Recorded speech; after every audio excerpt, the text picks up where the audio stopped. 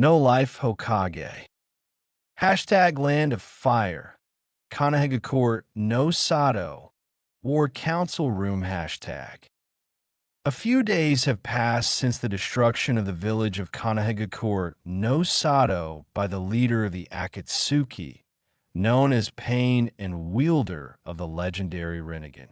Scores of ninja and civilians died as Pain searched for one person, Naruto Uzumaki, for the Kyuubi no Yoko housed in his body. Naruto soon arrived and battled Pain in a pitched battle, coming out victorious, and in shocking move Pain revived everyone he killed before passing away himself.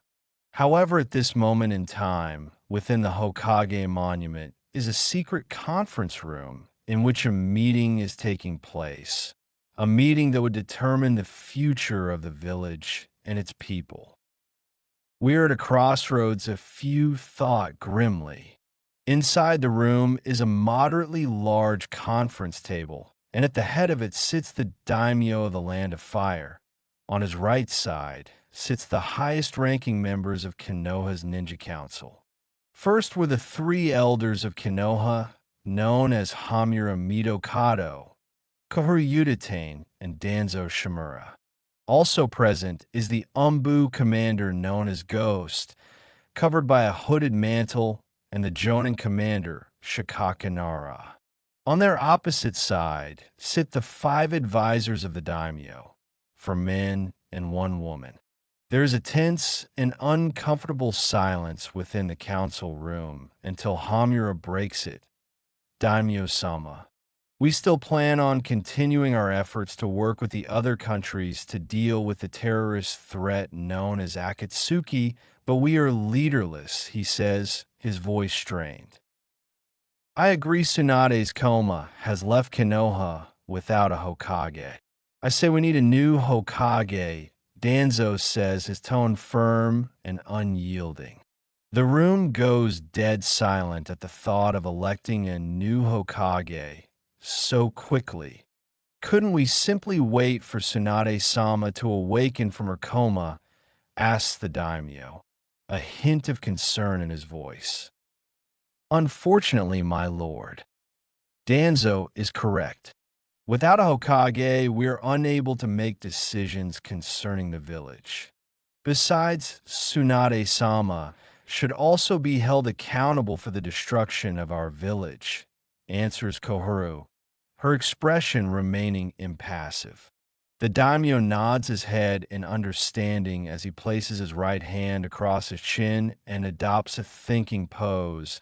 I would personally love to have Jiraiya as Rokudaime, but as we know, he unfortunately passed away a month ago, he says, a tinge of sadness coloring his words. Danzo then sees another opportunity to appoint himself as Hokage, but with Shikaku being aware and attentive, notices the gleam in Danzo's lone visible eye, and before Danzo could nominate himself, Shikaku decides to intervene. I nominate Kakashi Hatake, Shikaka says, before Danzo could nominate himself. Oh, the son of the White Fang. Why not? What do you all think? The daimyo asks as murmurs and whispers then erupt among the council room as they thoroughly discuss the candidacy of the legendary copy ninja for the Hokage position. He is young, but who was his teacher? One advisor asks, his voice cutting through the hushed chatter. It was Lord Yondaime, Shikaku says, and this further causes the advisors to adopt a more impressed opinion on the young gray-haired Jonin. Kakashi Hatake, a student of the Yondaime who in turn was a student of Jiraiya, while Jiraiya was a student of the Sandaime. What a fine lineage and an excellent choice, the daimyo declares, with an excited smile on his face. The Sandaime and his teachings are the reason Konoha is in the state it is today, Danzo declares, boldly as he slams his fist on the table and displeasure in his tone. The room is now dead silent once more. All eyes were now directed towards Danzo himself for a shocking statement. He notices their attention all being directed to him before clearing his throat and confidently eyes each and every member of the council. Allow me to explain. Konoha is a shell of what it once was. We as a village fail to reach the potential we hold, and it is due to this excessive belief in the will of fire. This belief and ideology was formed by the first two Hokage and preached by the Sande. This belief has done nothing but weaken our ninja. A ninja should be cold, calculating, and ruthless. There should be no room for forgiveness, pity, or weakness. Those only lead to betrayals and opportunities for our enemies to strike us down when we least expect it, Danzo states, his tone stern. Surely you don't believe that Danzo-sama, one of the advisors, a middle-aged woman, pleads. Her voice trembles as she speaks, and her eyes dart around the room, searching for allies as Danzo turns his attention to her and shakes his head in disappointment. Our enemies will not hesitate to exploit any weakness we show. We must be willing to do what is necessary, no matter how unpleasant, to ensure the safety and strength of our village. Danzo continues, his voice resonating with conviction. A few of the counselors nod with their expressions hardening as they consider Danzo's words, but Shikaku is not swayed and leaned forward, and his brow furrowed. If Kakashi isn't a choice, then I nominate Naruto Uzumaki. He may be even younger, but he was taught by Kakashi and Jiraiya. Shikaku says and extols Naruto's accolades. He is also the son of the Yondaime. He adds, shocking the daimyo and his advisors. We can't choose that boy. He naive and idealistic, Danzo says, his voice laced in disdain. Yet he has saved Konoha twice, once by defeating the Ichibi host, and then Pain, even convincing the man to revive all he killed. If not for Naruto, we would all be dead, Go says, their voice filled with logic. The fire daimyo thinks over the choices in his chair. Both candidates have logical and strong arguments for their case. The daimyo weighs the pros and cons in his head concerning both candidates. After assessing the situation in his mind, he has come to a decision but wants to know the opinions of the other members at this table. Daimyo-sama, in my humble opinion, I believe Danzo is the correct choice in this situation. Not to say that Uzumaki is not fit to be Hokage, but rather he is not fit to be Hokage yet. I believe Danzo is the logical choice for the Rokudaime Hokage, but we could place Uzumaki in training to be Hokage, and I believe he is a better candidate for the Nanodaime position instead. One advisor says, and the daimyo here's a few more calling for Danzo, giving the mummy confidence his ambition will be fulfilled. I've heard your opinions, and I wish to see Naruto Uzumaki, the daimyo says, his tone brooking no argument. Ghost wraps their finger on the table, and a shadow flickers. He will be here shortly, they say, in a hushed whisper. A few minutes later, an Umbu operative arrives with Naruto, and the young blonde smiles with a small bow. Naruto, I am the fire daimyo, and right now we're discussing who should succeed Tsunade as Hokage due to her coma. The choices are Danzo Shimura and yourself, the daimyo says, and Naruto's blue eyes widen. And me, Naruto says, shock clearly in his voice. Yes, my advisors believe Danzo, is the better choice, but I wish to hear why you are a better choice, the daimyo says, his tone neutral. Over the course of several minutes, the hearts and minds of those present, except the elders, were moved by Naruto's words, as if he were a siren singing in the ocean to a lonely captain. The daimyo sits in his chair, unmoving, his eyes studying both candidates without a trace of emotion on his face. He has taken all opinions, arguments, situations, and beliefs into consideration for his final decision. I have come to a final decision, the daimyo says, and looks to both choices.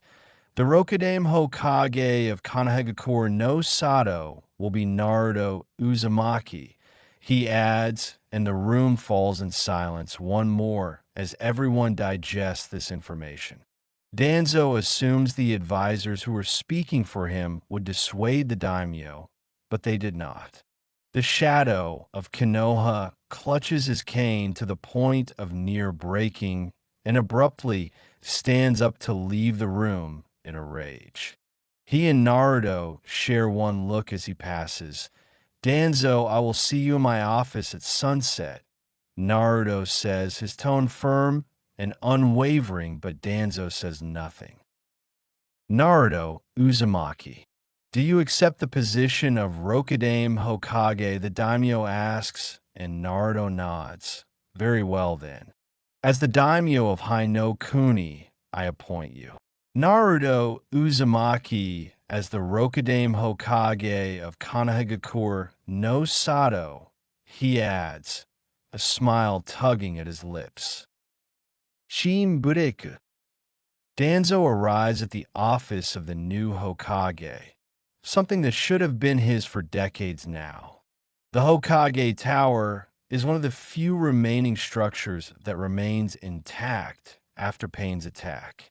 He opens the door without knocking and sees the blonde child at his new desk with a smile on his face. Hello, Mr. Danzo, Naruto says, a disarming look to him and his tone friendly.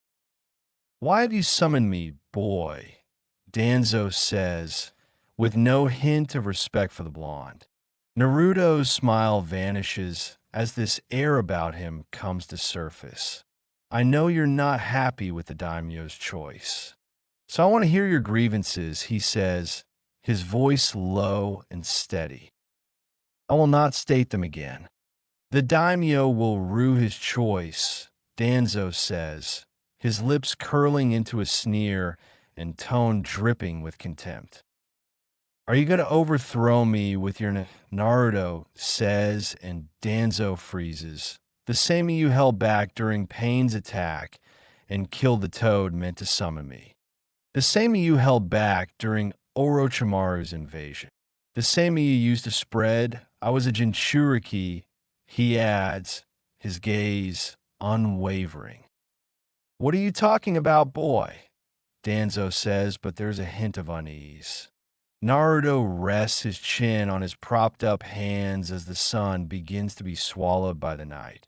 I may look 16, but my intelligence is much older, he says, and his eyes take a harder edge. I knew Tobirama made a mistake. You and Hiruzen were ready to sacrifice yourselves, but in the end he chose to sacrifice himself. A fool's mistake, he adds, his voice taking on a different cadence and laced with an ancient wisdom that belied his youthful appearance. What are you on about? Danzo says, almost remembering Naruto's voice in his younger days. Tell me, do you know what really happened the night the Kyuubi was released? No one alive can say with a certainty. How about I tell you? Naruto says, his tone taking on a haunting quality as the shadows in the room seem to deepen, enveloping them in darkness. First, Kushina Uzumaki gave birth to a baby boy. A mystery assailant kills the Sandame's wife and others, steals said baby and separates mother. child and father. Naruto begins, and the room becomes darker. The Kyuubi is released and unleashed upon the village. The Yondaime valiantly defends the village and takes the Kyuubi away to seal it in said child. He adds, his tone almost cold. That was the report. The Yondaime and that woman died. Danzo says, a flicker of unease crossing his weathered features. Indeed. However, what if that baby was not really the Yondaime's? Naruto says, and Danzo's eye narrows with Naruto grinning. Kushina Uzumaki conceived a child, but it wasn't entirely Minato's. She has always been loyal to me, and her child became my vessel, he adds, his eyes smiling. Vessel, Danzo repeats, his gravelly voice laced with disbelief and trepidation as countless eyes seem to blink open in the shadows surrounding them. My master has lived numerous lifetimes, and to bear his child is an honor, a voice says, and Danzo whips around to see Ghost behind him, before they remove their hooded mantle and mask to reveal Kushina Uzumaki. What? Danzo says, backing away 5 steps in his mind, trying to process the information revealed. Naruto looks over his shoulder as 2 retractable bat-like wings burst from his back, with the tips of the wings being extremely sharp. Danzo lets out a startled scream as the wings lash out, piercing his shoulders with surgical precision and drag him towards Naruto's desk. Don't bother trying to use Izanagi. Seals are in play, Naruto says, his eyes now aglow in an eerie electric blue. Don't worry, Danzo. You'll serve my master well, Kushina purrs, her eyes now electric blue as well, and she shows her enlarged canines. Please, have mercy, Danzo says, his voice trembling, his pleas for mercy laced shockingly with fear. Naruto's electric blue eyes narrow and his fangs glistening in the dim light. Mercy, you who are with mercy, you who have committed countless atrocities, now plead for mercy. I thought you were sterner stuff, he scoffs, his tone dripping with disdain. Kushina steps closer as her laughter echoes through the office like a haunting melody. Oh, this is rich. The great Danzo Shimura begging for his miserable life. She mocks, her elongated canines on full display. Danzo's eye widens as Naruto's wings tighten around him. No, please, Danzo says, the sharp tips digging into his flesh. Naruto leans in and his hot breath caressing Danzo's neck. Your pleas fall on deaf ears. Shonen, he whispers, his voice laced with barely contained hunger, and Danzo's breath hitches. Bankatsu, Danzo breaths, but on swift motion. Naruto sinks his fangs deep into Danzo's throat, eliciting a pained scream that is quickly drowned out by Kushina's cackling laughter. Danzo's body convulses as Naruto drains him of his lifeblood, his withered form slowly being absorbed into the ancient vampire zone. It seems Danzo had 10 Sharingan grafted on a right arm made from Hashirama cells. Then an 11th Sharingan belonging to Shursui Uchiha, Naruto says, rolling his neck a few times and laughing a bit. Did you not know that already? Kushina says, a teasing in her tone. Naruto leans back in his chair as his clothes begin to change. I chose to ignore him, he says nonchalantly.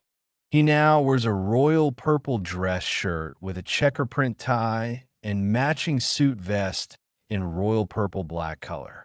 Black slacks with black leather belt, black gloves and black boots with silver toe caps. 3 silver chains hang loosely around his neck. Earrings in the shape a whirlpool hang from his ears, and a silver watch on his right wrist. So, what now? Kushina says, her tinged with anticipation. Focus on rebuilding the village. Claims Tsunade. Sakura and maybe Shizen. Naruto says, his tone low and determined while Kushina smirks. Interesting. Tsunade's obsession with you has always been a dark desire of hers, hasn't it? Her fiery spirit and unwavering determination to remain youthful. They call to her and draw her towards the forbidden allure of immortality. Kushina muses, her ethereal features contorting into a sly grin, and Naruto chuckles. Her relentless pursuit of eternal youth. It's a desire that burns brighter than the flames of 1,000 suns. And you, my lord, possess the key to unlocking that forbidden dream. Kushina continues, her voice dripping with seduction. Naruto rises from his desk with a fix of his tie and regards Kushina with a sly grin. Isn't that why you took the dark allure and became my harbinger? He asks, his voice dripping with amusement. You've always been perceptive, my lord. The call of immortality proved too tempting to resist. The promise of eternal youth, everlasting power, and that is an offer I couldn't refuse, which allowed you to be reborn in a new body, Kushina says, her features twisting into a wicked smile. Naruto sweeps an arm around Kushina's slender waist and pulls her lithe form against his. Perhaps it's time I added you to my collection. Bend you over this table and make you scream my name. He murmurs, his lips grazing her ear. A tremor of desire and trepidation courses through Kushina's frame. You seem to forget, my lord. I am no mere mortal anymore. It would take more than your vigor to break one such as I, she purrs, trailing a finger down his chiseled chest. Is that a challenge, my dear? You know how I relish conquering the unconquerable, Naruto says, his eyes glinting with amusement, and tightens his grip on her waist, but also his fingers digging possessively into her flesh. Kushina's full lips curves into a sultry smile, and her gaze smoldering with invitation. Then by all means, show me the true extent of your power, she breathes, her eyes daring him. Naruto hisses softly, and his desire tinged with a hint of restraint, as tempting as that sounds. We both have duties to attend to, he says, and traces the curve of her jaw with the pad of his thumb, his touch feather-light yet possessive. Kushina giggles with her melodic laughter echoing through the dimly lit off, but leans in, pressing her lips to the side of his neck and her breath hot against his cool skin. Until next time I master, Kushina murmurs, her tone laced with promise. She turns with a coy shimmy of her hips before grabbing her mantle and umbu mask from the floor, draping it over her lithe frame with the fabric caressing her curves and securing the mask in place to full conceal her alluring features. Naruto watches her every move with rapt attention and his gaze lingering on the sway of her hips. You tease me. Yet you know the consequences of such actions, he rumbles, his voice a low purr. Kushina pauses at the office's threshold and casting him a smoldering glance through the slits of her mask. Perhaps I crave those consequences, she says with a husky chuckle and vanishing into shadows. Naruto's lips curve into a predatory smile, and his fangs glinting in the dim light. Soon. You shall have your fill, he breathes, his words carrying a hint of dark promise, and a clone pops to life to take the form of Danzo. Go back to your lair, Naruto says, and Danzo leaves. What does that accomplish? A deep voice says. As a familiar nine-tail fox emerges from the darkness under Naruto's desk. Keeps up appearances. For now, I need Danzo here. Kurama, Naruto says, saying the fox's true name. Oomph. Why become Hokage? Kurama says, sitting on his haunches and his tail swishing. Why indeed? Perhaps a whim, but I have vision for this village. I'll rebuild it more powerful than before. It's become a shell of its former self. Danzo was correct about that, Naruto says, and stretches his arms above his head. Stretch your legs a bit, but don't be caught, he adds, as the blonde vanishes in the blink of black smoke. Shin bureku, remoni contento. Remoni contento. Shin bureku. Naruto appears outside a secure place housing the current Go-Dame, and he raises a half-ram with his right hand. Megan, midsummer night. He muses, and everyone inside falls into dreamlike state. Naruto breaks down in mist and enters the room to see Tsunade laying on futon in her comatose state. She has regained some of her beauty, but her skin is still pale as the blonde approaches, his clothes melting away to leave him with only a pair of low-riding slacks. He pulls the covers away to reveal Tsunade in nothing but a floral yukata. Now then, let's finally bring you into my world, Naruto says in a seductive purr, lifting her left arm and softly bites her wrist to inject his venom inside her. Her veins become visible and turn black as he lays it back down to bite into his own, while Tsunade's face becomes slightly pained. Drink, Naruto says, opening her mouth and letting his blood flow into her mouth as he makes a fist. Tsunade's eyes shoot open as her body begins to convulse with jerky movement as her transformation begins. Her hazel eyes begin to bleed into an electric blue, and her canine enlarge into fangs. A faint moan escapes her lips, her back arching as the venom courses through her veins and rewriting her very existence. Naruto lays on his side with a smirk, but suddenly Tsunade pounces on top of him and hisses at him. Took you long enough, she says, before sloppily kissing him and forcing her tongue in his mouth. The blonde gyrates on the top of the sun-kissed blonde and feels his bugle, so Tsunade purrs, pulling back slightly. Yes, I'm Hokage now, Naruto says, smirking. Not that, Tsunade says, and moves down over his bugle. This, she says, his erection brushing her inner thighs. Naruto leans up on his elbows with a grin. All yours tonight, he says, a seductive purr. Tsunade licks her lips and moves further down to unzip his slacks to free his manhood, but hidden by some underwear.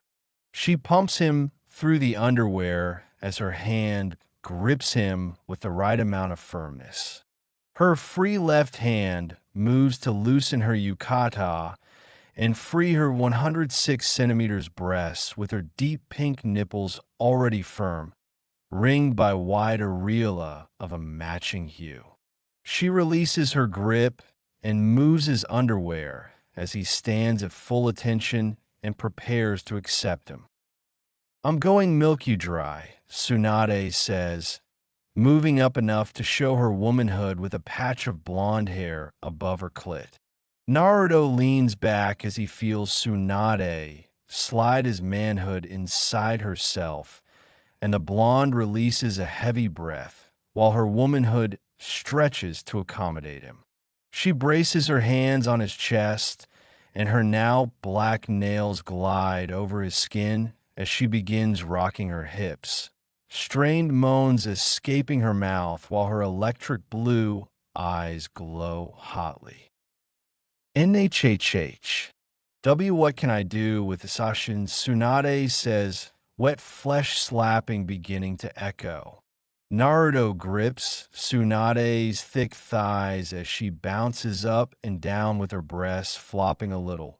Whatever you desire. She could be a part of my coven if you like, he says. He could feel she is unbelievably warm inside, like a furnace, and her inner folds were tight around him but wet and slick with her arousal. He sits up and grips her bubble, but as her arms wrap around her neck, her eyes wide and almost manic but also hungry. Tsunade takes the opportunity to bite Naruto's jugular to taste his hot blood once more, which causes her inner walls to clench from her first orgasm. Oyami, Tsunade cries, throwing her head back with blood running from her mouth. Naruto decides to not let her wait as his release explodes inside her, and another loud scream escapes her mouth. The door creaks open slowly as Shizen enters Tsunade's quarters to check on her, unaware of the strange days that seems to have befallen the area. Her eyes widen in shock as she freezes in the doorway, taking in the sight before her. Teat-san, Shizen sputters but gasps. Tsunade turns her head towards Shizen with blood covering her mouth. Shizen, come in and close the door, Tsunade says with a seductive purr in her voice, her tone carrying an alluring rasp as if laced in an irresistible charm.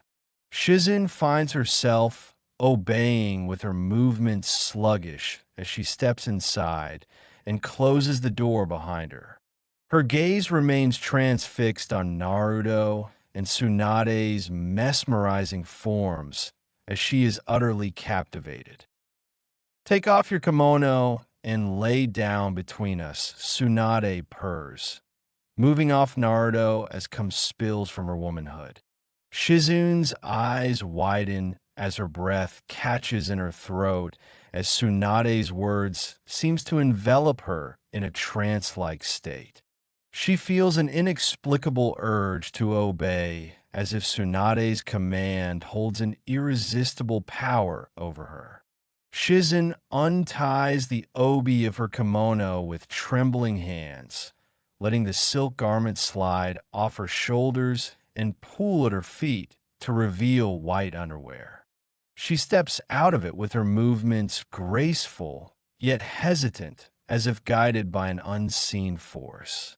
Naruto watches her with hungry eyes, his gaze roaming over her exposed curves appreciatively, and beckons her closer with a crook of his finger. Shizune approaches the futon with her heart pounding in her ears, feeling the heat radiating from their bodies, an intoxicating aura that draws her in like a moth to a flame. Good girl. Now kiss Tsunade first, and then me. Naruto purrs, his fingers tracing the curve of Shizune's jawline as she lays between them. Shizune's breath catches in her throat, her body trembling with a mixture of trepidation and desire. Tsunade reaches out with her fingers tangling in Shizune's dark tresses as she draws her closer. Their lips meet in a searing kiss with Tsunade's tongue teasing Shizune's lips until she parts them with a soft moan. Naruto watches hungrily and his eyes darken with lust as the two women lost themselves in the passionate embrace. Tsunade breaks the kiss as her lips curl into a wicked smile and has Shizen to face towards Naruto. His turn, Tsunade purrs, her voice dripping with seduction. My turn, Naruto repeats, his voice dripping with the same desire. Shizune's gaze meets Naruto's, and she finds herself drowning in the depths of his cerulean eyes. He cups her cheek, his thumb tracing the curve of her lower lip before leaning in to capture her mouth in a soul-searing kiss. Shizun melts into his embrace while her fingers tangling in the soft strands of his golden locks as she surrenders to the intoxicating sensations coursing through her body. Naruto's kiss is demanding, possessive, and she finds herself lost in the whirlwind of desire he ignited within her. He urges her to sit up with a gentle tug, her back pressing against his chest and her trembling form nestled between his legs. Look at her, Shizun. Isn't she the most beautiful thing you've laid your eyes on? Naruto murmurs, his breath hot against her ear as he grasps her chin from behind, turning her gaze towards Tsunade's sinful form. The former Hokage sits before them, a vision of temptation, her hazel eyes burning with carnal hunger as she reaches out, her fingers tracing the swell of Shizun's breast through her white bra. A whimper escapes Shizun's lips as Tsunade's touch ignites a trail of fire across her skin. Naruto's lips brush against the curve of her neck and his fangs grazing her flesh with tantalizing promise. Do you want this, Shizun? Tell me you want it, he whispers, his grip tightening ever so slightly. Igriegajis. Please. Naruto. Tsunade. Shizun gasps, her body arching into Tsunade's caress as the Hokage's skilled fingers tease her nipple to a stiff peak. Naruto slowly sinks his fangs into the tender flesh of her neck, drinking deeply from the wellspring of her life force. Shizun cries out with her voice a heady blend of pain and pleasure as Tsunade captures her parted lips in a searing kiss, swallowing her cries. Naruto's grip tightens around Shizun, holding her in place as he drinks her life's essence and his eyes burning with an insatiable hunger. Tsunade's fingers trail down her body with her nails, grazing the soft swell of her breast before slicing a thin line just above her nipple. Shizun gasps as her eyes widening as a bead of crimson well up from the shallow cut as Naruto releases her neck. Drink, Shizun. Drink and become one of us, Tsunade commands, her voice husky with desire as she guiding Shizun to the wound. Shizun hesitates for a moment, but surrenders to the overwhelming urgency coursing through her veins. Her lips seal around Tsunade's breast with her tongue lapping at the tangy essence that spilled forth. A shudder ripples through her body as the first drops of Tsunade's blood touches her tongue, igniting a transformation deep within her core. She's a natural, Tsunade coos, clutching her apprentice's head. Shizun drinks hungrily from Tsunade's breast, her tongue ravenously lapping at the crimson essence that spills forth. A guttural moan escapes Tsunade's lips as she arches her back, her fingers tangling in Shizun's hair and encouraging her to drink deeper. Shizun's eyes flutter shut as she surrenders to the intoxicating taste, the transformation taking root within her. Her eyes snap open and now a vivid electric blue hue that pulse with unbridled hunger. A feral hiss escapes her lips as she pulls back, revealing elongated fangs that glisten in the dim light. Tsunade gazes upon her protege with a mixture of pride and desire, her fingers tracing the curves of Shizun's newfound incisors. Yes, my dear, let the power consume you. Embrace the darkness that now courses through your veins, Tsunade purrs, her voice thick with lust. Shizune turns her head and captures Naruto's lips in a searing kiss as he could taste the metallic tang of Tsunade's blood on her tongue.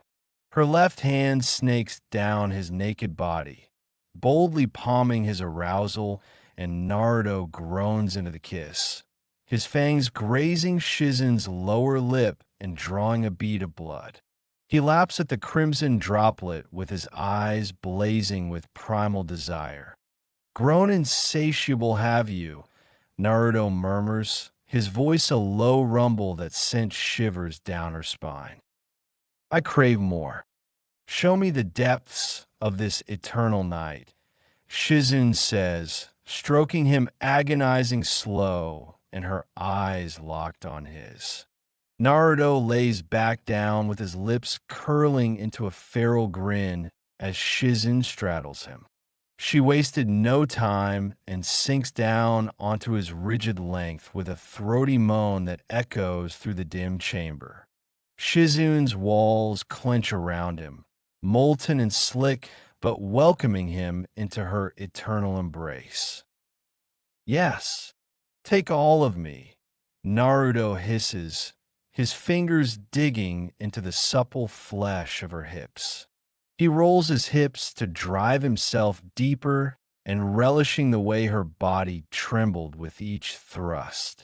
Shizune throws her head back as raven tresses flopping as she moves in a sensual rhythm atop him.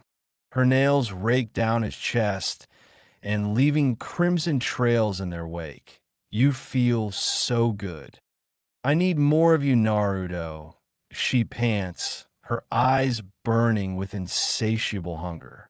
Naruto sits up to capture Shizune's lips in a ravenous kiss as he increases the frantic pace.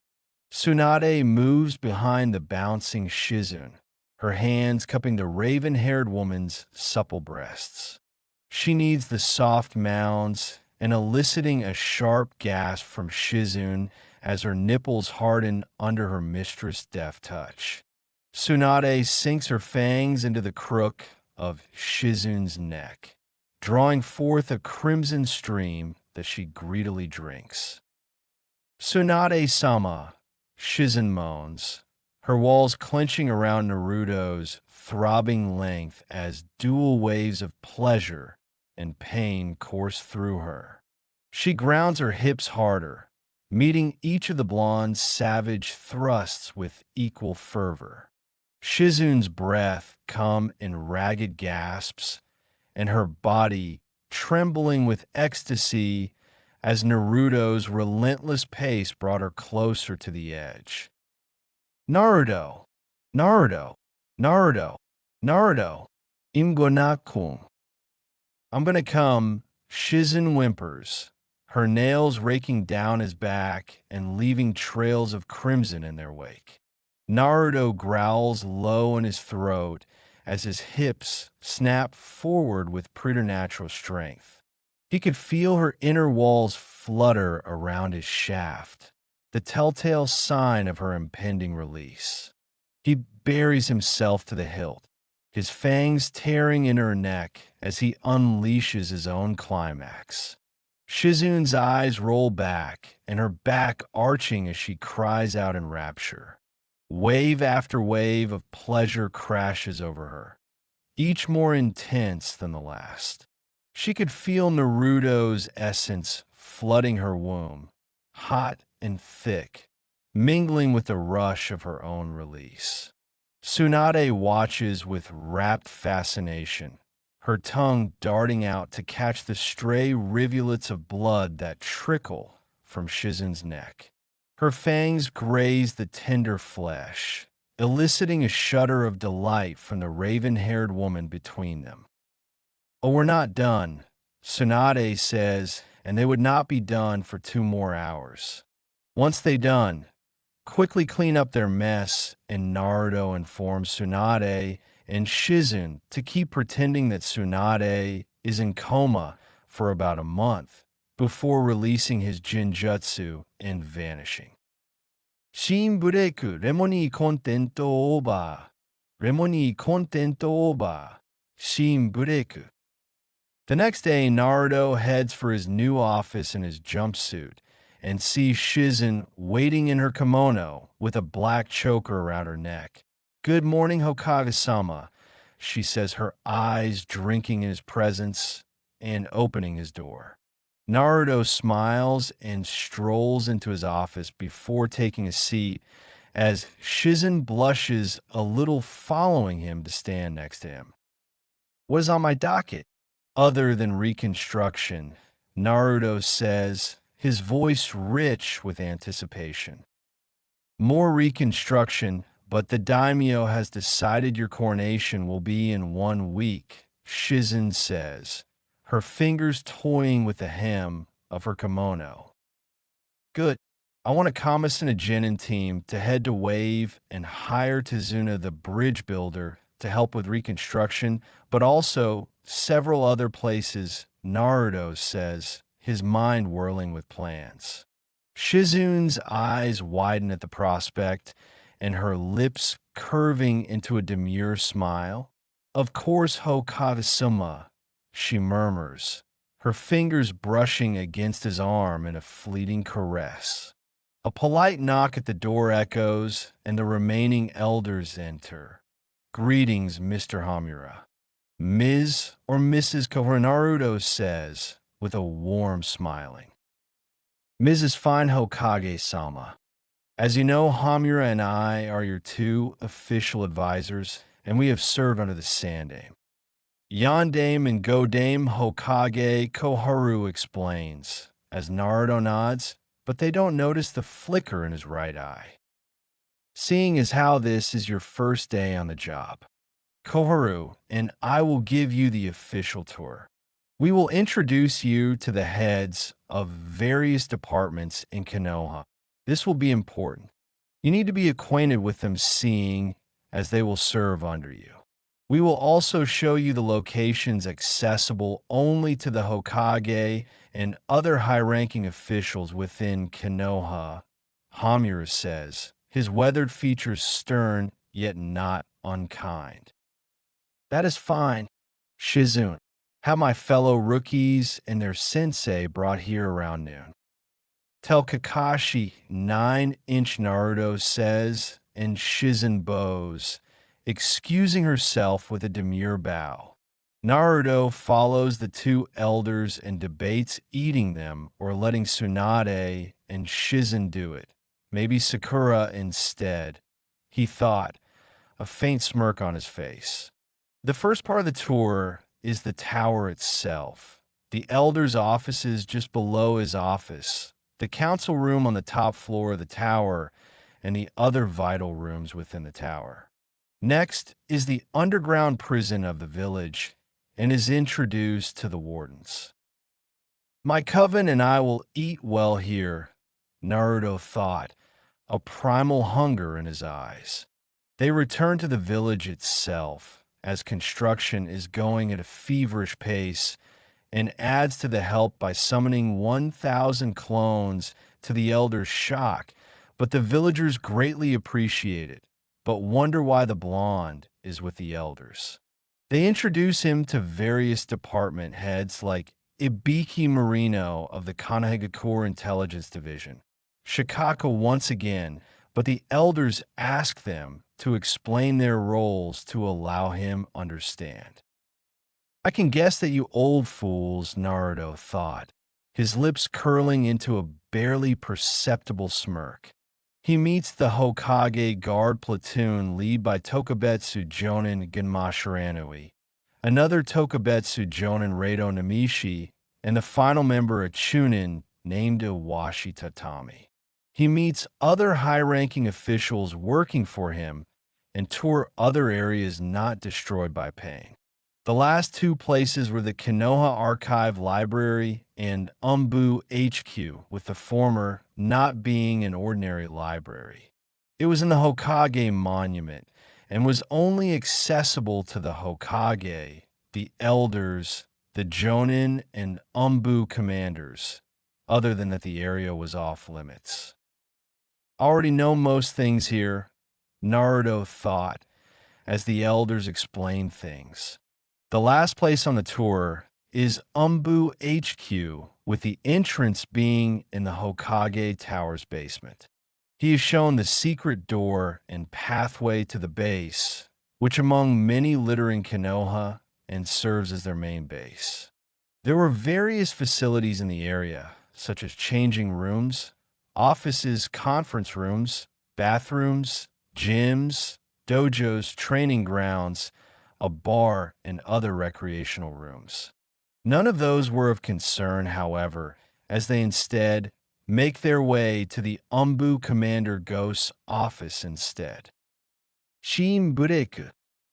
In a dark and damp cave, a humanoid resembling a Venus flytrap sprouts from the ground in front of a man wearing the black robe with red clothes of Akatsuki, and upon arriving in the area, they notice another man wearing the same outfit. "Zetsu, you have finally arrived. Now tell me of pain in Konoha," demands a man wearing an orange spiral mask. The one known as Zetsu gives the pair known as Tobi and Kisame Hashigaki a detailed report about the battle, which took place in Konoha, along with the events which transpired after the battle. By the end of it all, both Tobi and Kisame were bewildered by the fact that Pain was defeated, and by Naruto no less. "He died reviving all he killed," Tobi hisses and Zetsu nods. "What of the Hokage?" he adds, his tone laced with a barely contained fury. "With the Godame in a coma. I heard rumors that there is going to be a new Hokage." I delve a little deeper, and the fingers all point toward Danzo. "So we have reason to suspect that Danzo may be the Rokudaime Hokage Madara-sama," Zetsu answers calmly, in dual voices. "Knowing the man, I wouldn't be surprised if he was chosen," Tobi or Madara says and massages his temples. "I must admit, this Naruto is becoming more and more of a threat to our plans," he adds, his voice laced with disdain, and looks to Kisame. "Kisame, I need to go and hunt down the Hachibi. You must succeed where Sasuke and his team failed. Zetsu, I need you to return to Konoha and continue your spying on the Hokage matter. I need to know who is chosen," Madara orders with authority, as both Akatsuki members nod and disappear just as quickly to do as they were told. "Sensei, your spawn is rapidly becoming a thorn in my side," Madara thought with contempt, disappearing by sucking himself into his right eye. Back in Konoha, Naruto is back in the office and going over paperwork, or his clones, or as he is awaiting his fellow rookies, but also their sensei. He has a deck of cards in his hands and doing a few tricks with them as his former classmates enter his office with Shizune and their sensei. "What are doing in here, Naruto?" Sakura Haruno snaps, a little anger in her tone with her green eyes narrowed and pink hair swaying. "Forehead is right. Why are you sitting in Hokage's chair?" Ino Yamanaka says, her blonde hair and high ponytail and a long bang hiding on of her baby blue eyes. "Well, I'm sure you've heard from your parents that a new Hokage has been chosen. There were two candidates. One of the three elders named Danzo Shimura, and other was me," Naruto says, holding up a king. "Seriously?" Tintin says, skepticism in her tone and brown eyes flickering. "Yes, seriously, and the daimyo decided on yours truly," Naruto says, grinning wide. The entire room is silent as everyone tries to digest what they have just been told, but one decides to break the silence. "Naruto, your flames of youth burn as bright as the sun. You truly are my eternal rival." Rock Lee loudly yells, but Tintin slaps the back of his head. Niji Hyuga has a small smile on his face. I may no longer believe in fate, Naruto, but I do believe it was your fate to be Hokage, he thought, looking to his cousin Hinata. She has this look in her pupil-less lavender eyes. Why you did it, Naruto? Hinata whispers, her voice trembling with emotion. Naruto, you troublesome bastard. You actually did it, Shikamaru says, and Naruto give a peace sign. Shino Aburame stands stoically, but one can see a hint of a smile tugging at the corners of his lips. One did not seem happy at the revelation of Naruto becoming Hokage, as Kiba Inuzuka is on his knees. A dark cloud looms over him as his dog companion Akamaru attempts to comfort him. Hinata and their pregnant sensei Kurenai, Sarutobi, try to console him in vain. Kakashi and Guy were joyful and proud of the young man's achievement. Minato sensei. Kushina, you too should be proud of your son. I am honored to call him my student, Kakashi thought to himself, his visible eye crinkling into a smile. I wish we talked more, but I have work to do, as do we all, Naruto says, and everyone bids him goodbye. One decides to stay. I'm actually glad you stayed in it, Naruto says, rising from his desk and rounding it towards her. Oh, really? Hinata says, her cheeks red. Yes. We need to talk about your confession, Naruto says, and Hinata gasps as her head drops, but Naruto lifts it with his chin. And I'm sorry, but I don't feel the same, he adds, a mix of tenderness and regret. Hinata's eyes widen in horror and utter shock. Why, you're lying. After all this time, after everything we've been through, after I confess my love for you and nearly sacrifice myself to save you from pain. You can't mean that you don't return those feelings, she whispers, her voice trembling.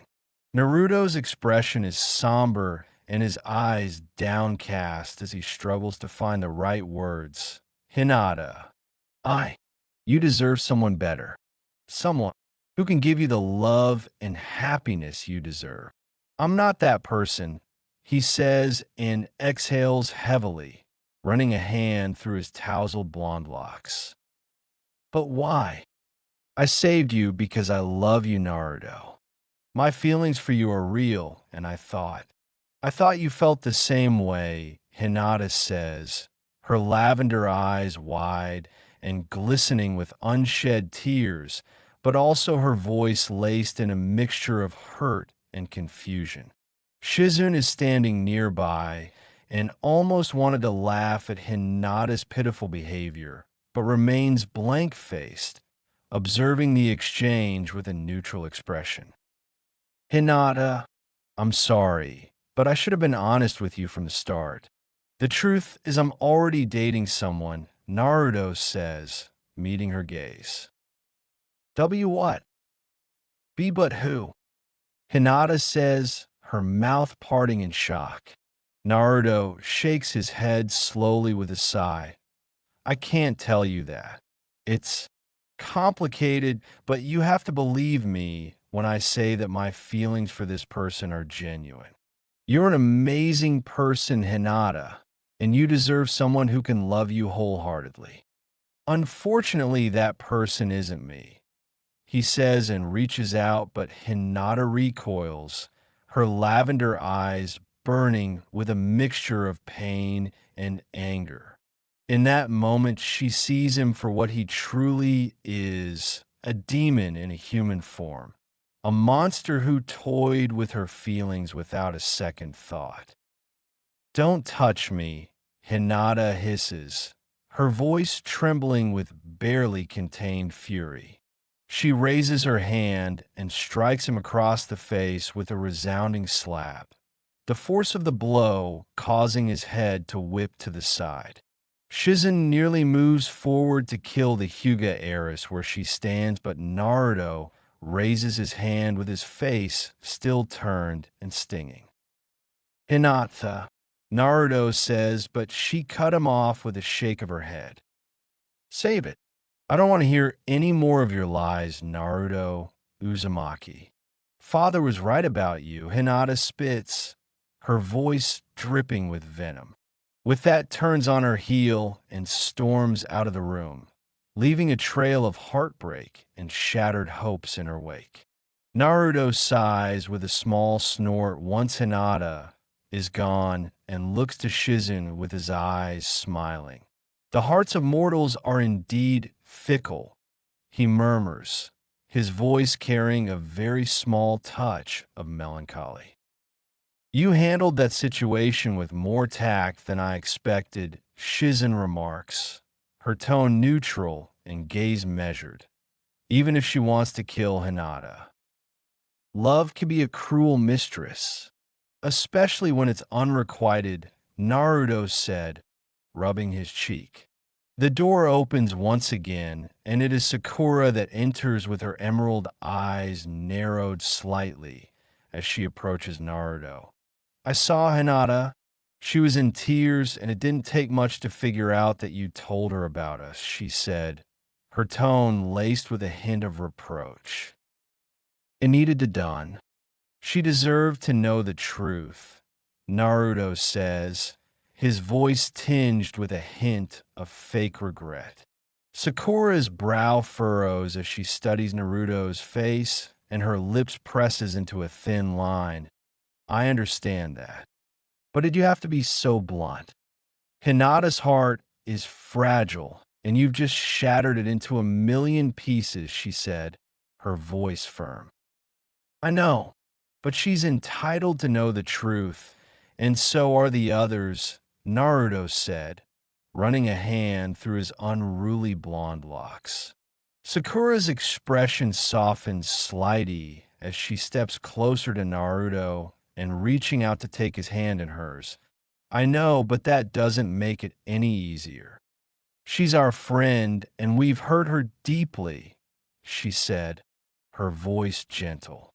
They have been officially dating for a few weeks now, hiding their relationship from all their friends, and the weight of that deception has begun to weigh heavily on her. She'd gone to him for comfort after the Sasuke mission, and his tenderness evaporated her feelings for Sasuke and awakened her own for him. We'll tell the others, Sakura. They deserve to know the truth, and no matter how difficult it may be, Naruto said, giving her hand a gentle squeeze. Sakura nods as her emerald eyes shine with a mixture of determination and apprehension. I know, and we'll do it together, she said, her voice steady. Naruto pulls her close in his arms, encircling her slender frame. Before we tell the others, there's something I need to share with you, he murmurs, his voice low and husky. Sakura's breath catches in her throat as she gazes up at him as her emerald eyes widen with a blend of curiosity and anticipation. What is it, Naruto? She says, but Naruto leans in to kiss her softly. Sakura melts into his embrace, and her fingers threading through his unruly blonde locks as she returns his ardent kiss with equal fervor. You're making me jealous, Shizen thought, feeling a stir in her body. Naruto and Sakura apart as he trails a path of feather-like kisses along the curve of her jawline, his breath hot against her skin. A shiver of pleasure ripples through her, and she tilts her head back, offering him better access to the sensitive flesh of her neck. Naruto's lips curves into a hint of a smile as his teeth graze the delicate skin of her throat. Are you ready for your gift, Sakura? He whispers, his voice laced with a hint of something darker and more primal.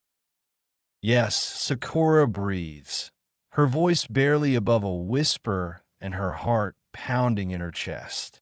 Naruto sinks his fangs into the tender flesh of her neck, piercing her skin with a sharp sting of pain.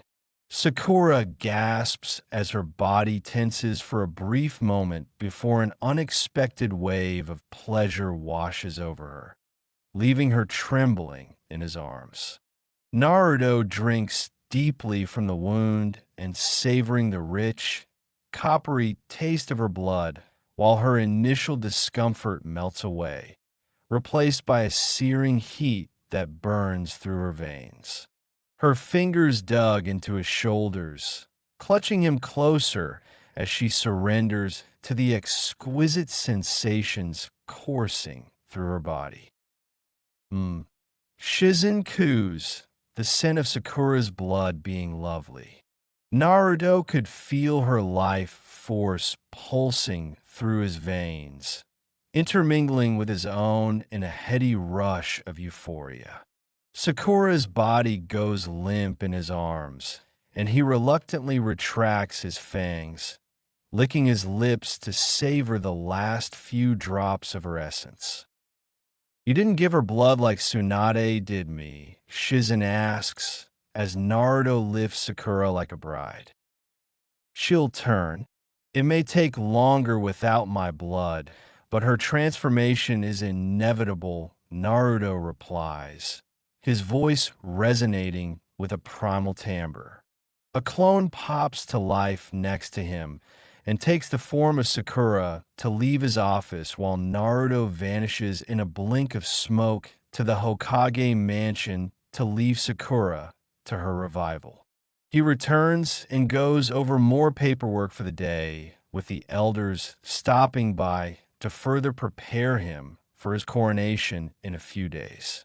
He was also sorting through the memories of Danzo, learning Yamato is loyal to the dead cripple and has standing orders to capture him. "I can give Tsunade the Mokuton like me," then Naruto thought, his mind racing with possibilities.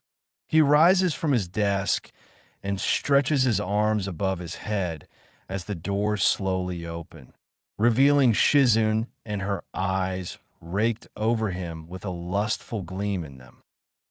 "Naruto, will you pay Tsunade-sama and I a visit, or would you prefer Sakura's company instead?" Shizen purrs, sauntering closer. "I prefer Sakura's company once she awakens. She'll be ravenous," Naruto replies, his voice husky. Shizen pouts with her lower lip jutting out in a way that makes Naruto's mouth water. "But I'll miss your taste," she whines, closing the distance between them. She presses herself against him, and her curves molding to his body, his fangs elongating slightly, and raises his finger to his lips to bite down, drawing a bead of crimson blood. Shizune's eyes locks onto the droplet, and her pupils dilating with hunger, grasping Naruto's hand and guides his finger to her mouth to suckle the blood with a moan of pure bliss. "Give Sakura our love, Naruto, but also think of Tsunade, and I while you're with her," Shizen says after a few moments, and pulling back with a wet pop. She presses herself closer, and her body molding against Naruto's as she trails kisses along his jaw. "Imagine us together, our bodies intertwined, our fangs sinking into our willing flesh," Shizen says. Her breath is hot against his skin and igniting a burning desire within him. "Nice visual," Naruto muses as he vanishes in a puff of black smoke. Shizen spins around to scan the room, her heart pounding with anticipation, but finds him gone as she pouts once again. "Shin bureku, remoni contento. Remoni contento. Shin bureku." Naruto teleports into the dimly lit bedroom to find the futon laying empty, the bed sheets disheveled.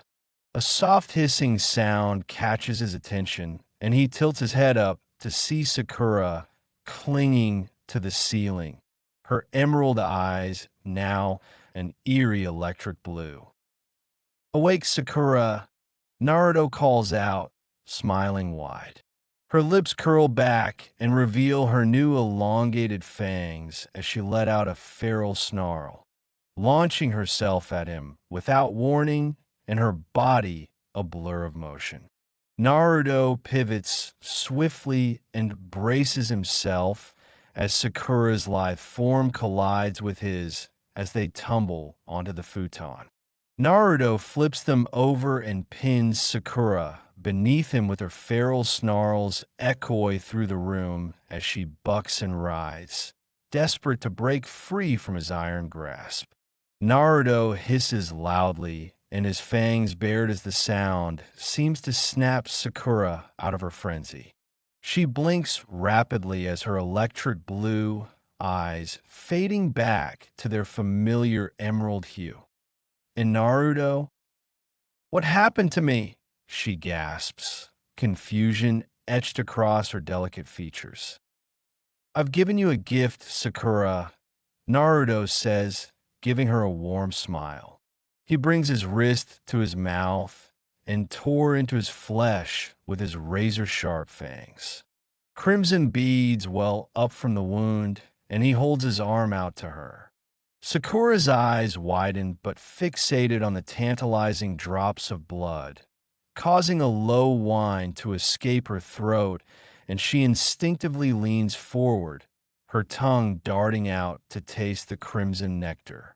As the metallic tang hit her senses, a primal hunger ignited within her as she latches onto Naruto's wrist, hungrily suckling the steady stream of blood that flows from his self-inflicted wound. Good girl, Naruto says, watching her intently and is smoldering with an unspoken hunger. Sakura's eyes flutter shut as she drinks deeply, savoring the rich, coppery essence that courses over her tongue. Naruto pulls away, but before Sakura could protest, his lips capturing her red lips in a searing kiss. Their fangs prick their lips, mingling their blood in a heady and intoxicating exchange. Sakura whimpers against his mouth, her fingers tangling in his golden locks as she returns the kiss with a fervent intensity.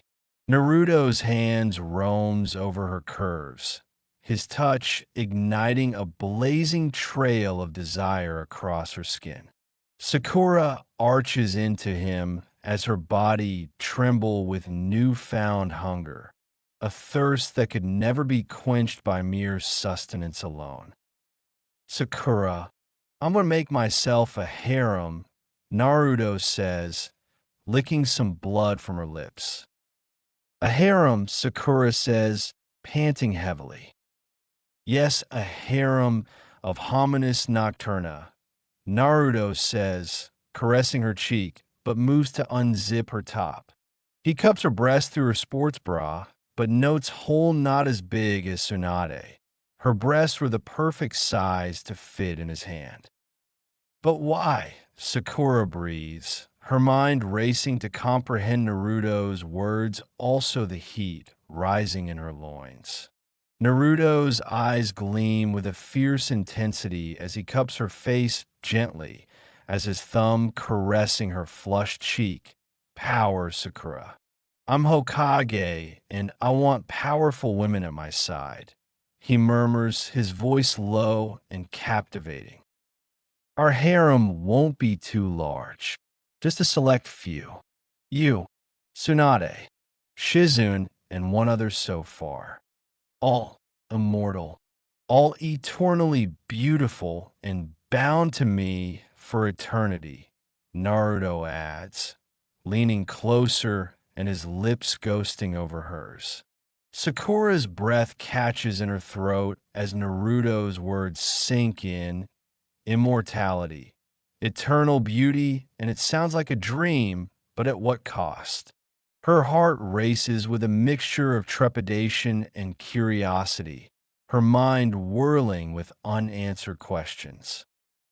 will only feed on the wicked Sakura, those who prey on the innocent, who corrupt and defile. They'll sustain us, and in return, will protect the pure of heart.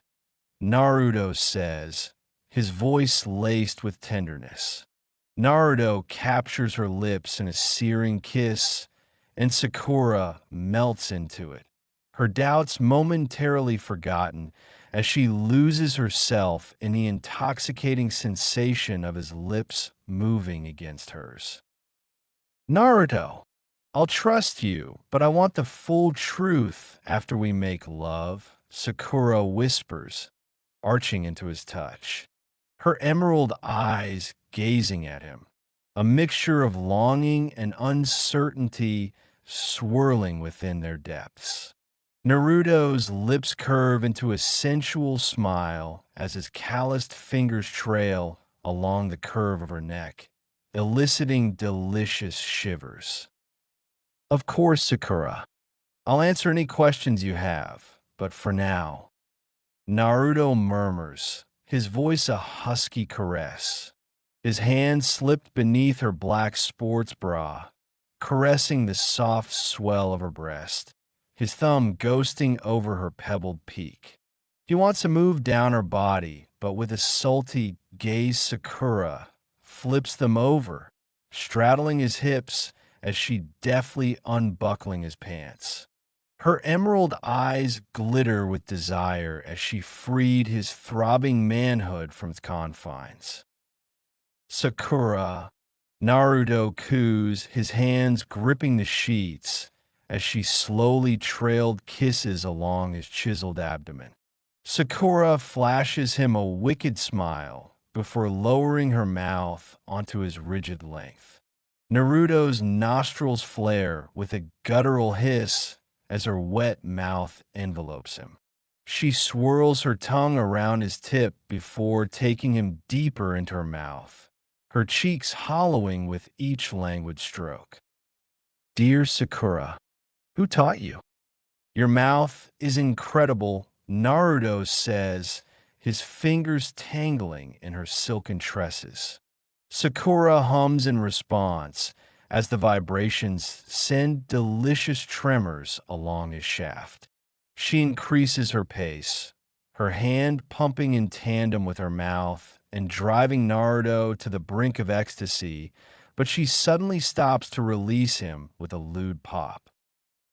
I want you to lick me, dear Naruto, Sakura purrs, her eyes hooded with lust as she strips off her shorts and panties, leaving her naked from the waist down.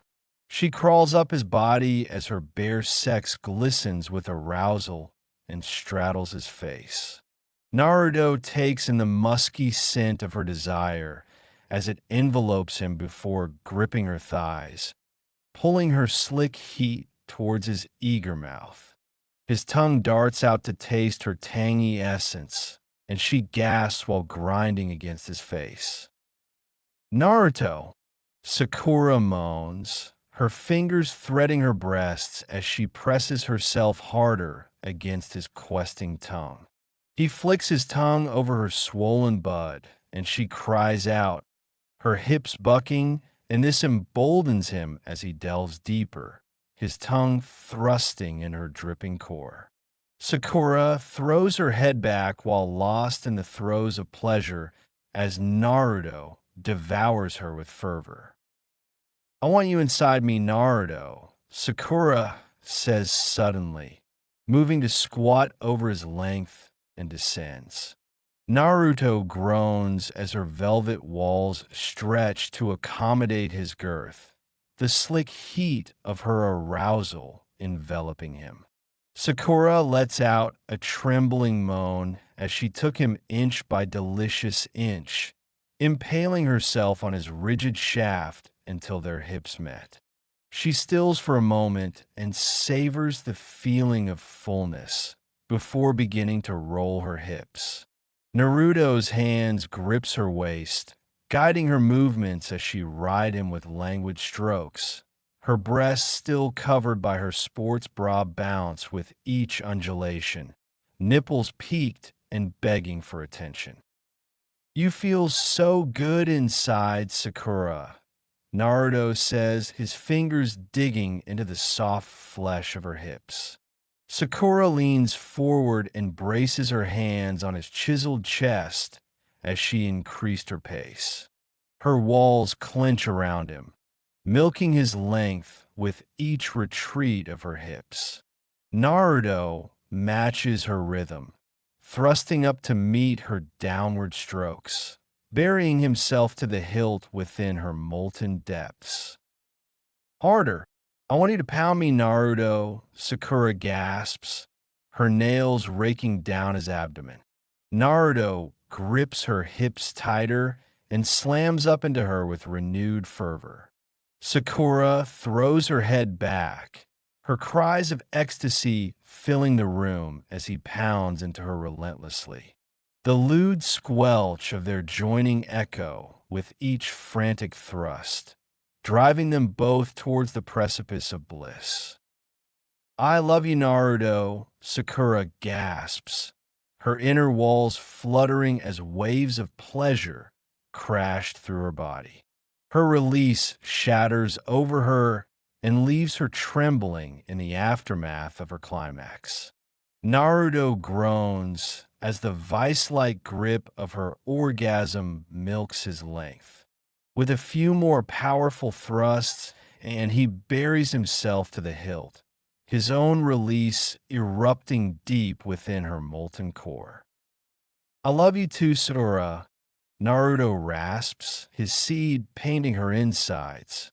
Sakura collapses against his sweat-slicked chest, their ragged breaths mingling as they basked in the afterglow. Naruto's arms encircle her and holds her close as their racing hearts gradually calm. Emerald eyes meet azure in a world of unspoken emotion passing between them. Sakura leans in to capture Naruto's lips in a searing kiss, one that spoke of eternal devotion and boundless love. Their bodies remain joined in savoring the intimate connection as tremors of lingering pleasure course through them. Naruto's fingers trail along the curve of Sakura's spine and committing every inch of her to memory. Shin bureku, remoni contento oba. Remoni contento oba. Shin bureku. Around midnight, Naruto is sitting in recliner in the living room in a pair of PJs having frogs on them with Sakura on a sofa. Now where Naruto says, drinking some vodka and meeting her inquisitive stare. What is hominis nocturna? Sakura says, her brow furrowed with curiosity. Hominis nocturna, then. It's Latin for vampire. Naruto begins and opens his mouth. My saliva contains a virus that is transmitted to those I bite and turns them into vampires. A very long time ago, the place I lived was ravaged by a virus. I alone survived as the virus changed me, but I was accidentally bitten by a bat some time later, and the virus mutated. From there, I was first hominis nocturna, he adds, recalling ancient memories. But I saw you as a kid, Sakura says, her voice tinged with disbelief at the startling revelation.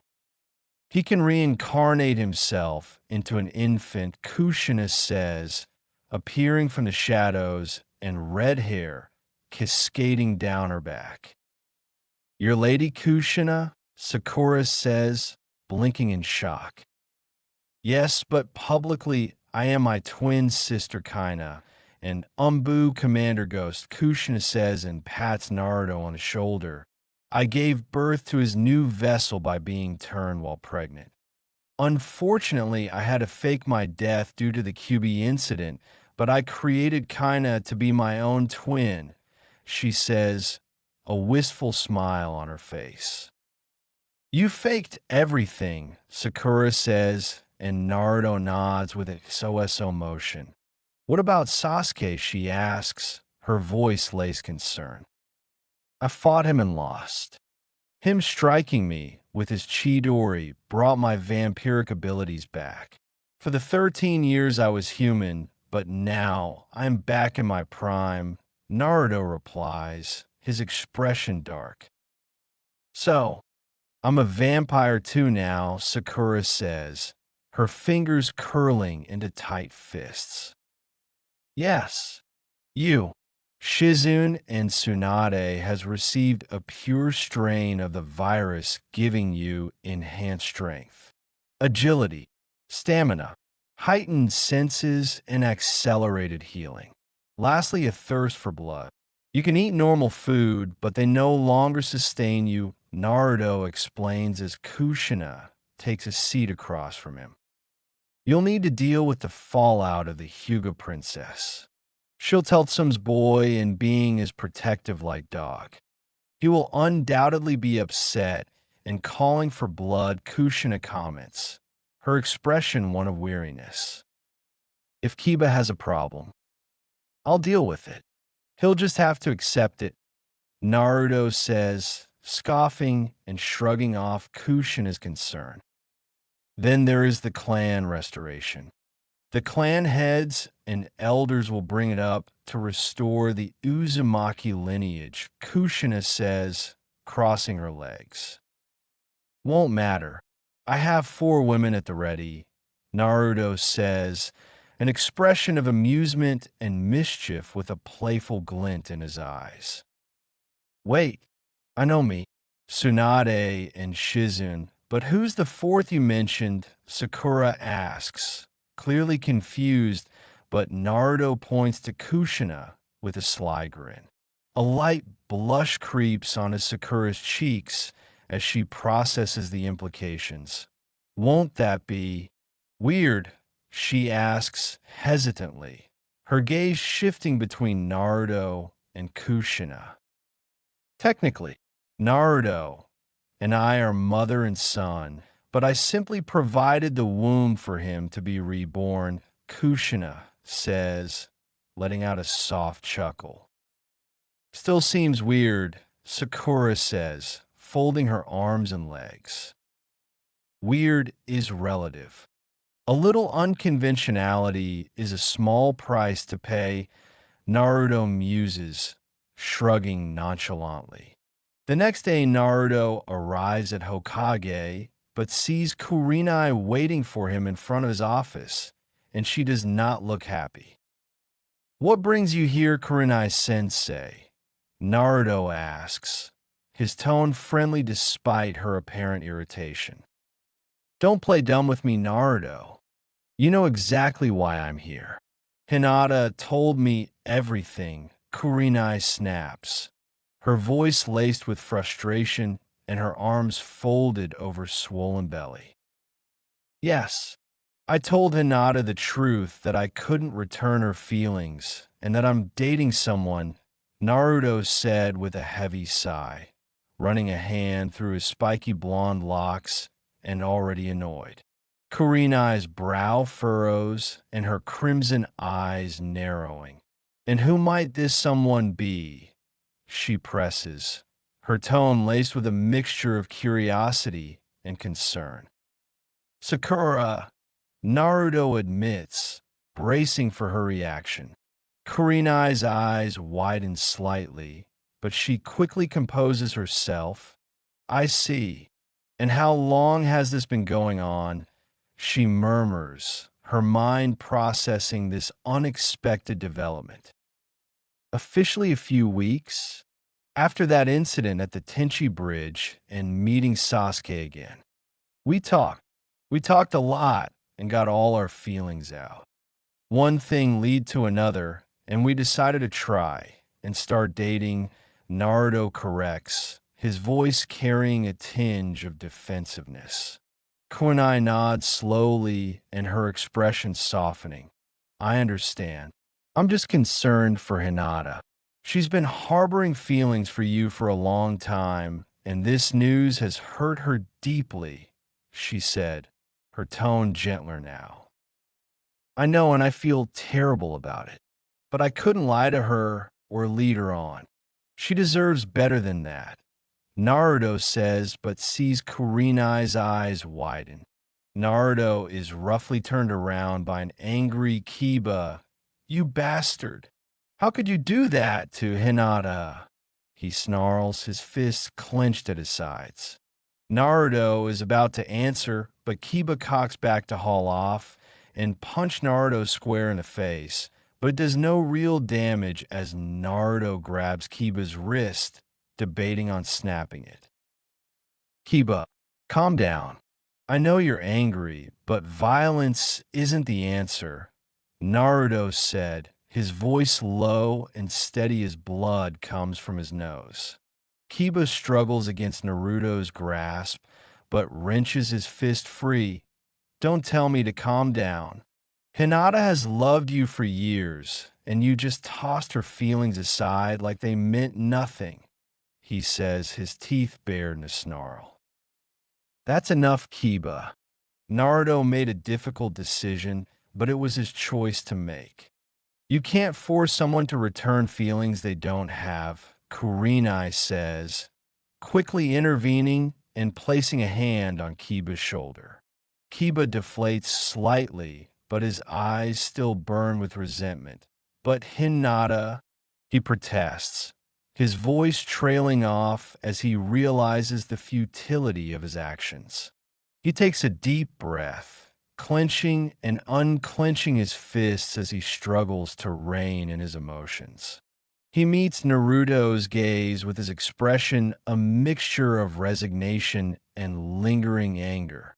I'm sorry, Lord Sixth. I shouldn't have lashed out like that, Kiba said, the honorific dripping with sarcasm, and turns on his heel to storm off. Kurenai lets out a heavy sigh and pinching the bridge of her nose. I should go after him. He's hot-headed, but he means well. He's just fiercely protective of Hinata, she said, shooting Naruto an apologetic look and going to follow Kiba. Shin Bureku. Meanwhile, Sakura slows her pace as she approaches the temporary Yamanaka flower shop, her heart fluttering with a mixture of excitement and trepidation. She needs to share the news of her newfound relationship with Naruto, but not being a vampire as Ino doesn't need to know that at the moment. However, she stops in her tracks as Hinata stands in front of her, her pale lavender eyes burning with a fury that Sakura has never witnessed. Are you happy, Sakura? He pined for you for years and now. Finally, you say yes, Hinata hisses, her voice trembling with barely contained rage.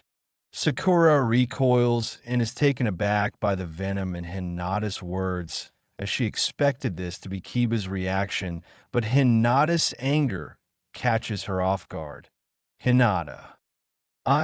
She begins, struggling to find the right words. Save it. I don't want to hear your excuses. You've always had Naruto's heart, whether you realized it or not. And now that you've finally deigned to return his affections, you've crushed mine in the process, Hinata says, holding up her hand and silencing Sakura. Tears well up in Hinata's eyes, and she angrily swipes them away. I hope you two are happy together. You've certainly earned it, she whispers, her voice thick with emotion. She brushes past Sakura, with her shoulders trembling as she fought to maintain her composure. Sakura watches her go as her own eyes sting with unshed tears. I'm sorry, Hinata, Sakura thought. Never wanted to hurt Hinata, but in her pursuit of her own happiness had done just that. She continues and reaches the shop as the chime of the bell announces Sakura's arrival. As Ino glances up, her azure eyes lighting up at the sight of her best friend. Hey, Forehead, what brings you here? Ino greets with a playful grin.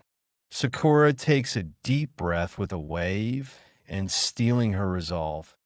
Ino, I have something to tell you. It's about Naruto and me, she begins, her voice wavering slightly. What about you two? Ino asks with her brow furrowed, her expression turning serious. Well, we've been seeing each other for a few weeks now. We're dating, Sakura continued, her heart pounding in her chest. Ino's eyes widens and her mouth hanging open in surprise. You and Naruto? Since when? She exclaims, covering her mouth. Like I said, it's been about a few weeks. We've been keeping it quiet and trying to figure things out before making it public, Sakura says, fidgeting nervously and picking at a loose thread on her skirt. Well, it's about damn time. I never thought I'd see the day when you finally realized how much that knucklehead cares about you, Ino says, shaking her head slowly with a mix of disbelief and amusement on her face. Not so much knucklehead, but an immortal vampire, Sakura thought, and gives Ino a sheepish smile. I know.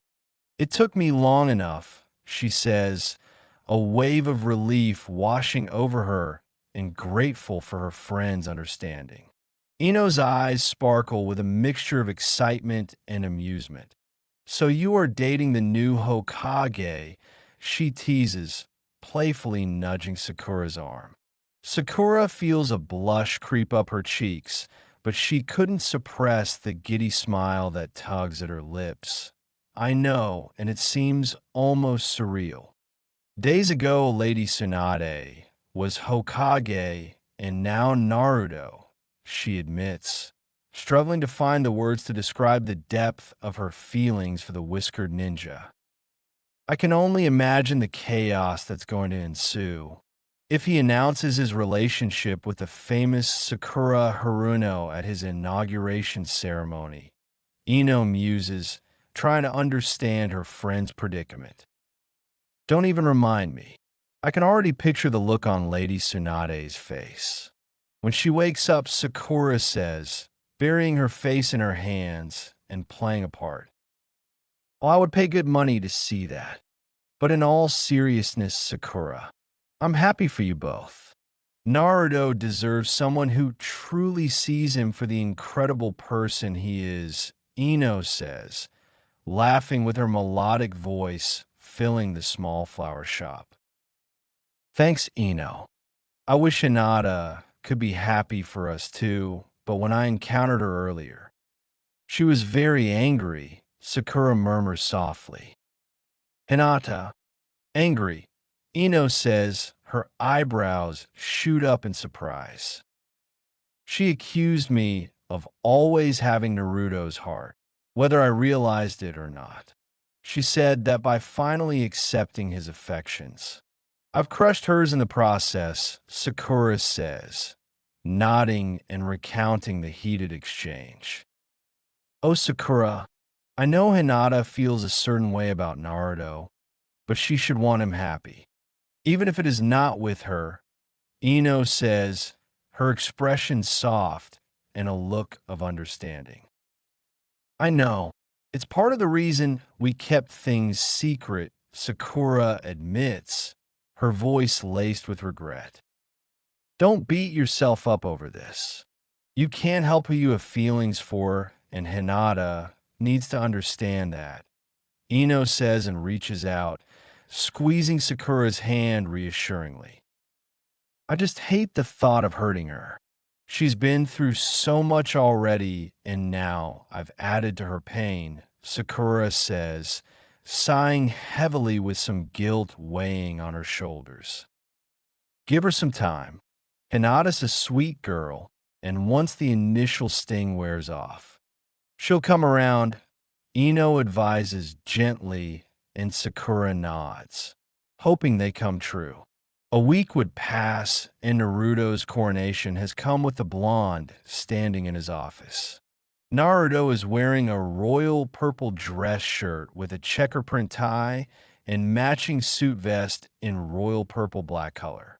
Black slacks with black leather belt, black gloves and black boots with silver toe caps. 3 silver chains hang loosely around his neck. Earrings in the shape a whirlpool hang from his ears, and a silver watch on his right wrist. Hokage-sama, Shizune says, standing in the doorway. She wears a white blouse with a thin black tie and a black blazer, a black pencil skirt to her mid-thigh, and black stocking with heels. Naruto makes his way to her, and she fixes his tie. "You look so handsome. I wish Sune-sama was here to see it," she says and leans in. "Also, I'm not wearing any panties," she coos, winking suggestively. "Don't tempt me," Naruto says, his voice husky as he leans in to nuzzle Shizune's neck.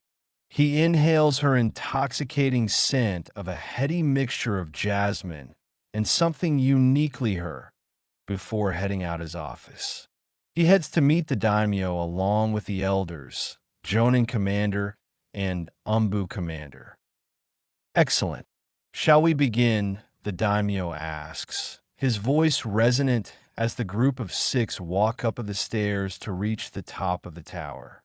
Naruto is asked to stand by the door where he could not be seen by the crowd as the daimyo stands in the middle of the tower balcony. To his left were Koharu and Hamura. To his right were the Jonin and Umbu commanders.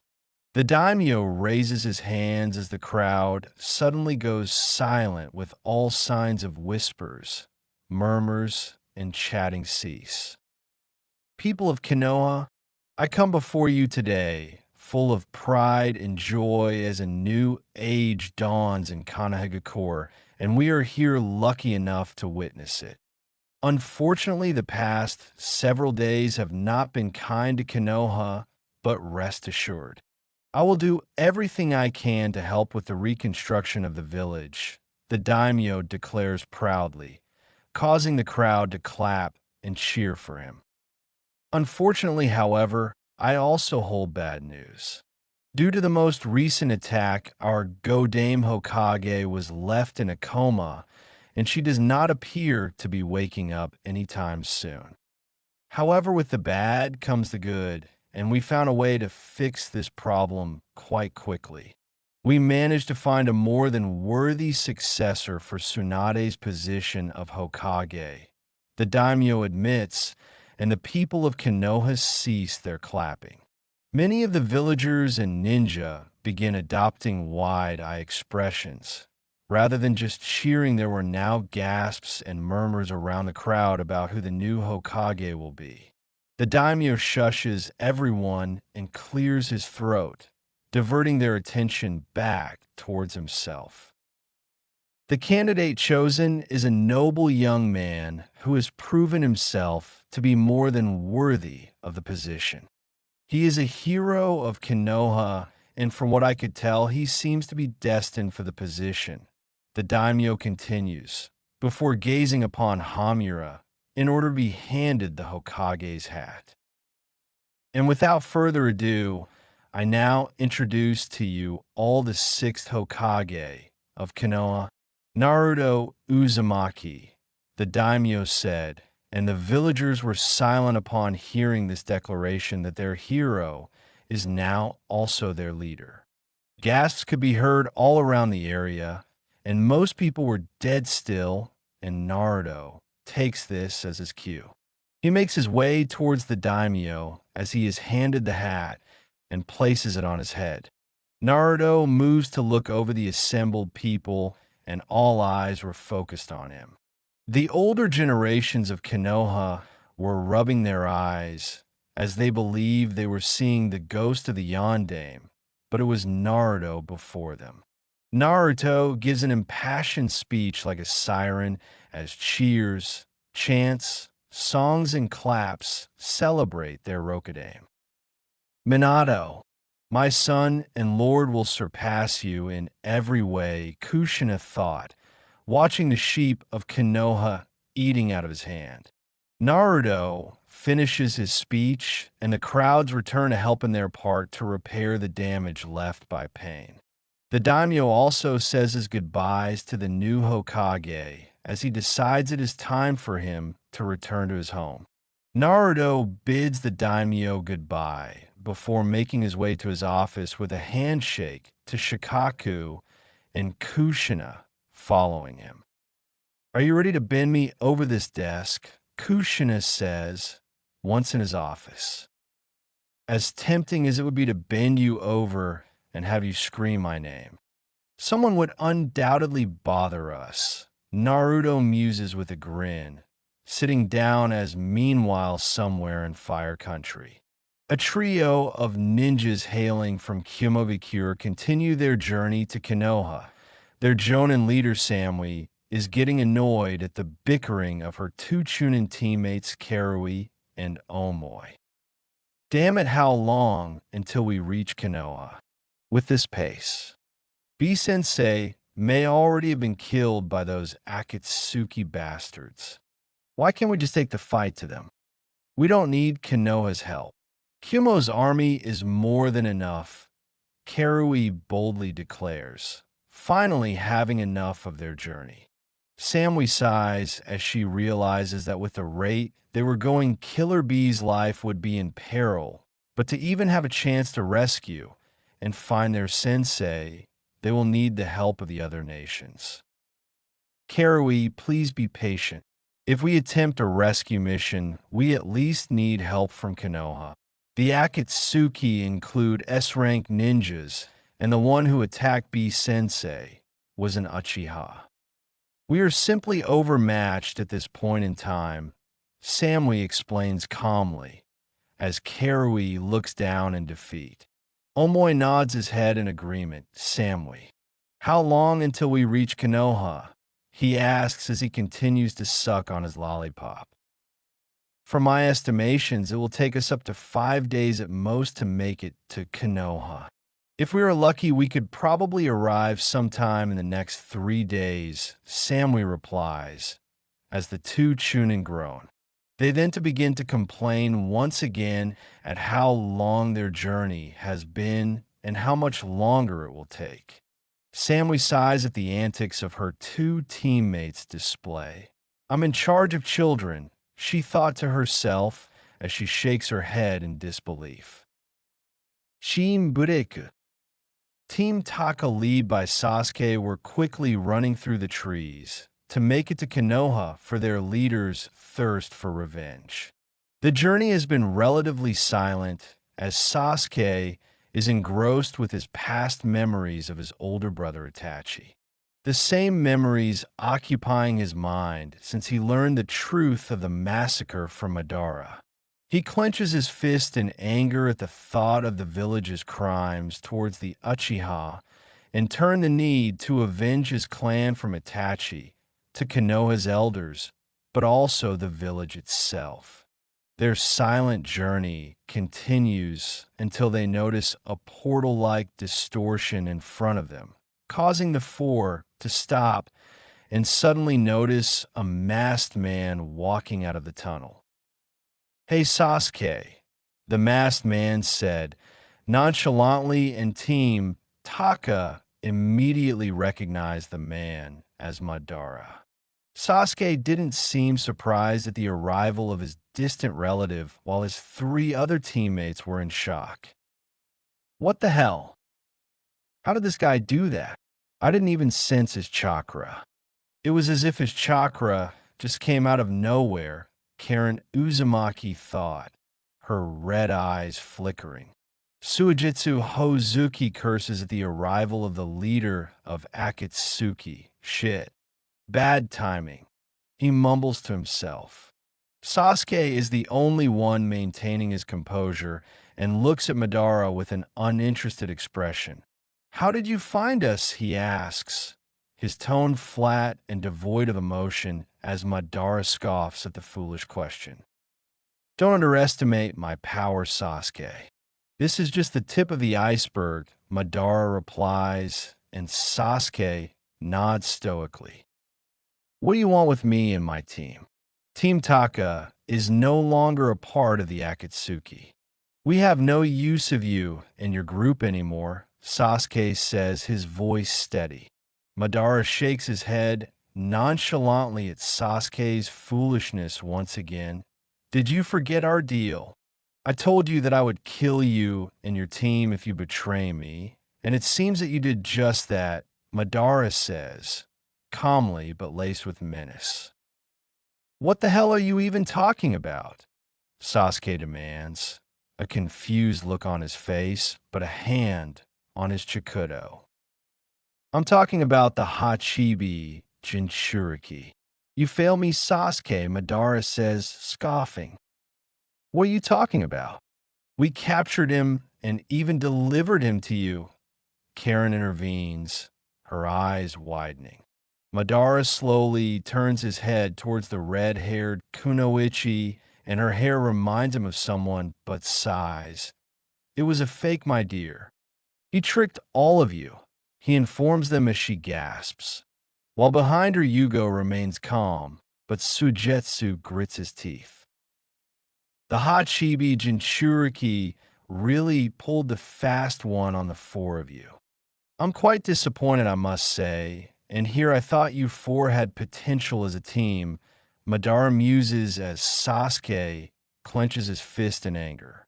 He recalls the battle itself, and soon his eyes widen as he realizes that Madara did speak the truth, as during the battle, he truly did give them the slip.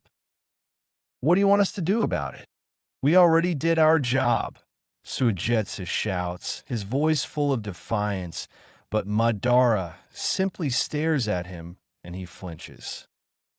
No, you will fulfill your promise to me and my group. But I'm no longer interested in the Hachibi Jinchuriki. Instead, I have another target I have in mind for you, 4-inch, Madara says, his voice calm, but demanding, and Sasuke faces the older Uchiha.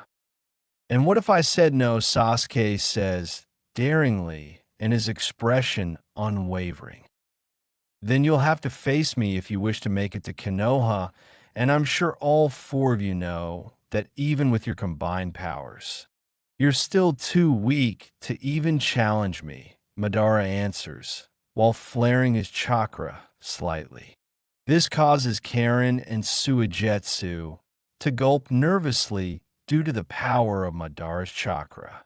Sasuke pays his threats no mind and readies his Chidori as he jumps towards the masked man, only for him to pass through the older Uchiha and his eyes widen at the power of Madara. Besides, it's too late to go to Konoha now, Madara whispers, as Sasuke passes him with his tone low and sinister. Sasuke skids to a halt with wide eyes as Madara chuckles softly in an ominous tone. There's no point in your goal anymore, Sasuke. It's futile now. Too bad for you, Madara says, sending shivers down their spines. What do you mean? Sasuke demands as he glares at the masked man. Konoha has been destroyed, Sasuke, Madara replies, his tone casual as if he's stating a fact. The whole of Team Taka were further shocked with the revelation, but Karen is the first to recover. What are you talking about? She demands, her voice laced with a mixture of confusion and apprehension. Madara is about to speak until he notices another chakra source as Zetsu pops out from the ground. The members of Taka were unsurprised to see the Akatsuki spy pop up out of nowhere. During their time in the group, they have learned of the plant-like person's powers. Allow me to explain, Madara-sama, Zetsu asks, as Madara nods, but not before asking him a question. So Zetsu, I assume you did as you were told. Was named Hokage. I assume it was Danzo, Madara says, his tone laced with curiosity. During my spying mission in Konoha, I found out that there were 3 candidates for the position of Hokage. One was Danzo Shimura. The second was Naruto Uzumaki, and the third was Kakashi Hitaki. Zetsu explains as Sasuke looks surprised at the inclusion of his former teammate. Unknown to the group, Madara flinches slightly upon hearing the name of the third candidate and tightens his jaw upon hearing that name possibly become the Hokage of Konoha. Tell me who is chosen, Madara says, after quickly composing himself in order to avoid arousing suspicion. In the end, it was the Kyuubi Jinchuriki Naruto Uzumaki. Zetsu says, as the members of Team Taka have shocked expressions, but the most shocked is Sasuke. Madara honestly suspected Danzo would become Hokage, but with Naruto chosen, his plans will have to change once again because of one Uzumaki again. Sasuke looks to be on the verge of synapse collapse as Madara begins chuckling mirthlessly at the irony of hearing this news. Is this true, Zetsu? Madara asks, his tone laced with skepticism, and Zetsu nods. It is true.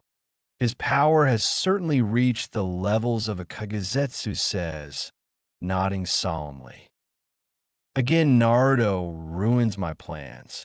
He has reached the strength to defeat Pain, but now he has all of Konoha to defend him because Pain revived them.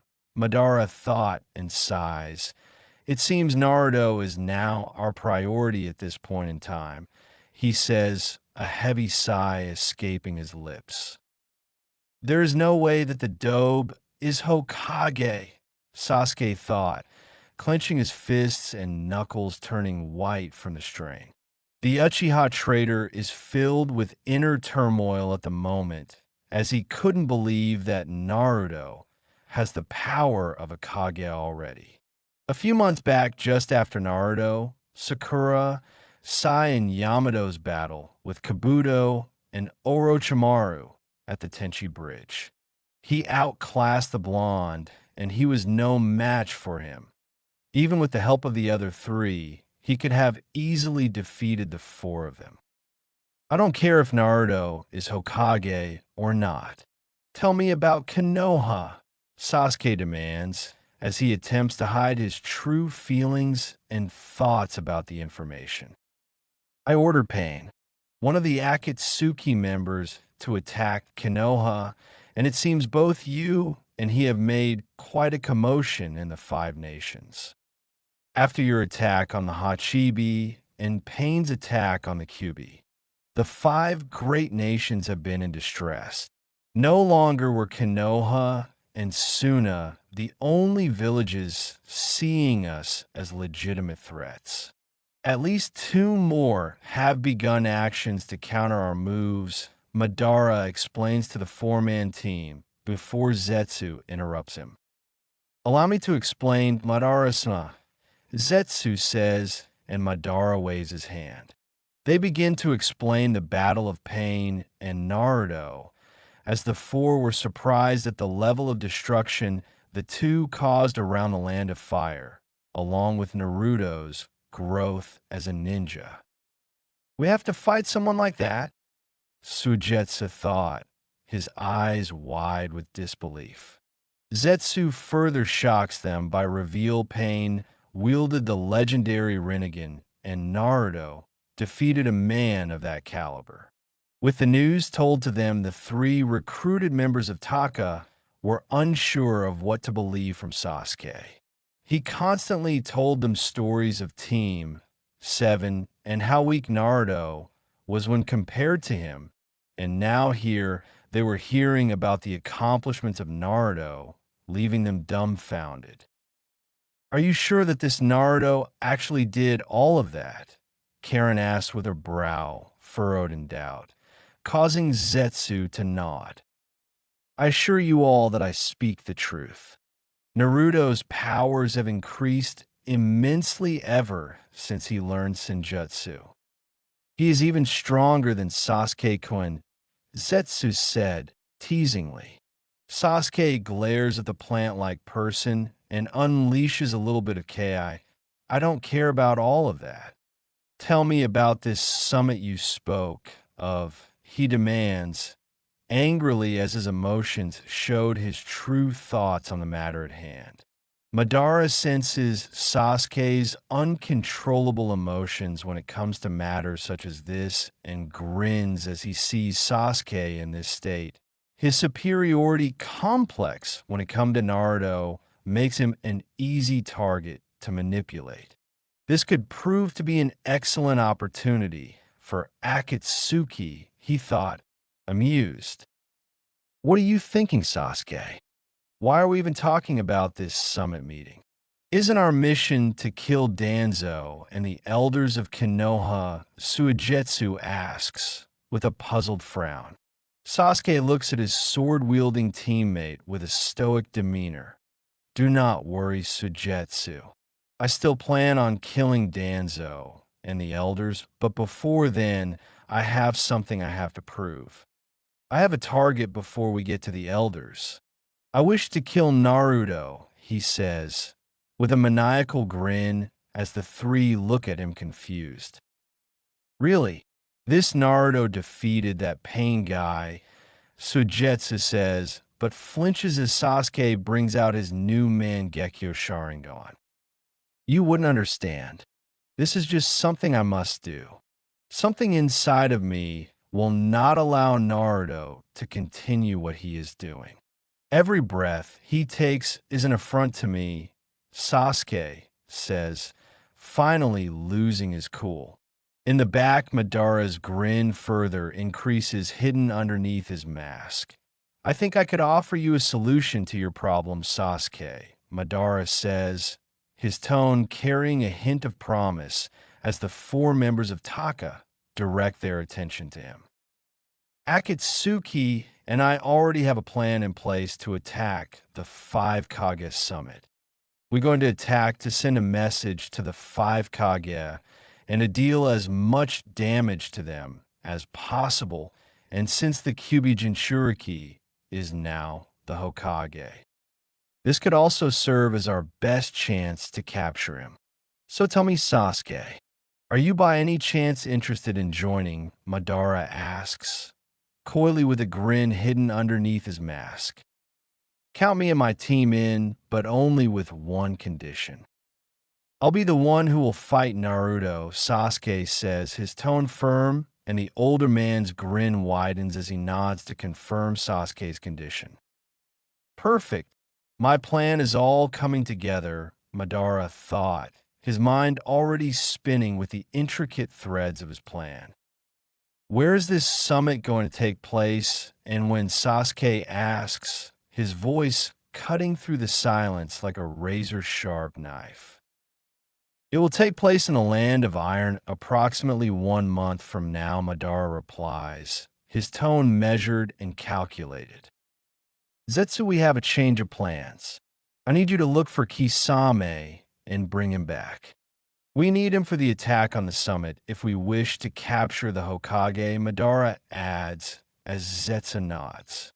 The Akatsuki spy then submerges into the ground to look for Kisame, while at the same time Madara and the four members of Taka were quickly making their way to the Akatsuki hideout to begin their planning for the summit attack.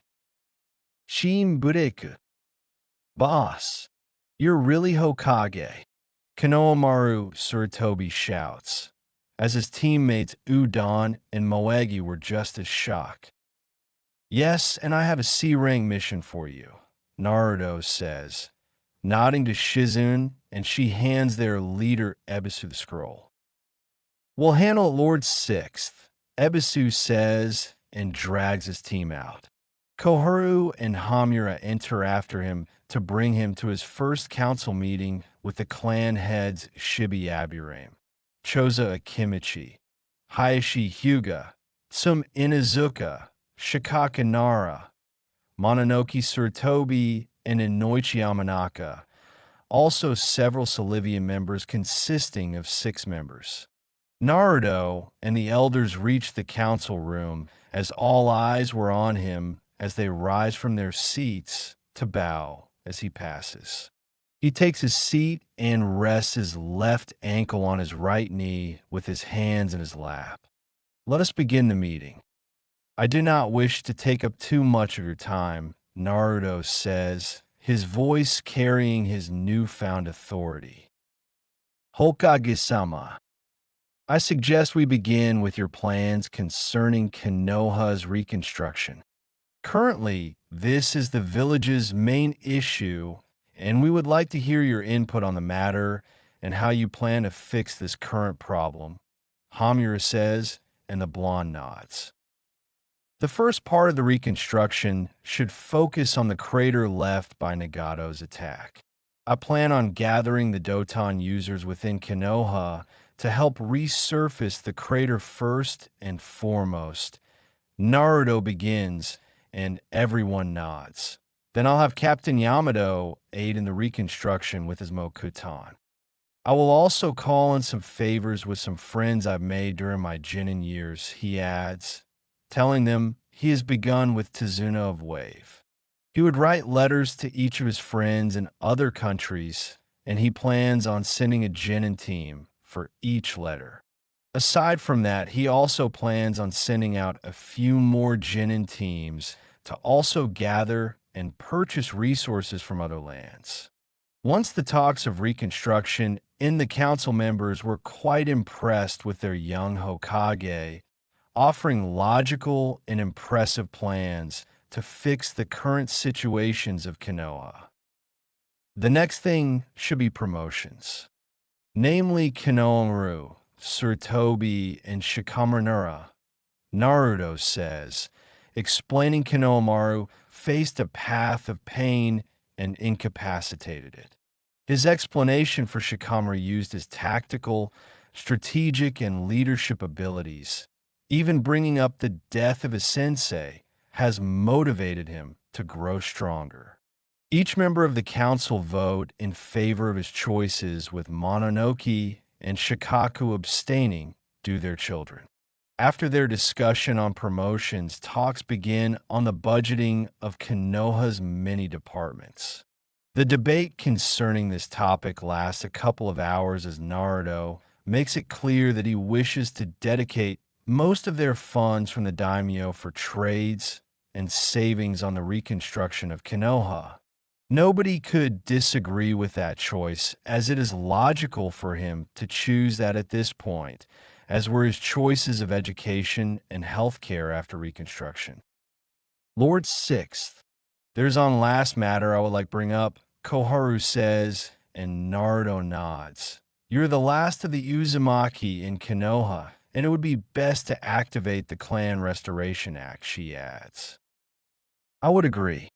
It would be prudent for you to marry 6 women in a bid to repopulate the Uzumaki, Hamura says, and a few others agree as well.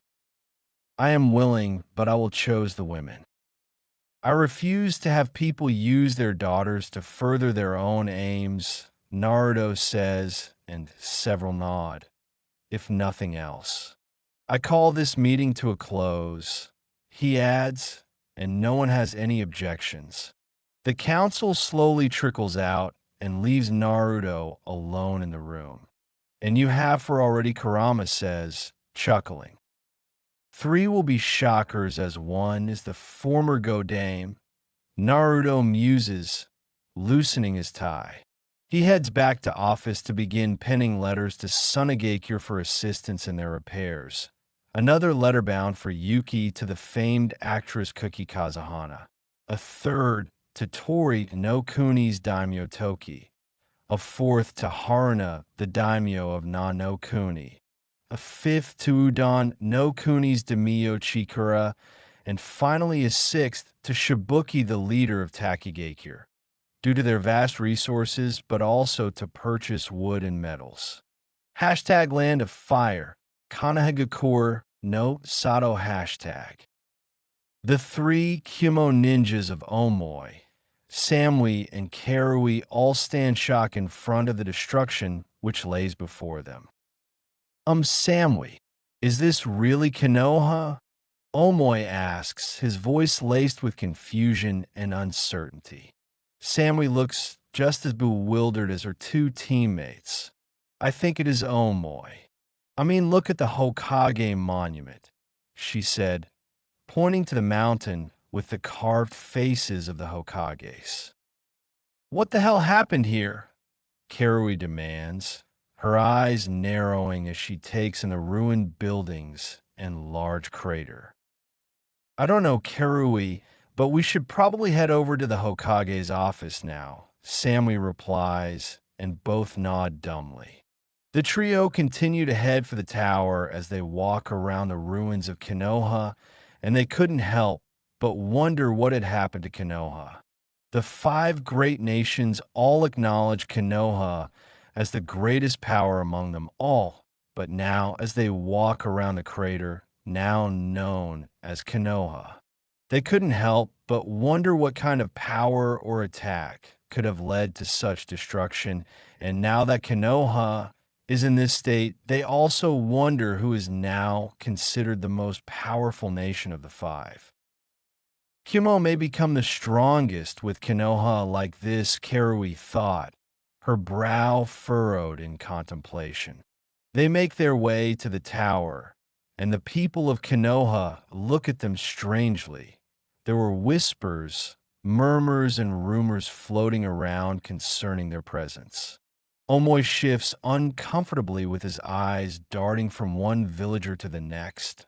Guys, I don't think they're too happy to see us here, he murmurs, his voice laced with unease. Samui fixes him with a stern look, and her expression betraying none of the uncertainty she feels. Ignore them, Omoy. We have a mission to complete, and we won't let petty distractions deter us, she instructs, her tone leaving no room for argument. TCH, let them stare all they want. It's not like we're the ones who reduced their precious village to rubble, Karui says, scoffing and her fiery temper already simmering beneath the surface.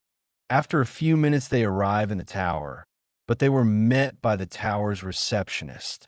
The receptionist gives them the directions to the Hokage's office as they climb up the stairs. Meeting up with Shizen on the way, and the black hair beauty then leads them to the Hokage's office. He should be preparing to head out for lunch, Shizen says, her expression polite, but all three feel this allure from her. She knocks on the door twice, and the four of them enter. Upon entering the office, the trio of Kumo ninjas' eyes widen as they see the Hokage. He is a blonde around their age, and standing next to him is another young man as young as the Hokage.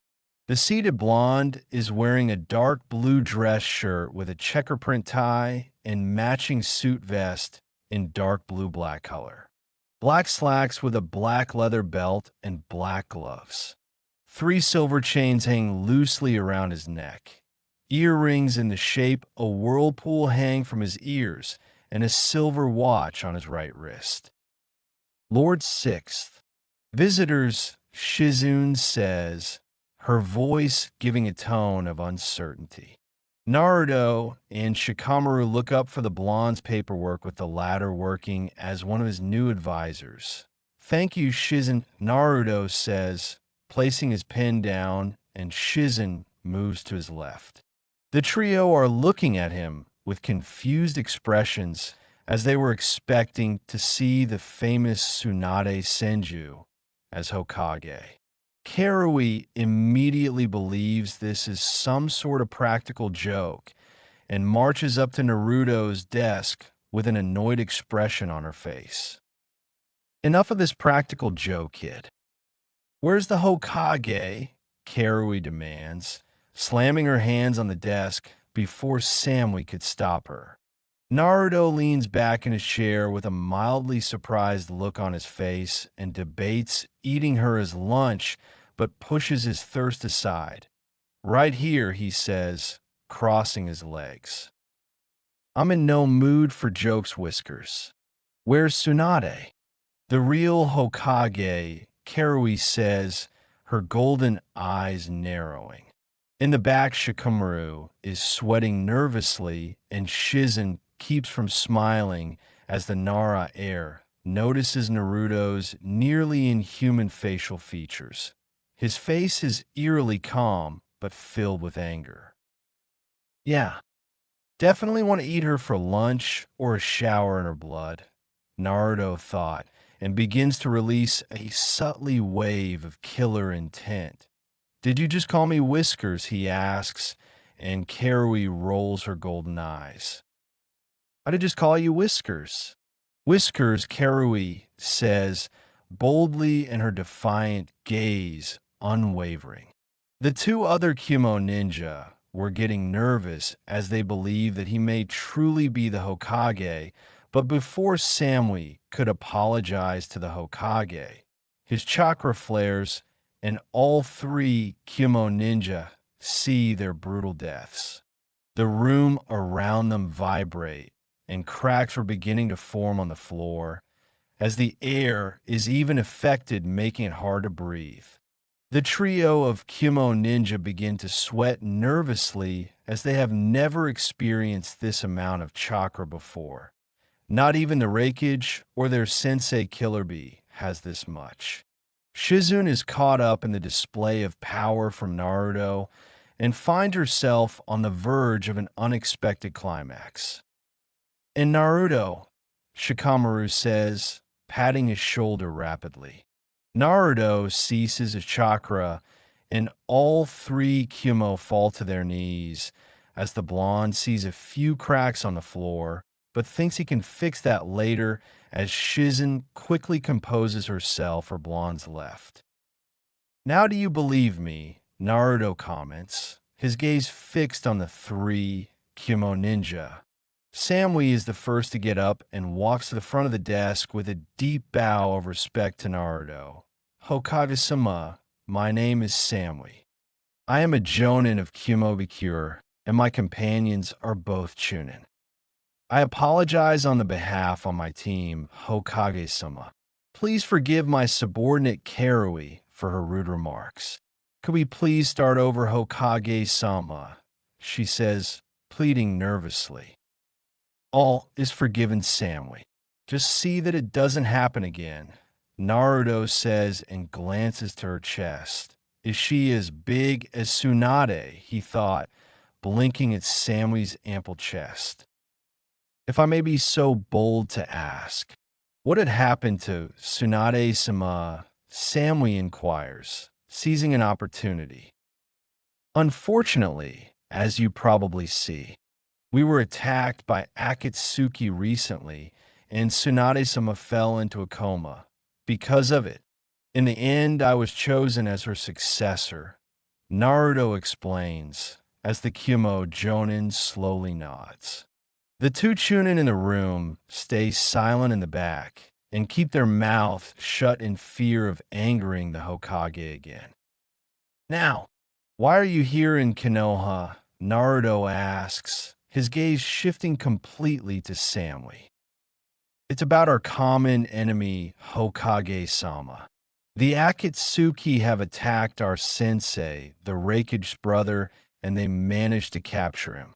He is the Jinchuriki of the Hachibi, Samui explains, her expression grave. I see. I will help the best I can. We have faced a few Akatsuki members, and at least from those we know of, and we have even managed to kill a few of them as well. Could you please tell me who attacked your sensei? Naruto asks. Go to grab the files on Akatsuki inside one of the drawers near his desk. We managed to identify only one of the members, Hokage-sama. All in all, there were 4 of them. Samui replies, her expression still grave. That's odd. Akatsuki always go only by pairs, Shikamaru comments, cupping his chin in thought. I agree. Every time we encountered Akatsuki members, they've come in pairs, Naruto asks, his interest growing. Hokage-sama, if I may, We cannot discount the possibility that Akatsuki has changed their tactics. Perhaps they have decided to travel in larger groups to increase their chances of success. Shizen interjects, adding her own opinion. You raise a valid point, Shizen. We must remain vigilant and not underestimate our enemies. So who was the member you identified? Naruto says, considering Shizen's word. We recognized him as a missing nin of Konoha. Hokage-sama. Samui said, and takes a deep breath. It was Sasuke Uchiha, she adds, as the room goes silent. Shikamaru looks at her with wide eyes and mouth agape while Naruto is silent but clears his throat. Are you certain? Naruto says, and Samui nods. Yes, Hokage-sama. He matched the description given by survivors, and he even used his Sharingan, Samui said with a nod. Of course that runt of an Uchiha would pull this, Kurama says, his voice laced with disdain. Of course he would. Sasuke is a delusional fool who would fight the world if could to prove his truth, Naruto thought, his jaw clenching to put on the facade of a concerned teammate. The Kimo ninjas and Shikamaru look at Naruto worriedly while Shizen is silent as the blonde hasn't said a word for a couple of minutes, but the blonde clears his throat. I'm sorry, Samui. I was trying to process that information. Sasuke was my teammate at one time, he says and rises from his desk. Then you aren't going to help us. If you say Akatsuki really did destroy your village, why can't you give us any information about them? Karui says, losing her temper once more. Samui looks to the Chunin and hushes her, but Naruto interrupts her. I never said I wouldn't help. Sasuke and I haven't had the best relationship, he says, removing his tie and dropping it on his desk. He removes his chains and unbuttons his vest, then his dress shirt to reveal his bare chest, but all three see 3 ugly scars on his chest. One on his left shoulder, a second near his stomach, and the last near his heart, with all of them look fist-shaped. 3 years ago, Sasuke did this to me. A parting gift after betraying our village, Naruto says, sitting back down. Then you will help us, Hokage-sama, Samui asks, her voice steady despite the disturbing display. I will help as best I can, but our information is limited. When he left for Orochimaru, he simply wielded a Sharingan, but he has grown exponentially if he defeated your sensei. However, I'll need to speak to certain individuals as well on how to proceed with this. Shikamaru, take them to get what information we do have, Naruto says, and Shikamaru nods. Hokage-sama. There is one more thing we were tasked with delivering. Lord Raikage also sent us to inform you of a 5 Kage summit. He asked for you to be present, and it is to take place within the end of the month in Tetsu no Kuni. The Tsuchikage, Kazekage, and the Mizukage have all accepted the invitation, Samui adds with a formal tone. Naruto soaks in the information for a few seconds and nods to the 3 of them. Tell him I'll be there, he says formally. The 3 Kimo ninjas bow before the Hokage respectfully and follow Shikamaru for the info on Sasuke. Naruto leans back in his chair once they gone, and his scars vanish while Kurama manifests. What now? The fox asks, his voice rumbling through the room. Shizen settles in his lap with his pantyhose-clad thighs rubbing against his legs and one of his hands rubbing the soft fabric. What's on your mind? As Kurama asks, she says, resting her head on his shoulder and her left hand moving into his shirt. First, I'll need Tsunade to miraculously wake up. Then speak to Sakura and Kakashi, Naruto says, unsealing a bottle of vodka from a seal on his body. The run is really fucked up now, Kurama says, his tail swishing behind him. Naruto drinks straight from the bottle, but gives Shizen a few hits and notices a small ink mouse hidden in the dark corner of the room. Indeed, he muses, taking another drink. The mouse scurries its way to return to the one who summoned it, as it runs out of the tower and into a tent to the lone individual inside the tent. The lone individual is a pale and skinny young man as he grabs the ink mouse and drops it onto a blank scroll. The ink mouse quickly turns into words which informs the man about the meeting that the Hokage just had. I am Sora Naruto. You and the rest of Team 7 have been good to me, and you have been an invaluable friend, but I can no longer disobey. Danzo-sama sighed. The last member of Team 7 thought to himself as his fingers grazed the new seal on his forehead and a pang of guilt in his tone. Danzo-sama must know about the Kage Summit. Sasuke Uchiha and the Kyuubi being able to move freely from its seal, Sai thought, preparing to head to his master, but unaware his master is a just puppet for the Hokage. Shin Bureku. I wonder what could Naruto want, Sakura says, a sense of trepidation. He and Kushina have been training her, Shizune and Tsunade, as proper vampires, but fills them in on things. He explained them that they could gain the abilities of those they drained and absorbed. Also his Kekiai Toda, known as Inten or smoke release using fire, wind, and in releases. She also learned the truth of the Uchiha massacre committed by Sasuke's brother Itachi, and he was ordered to do to keep Konoha from falling in a civil war. Sakura reaches the tower and heads up to Naruto's office, but meets up Shizen standing outside waiting for her. Lord Sixth is waiting, Shizen says, planting a soft kiss on her fellow vampire's cheek. Naruto is sitting at his desk, and Shizen moves to stand on his left side. Thanks for coming, but I'm waiting for Kakashi-sensei, Naruto says, kissing Sakura's hand as she comes to his right side. 10 minutes later, Kakashi arrives on threat of burning his Aika book collection. Has something happened? Kakashi says, his expression serious. Yes. 3 Kimo ninja came to the village with information about a 5 Kage summit concerning the Akatsuki. Naruto starts, his expression grave. This is major an occurrence. The last one was during the Shodemi's reign, Kakashi says, his eye wide. Yes. However, but they also informed me that Sasuke has joined Akatsuki. Naruto continues, shocking the remains of Team 7.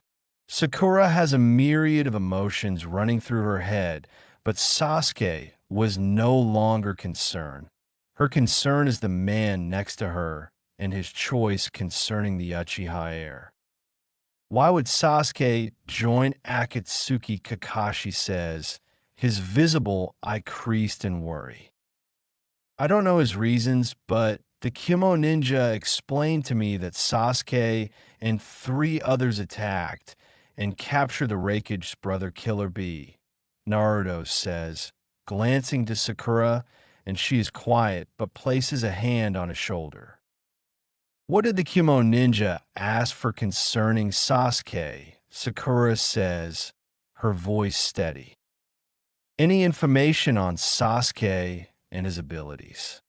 I had Shikamaru take them to find it, but our information is limited, Naruto says, patting her hand, but his gaze hardens. Sasuke's actions have caught the notice of Kimobikure. Worse, he attacked the Raikage's brother Killer Bee. I would like to save him, but it isn't up to us anymore. His choices have placed him on a path that may lead to conflict with the other villages, Naruto says, a steely resolve etched upon his features. Indeed, Naruto, you are Hokage now and have to put the safety of Konoha over Sasuke. Kyumo could decide to declare war on us for harboring Sasuke if we capture him. Then there is IWA to consider as well, Kakashi says, showing the implication concerning Sasuke. You're right. We're going to work with Kyumo to capture Sasuke and turn him over to them for punishment, but I will ask for leniency, Naruto says, his tone showing the facade that was created before returning. Are you sure about this, Lord Sixth? Kakashi says, a mixture of pride and sadness in eye. I am. Sasuke is threat to Konoha, but also to me as a member of Akatsuki. I'll ask the Raikage for lenience, though, Naruto says, and Kakashi nods, before excusing himself. Will you really ask for lenience? Sakura asks, moving to his lap and leaning on his right shoulder. No, I would rather kill Sasuke before letting Kyumo have him, Naruto says, his hand moving to trace a pattern in her hip, but already knowing about Kyumo's craving for bloodlines. Sakura turns Naruto's face toward hers with her emerald eyes locking with his cerulean gaze. Perhaps I could have Sasuke's Sharingan for myself. She purrs, her voice taking on a sultry tone and revealing the gleaming tips of her fangs. Shizen lets out an amused giggle. Now, Sakura, let's not get ahead of ourselves. Wouldn't it be more fitting for Lady Tsunade, a member of the prestigious Senju clan, to wield the Sharingan? Can you imagine the look on everyone's faces? She chimes in, a playful glint in her eyes. Sakura's expression shifts and her brow furrows in contemplation. I suppose you have a point. It'd be quite a sight to behold. A Senju with the fabled Uchiha, Kekkei Genkai. She concedes, her fangs glistening. I'll consider it if and when Sasuke tries to kill me. Now, run along, you two. I need to work on this paperwork, Naruto says, letting out a hearty laugh and patting Sakura's thigh before shooing them away. Sakura pouts, her fangs peeking out as she juts her lower lip, but Naruto, you promised we could have some fun, she whines, her tone taking on a sultry edge, and leans closer as her emerald eyes sparkling with a seductive gleam. Shizen giggles with a shake her head in amusement. Honestly, Sakura, you're insatiable, she chides gently, though her own gaze holds a hint of longing as she regards the blonde Hokage. Naruto laughs again with his laughter rich and warm. Later loves. For now, I must attend to the duties of the village, he promises, his voice deepening with desire and giving them a wink. Shimbureku. 10 days would pass since the visit of the 3 Kyumo ninjas, and news quickly spreads about the 5 Kage summit. All of Konoha were aware of the upcoming meeting between the Kage, but unaware of Sasuke's involvement or the capture of the Hachibi as a way to not break morale. Tsunade would awaken to the elation of the village, and she furthers endorses Naruto's ascension to Rokudan, becoming one of his advisors. Some more good news comes as Doton users have managed to resurface the large crater left by Pain's attack. Since then, the construction of infrastructure has also begun in earnest. Yamato's Mokuton abilities have helped greatly, as he managed to instantaneously form a few houses and shelters for the people of Konoha. Hello, Lord Sixth, a few people say, during his daily tours of the village. He is wearing a blue overcoat, pants, black boots with an orange foregear, and white gloves. He is more than impressed with the efficiency of the reconstruction effort. He continues to walk around and bask in the bare village. At the moment, the village of Konoha is much like a blank canvas. The village could be reformed however he sees fit and shows that Konoha now begins anew. The village is given a fresh start away from its checkered past. The blonde spots Hinata from a distance, and the heiress averts her gaze when their eyes met. An angered expression crosses her face. Hinata Naruto call out to her, quickening his pace a little. Lord Sixth, Hinata greets in a clipped tone, but trembling slightly. There is a hint of bitterness in her tone as she struggles to maintain her composure. She hates you now, Kurama comments, his head on his paws in his open cage. Hinata's pale eyes meet his gaze with a flicker of defiance shining through. I don't understand why you're approaching me. Are you not content with your choice of Sakura Haruno? She said, her voice steadier now, and Naruto's eyes narrow behind his sunglasses. Hinata, you will have to accept that Sakura and I will be together, Naruto says, keeping the CRA on the down low, but he suspects she knows. Hinata scoffs with her delicate features hardening. You chose a civilian over the heiress of the Hyuga clan.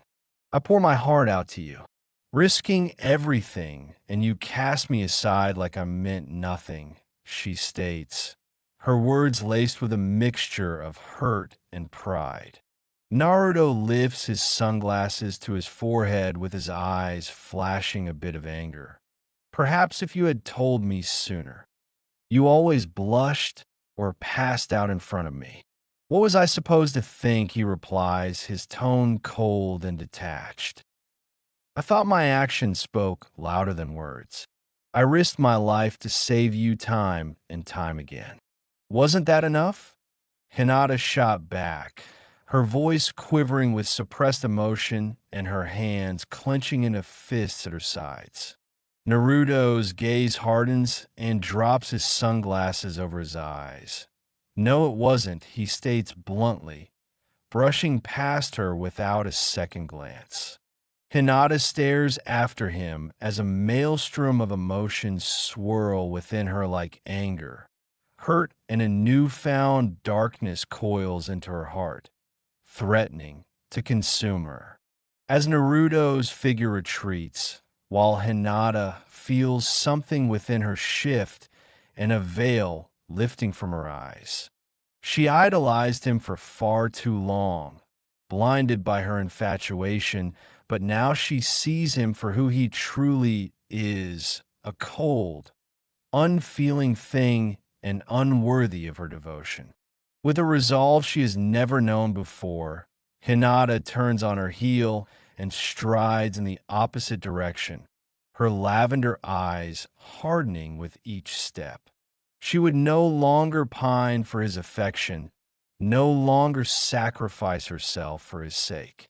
From this moment on, she would forge her own path, unburdened by the shackles of unrequited love. That Hyuga is a fool. If she played her cards right, she could be immortal, Kurama comments, and Naruto covers his mouth to stifle the laugh coming out his mouth. He heads for the Hokage's personal training ground of Training Ground 1, and the area is behind a large metal fence.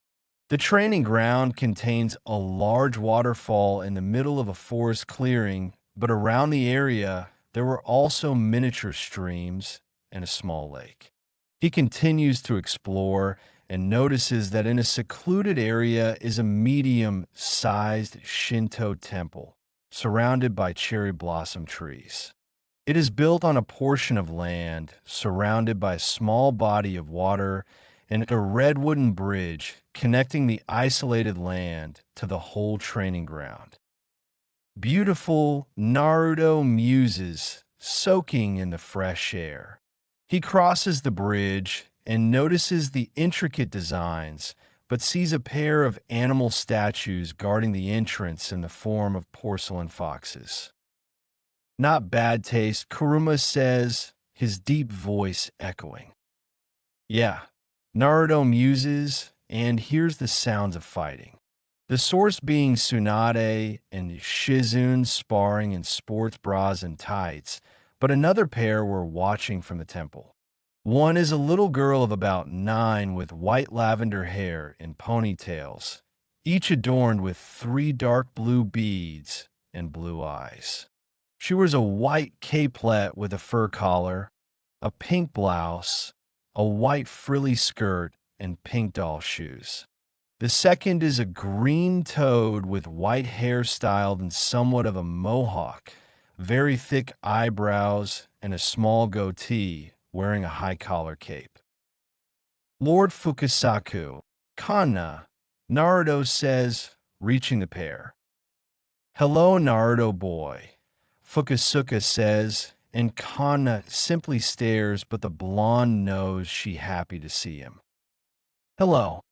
Has everything been straightened out? Naruto asks, taking a seat on the steps, and Kanna moves to his side for head pats. Yes, Naruto boy. Though it is a shame to lose you as a summoner, Fukasaku says, thinking of Jiraiya. Your tutelage has been very valuable, but I have someone who can take my place.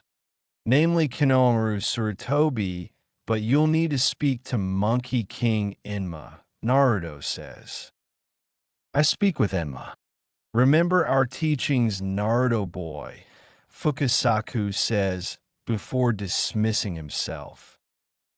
Does he know the truth? Kanna says, her voice soft and measured. The elder probably suspects, but fears the dragons too much to interfere. Naruto muses as the former Hokage approaches with her apprentice. Hello, love, Tsunade says, kissing her fellow blonde on the lips and inhaling his scent. Hello, Naruto, Shizune says, getting her kiss, but more heated as Tsunade is playing with Kanna. Have you chosen your guard for the summit? Shizune asks, smoothing her rumpled tights. Hinata and Kakashi. Her Byakugan for preemptive measures and the Legendary Copy Ninja for reputation. Naruto says, rising to his feet and taking off his overcoat. Doesn't Hinata now hate you? Why not use Niji? His Byakugan abilities are just as formidable, Tsunade says bluntly, arching a perfectly sculpted brow and her gaze questioning. I can handle one angry little girl, Naruto says with a smirk, his confidence unwavering. He heads out for a workout as Tsunade, Kanna, and Shizune watch the blonde train. So smoke indeed comes from his mouth, Shizune says, shocked seeing thick black smoke coming from his mouth. Naruto possesses Kekiai Toda, called smoke release from his original self, Tsunade says, her tone reverent, but confusing Shizune a little. Naruto has lived a very long time, but his smoke release is his original bloodline. I've only seen it once when I was a little girl. It's a bloodline up there with Inoki's dust release, Tsunade says, seeing Naruto with 4 arms made of smoke on his upper back. I've never heard of it, Shizune says, her expression one of confusion, and Tsunade smirks. It's hard to know about it, if no one lives to tell about it, Tsunade says with a grin that shows her fangs, shocking Shizune, and that sends a chill up her spine. Naruto trains until around sunset and heads to Ichiraka Ramen for their reopening, but also seeing his fellow rookies, except for Sai. The familiar scent of sizzling pork and steaming broth fills the air, and Naruto inhales deeply in anticipation. As he approaches the ramen stand, spots his fellow rookies gathered around the counter, laughing and chatting animatedly. Naruto, Sakura says, drawing the attention of the others. Naruto waves as Sakura approaches and wraps her arms around him to pull him into a tender kiss. Get a room, you too, Ino calls out teasingly, her voice laced with amusement. Sakura giggles while her eyes sparkle with mirth after she reluctantly pulls away. Ignore her, Naruto, she whispers, her thumb caressing his whiskered cheek. Naruto enters the shop but glances to see Hinata looking at him with disgust, but the blonde immortal ignores the petulant girl. All right, I am starving. So let's celebrate the reopening of Ichiraku with a few bowls of ramen. Rokudame's treat, Naruto says, rubbing his hands together with a smile. Really? Choji exclaims, his eyes lighting up at the prospect of free food, and Naruto nods with a grin.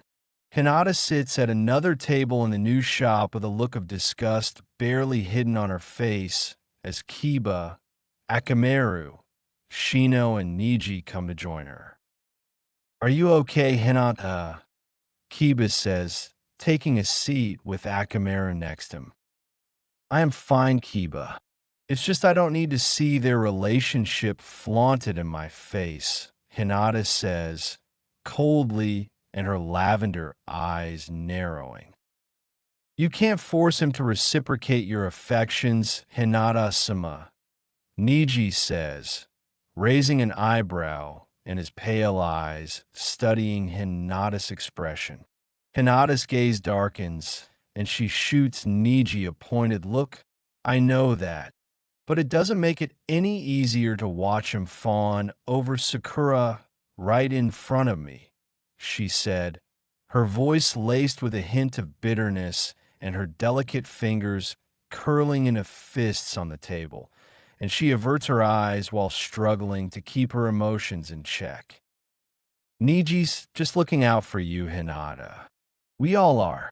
If Naruto can't see how amazing you are, that's his loss, Kiba says, sensing the tension, and gives her shoulder a reassuring squeeze. Romantic entanglements can be complicated, Shino says, adjusting his glasses. I should have punched Naruto harder the last time I saw him. He's a complete asshole for not realizing how amazing you are, Hinata, Kiba says, scratching Akamaru's fur. You deserve someone who appreciates you fully, Hinata-sama, Niji says, placing a comforting hand on her shoulder. You're right.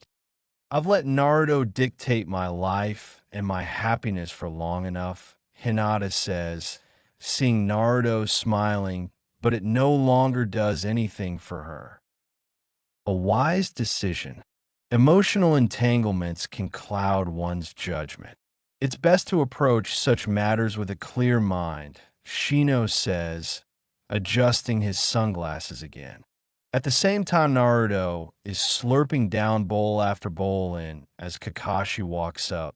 Naruto, Kakashi says, as the blonde finishes his 10th pork ramen, and he arches his eyebrow. I've been meaning to say this for some time, but I'm sorry, Kakashi says, his eye creasing with a hint of regret. Sorry about what?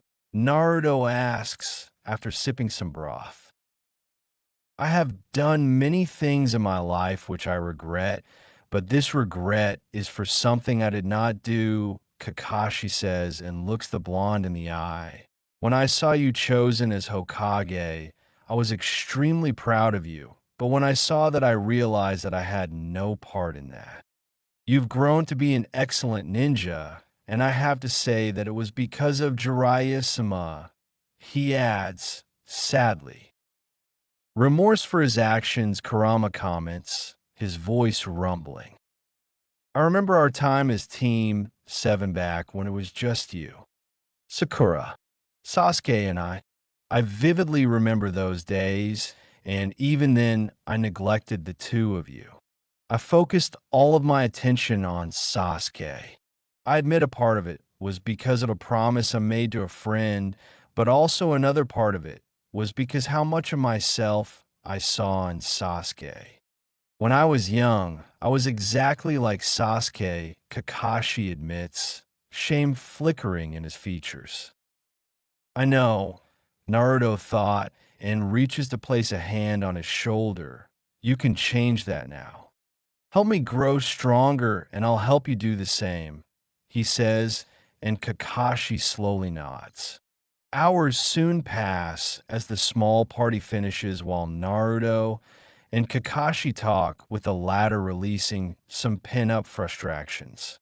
One by one, everyone trickles out of the improved ramen shop as Naruto says goodbye to the father-daughter duo who helped him in his younger days.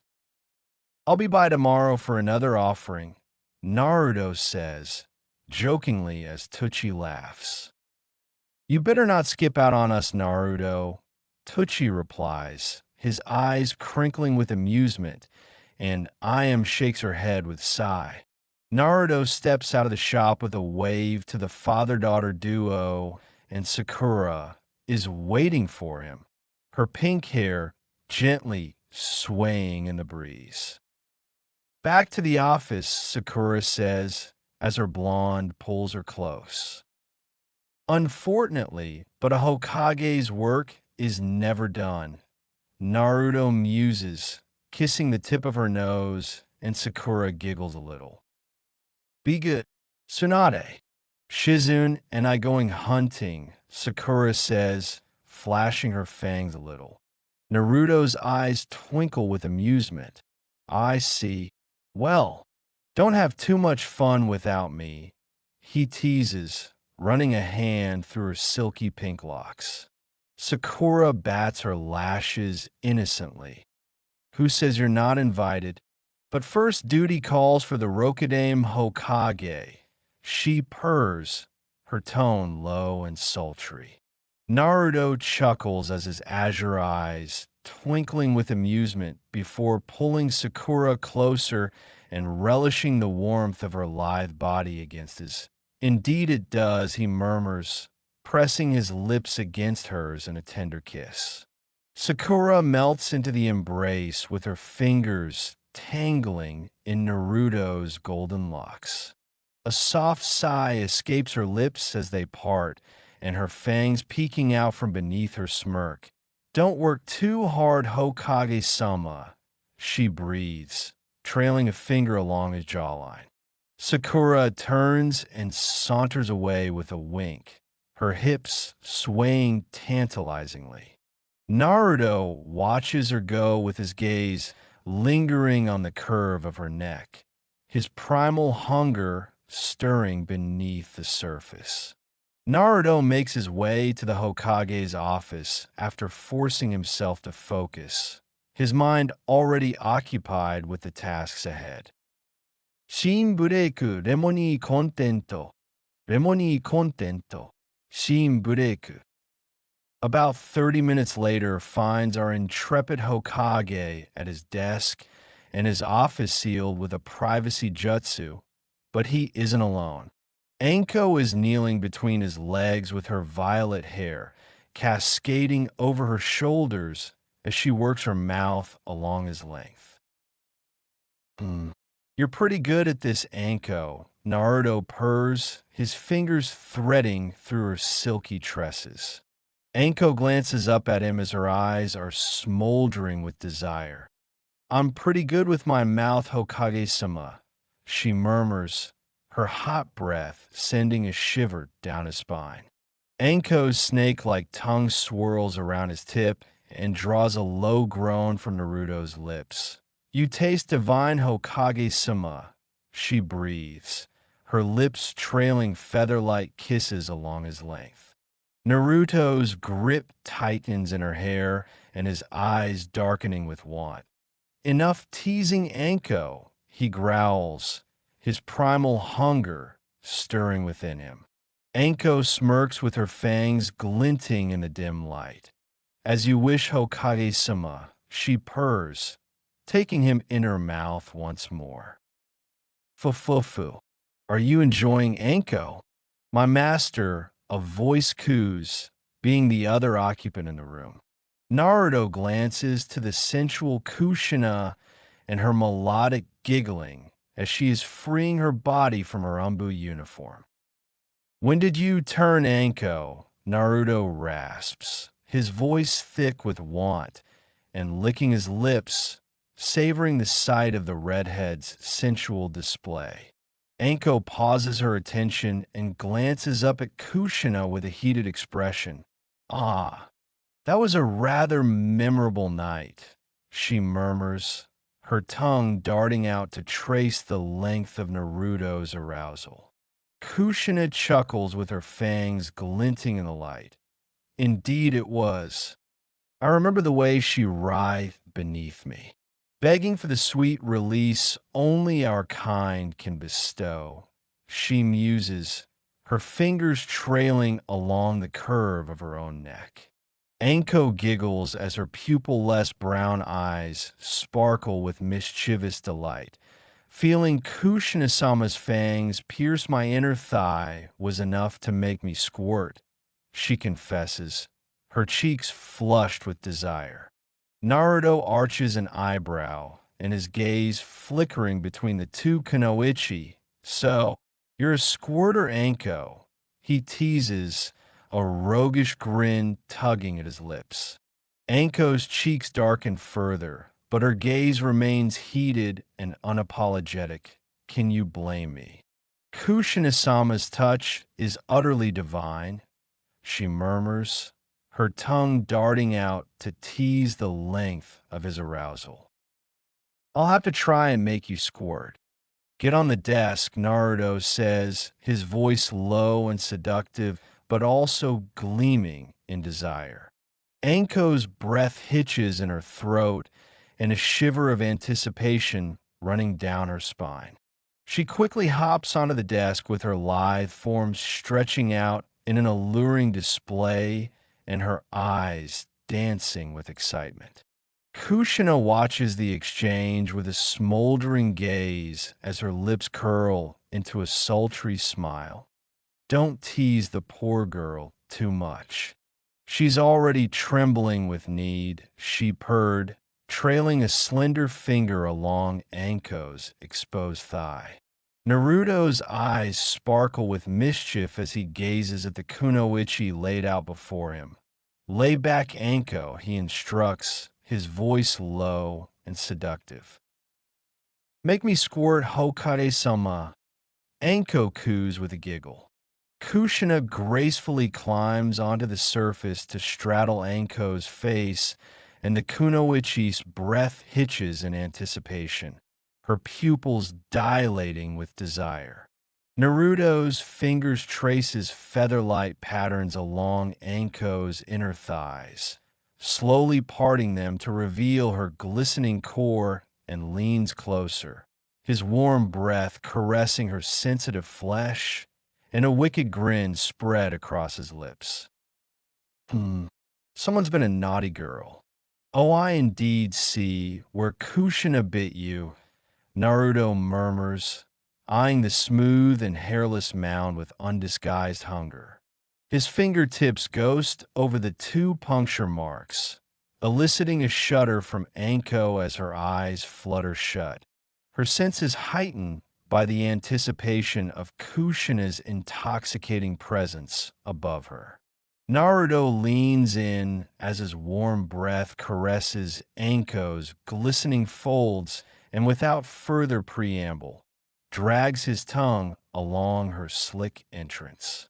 Anko gasps as her back arches in pleasure as Naruto's ministrations sends waves of ecstasy coursing through her body, while Kushina lowers herself onto Anko's eager mouth, and a throaty moan escapes her lips as the kunoichi's agile tongue delves into her dripping core. Okami, Anko thought, her nostrils taking in the thick, musky scent of arousal and mingling with the soft sounds of pleasure that echo through the room. Naruto's pace quickens as his tongue swirls and dips into Anko's depths, savoring her sweet nectar as she writhes and whimper before him. That's it, Anko. Let me hear those pretty little noises you make. Naruto purrs, his voice low and sultry. Anko's muffled cries vibrate against Kushina's sensitive flesh, eliciting a shudder of delight from the redhead. Kushina's slender fingers tangle in Anko's hair and guiding her deeper, encouraging her explorations with soft gasps but also sighs of pleasure. Naruto's eyes are dark with desire as probes Anko's depths with his fingers and his thumb circling her swollen clit. You're so wet for me, but I want to feel how tight you are, he murmurs, his voice a low rumble that sent tremors through her body. He stands upright and positions himself at her entrance with the tip of his rigid length teasing her slick folds. Her muffled whimpers growing more urgent as her hips buck in silent pleading. Tell me what you want. My sweet kunoichi, Naruto says, continuing to tease her. Anko tears her mouth away from Kushina's glistening core and her eyes wild with need. Please, Hokage-sama, I need you inside me, she gasps, her voice ragged with desire. A wicked grin curves Naruto's lips as he complies and buries himself in Anko's welcoming heat with one smooth thrust. Her inner walls clench around Naruto's throbbing length as Anko's body convulses from her orgasm, coating his thighs with her release.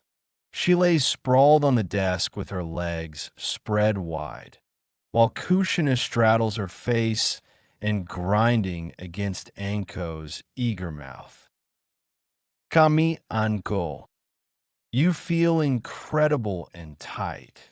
Naruto groans and his hips rolling in sensual rhythm, driving himself deeper into her pulsing depths. Anko whimpers into Kushina's heated core with her fingers clutching the redhead's hips as Naruto sets a steady pace, his powerful strokes stoking the flames of her desire. Anko's muffled moans grow louder, more wanton, her hips rising to meet Naruto's thrusts as her tongue delves into Kushina's glistening folds. Naruto's movements became more erratic with a guttural groan as his control phrase. I'm going to fill you, Anko. Take every drop of me, he rasps, his fingers digging into her hips. Anko continues to whimper against Kushina's slick folds, her inner walls fluttering around Naruto's throbbing length. She rides before him and lost in the throes of ecstasy as he pounds into her relentlessly. Here we go, Naruto says, his jaw clenching and his muscles tensing as he nears his peak. Naruto buries himself to the hilt with a feral growl as hot spurts of his release flood Anko's depths and cries out, her back arching as she quiver through another shattering climax, while her essence gushes over Naruto's thighs. Kushina moans as her hips undulate and smothers Anko's face with her glistening heat as she savors the sight of Naruto's primal release. Anko's tongue lashes feverishly, drinking in Kushina's tangy essence as she rides out the waves of her own pleasure. You are incredible, Anko, Naruto says and plops back in his chair, his arousal still throbbing and insistent. Kushina's violet eyes dance with mischief as she gracefully disentangles herself from Anko's trembling form. My turn, Kushina purrs, moving towards Naruto, with a predatory gleam. Anko whimpers as her body is still quivering from the intensity of her and Naruto's releases, while Kushina straddles Naruto's lap, her supple curves pressing against his toned physique. "You're insatiable," Naruto murmurs, his hands roaming the expanse of Kushina's back. She captures his lips in a searing kiss, and her fingers tangling in his golden locks. "And you love it," Kushina whispers against his mouth, rolling her hips teasingly. Naruto groans as his hands grip Kushina's waist as she sinks down onto his rigid length and throws her head back with a guttural moan, reveling in the delicious stretching as he fills her to the hilt. "You're still amazingly tight despite birthing to me," Naruto rasps, his eyes burning with primal hunger.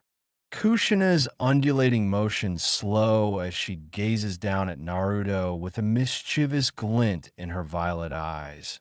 "When was the last time we had this much fun?" she purrs, rolling her hips in a tantalizing rhythm. "With my previous body, the one from Kyomo," Naruto rasps, his eyes drinking in the sensual sight of her lithe form moving atop him. A wicked grin curves Kushina's lips. A yes. "The BBD, or should I say big black dick," Kushina gasps, her nails raking teasingly down his chiseled chest. Anko stifles a whimper while her thighs clench as she watches the erotic display, transfixed. Kushina's crimson tresses dance with each fluid motion, her full breasts swaying enticingly as she rides Naruto with unabashed passion. "You always did have a fondness for his attributes," Naruto says with a chuckle, his calloused hands roaming the expanse of Kushina's back. Kushina throws her head back with a guttural moan as her inner walls fluttering around his rigid length. "What can I say? I'm a woman who knows what she likes," she gasps, her pace quickening. Meanwhile, the sounds of battle echo through the bandit camp as Sakura, Tsunade, and Shizen tear through their enemies with savage glee, reveling in the chaos and carnage they wrought. Tsunade's fists shatter bones with each thunderous impact, while Shizun's deadly precision leaves a trail of dismembered bodies in her wake. "They're demons," one shouts as his head explodes from a punch. Sakura dances among the bandits, her movements a blur of grace and brutality. Her ivory fangs flash in the moonlight as she drains one foe after another with their screams, music to her ears. "Ah, this one's still breathing," Tsunade growls, her honey eyes flashing dangerously as she surveys the carnage surrounding them. Severed limbs and viscera litter the ground with the stench of death thick in the air. Sakura licks her crimson-stained lips as her jade eyes are alight with feral hunger. "Allow me, Tsunade-sama," she purrs, her lithe form stalking towards the whimpering bandit. Shizun watches with rapt fascination as her fingers idly toy with the sunbond needle in her hand. "Make it last, Sakura," she murmurs, her dark eyes glittering with sadistic delight. The bandit's pleas dissolve into agonized screams as Sakura's ivory fangs sink into his throat, her supple form undulating with each ecstatic gulp of his life's essence. Tsunade and Shizun exchange a knowing glance, their own bloodlust stirring at the erotic display. "Enough playing, Sakura," Tsunade says, her tone brooking no argument. Sakura reluctantly tears herself away from the rapidly cooling corpse with her jade eyes heavy-lidded with sated desire. "As you wish," she breathes, licking the last droplets of crimson from her lips. Shizun rises to her feet with her lithe form swaying hypnotically as she approaches Tsunade. Where to next, she murmurs, her fingers trailing along Tsunade's toned arm. Tsunade's honey eyes smolder with primal hunger as she pulls Shizun flush against her curvaceous form. Wherever the night takes us, she coos, capturing Shizun's lips in a searing kiss. Hey, you think Naruto is with Kushina right now? Sakura speaks, her voice laced with longing. Tsunade breaks the kiss as her honey eyes burning with an insatiable hunger. Probably. Kushina has been hard up to have Naruto for herself. She purrs, her fingers trailing along Shizun's jawline. Shizun leans into Tsunade's touch, and her dark eyes half-lidded with desire. Let them have fun. For now, let us savor the sweet nectar of our conquest. Shizun breathes, her lips curling into a sensual smirk. Sakura nods with her jade eyes flickering in a primal need. While as much she craves to be with Naruto, the allure of her mentor's carnal indulgence is undeniable. Very well, Sakura acquiesces, her lithe form slinking towards them. Tsunade's lips curve into a predatory grin with her fangs gleaming in the moonlight. Come. Let us feast on another camp. She rumbles, her powerful arms encircling both Shizun and Sakura. Tsunade claims Sakura's lips in a searing kiss, their bodies intertwining in a sensual dance fueled by the intoxicating essence of their prey.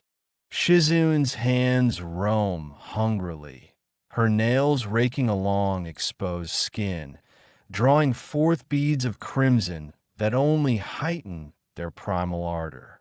As the trio lost themselves in their carnal revelry, the thought of Naruto lingered, a tantalizing promise of future pleasures to be shared under the cloak of darkness with the man who gave them this gift. Shin bureku remoni contento oba. Remoni contento oba. Shin bureku. The day of the summit draws closer as another week passes in Konoha. Throughout that time, Naruto begins training with Kakashi, but while he is busy in the office, sends Kurama amped clones to go to his personal training ground with the Silver Fox. During the course of the week, Naruto also remains substantially busy because of the arrival of the delegates of other nations. People such as Chikura, Toki, Koyuki, and Shibuki arrive in Konoha one by one. All of the nations he sought help from replied, and each of them were more than willing to help in the reconstruction. The Genin teams Naruto sent all returned safely from their missions and escorted the convoys back to Konoha, while the other Genin teams sent to Yugikure and Kusagaki returned, bringing the required resources and equipment to help with the rebuilding effort. Naruto uses this opportunity to strengthen the bonds and economy of his village, managing to complete deals and alliances with each of them. He met with each of these political leaders individually, forming trade agreements, trade routes, and alliances with all these lands. Lands such as Nami formed alliances that benefited both sides. Konoha will act as protection for Nami and will send ninjas there to help protect the land, but also establish their own ninja academy. Other lands and nations also benefit from their agreements with Konoha. Hokage Cure helps Konoha economically and technologically due to their advanced technology, and these will be a majorly boost Konoha as well. The deals were quite similar to these.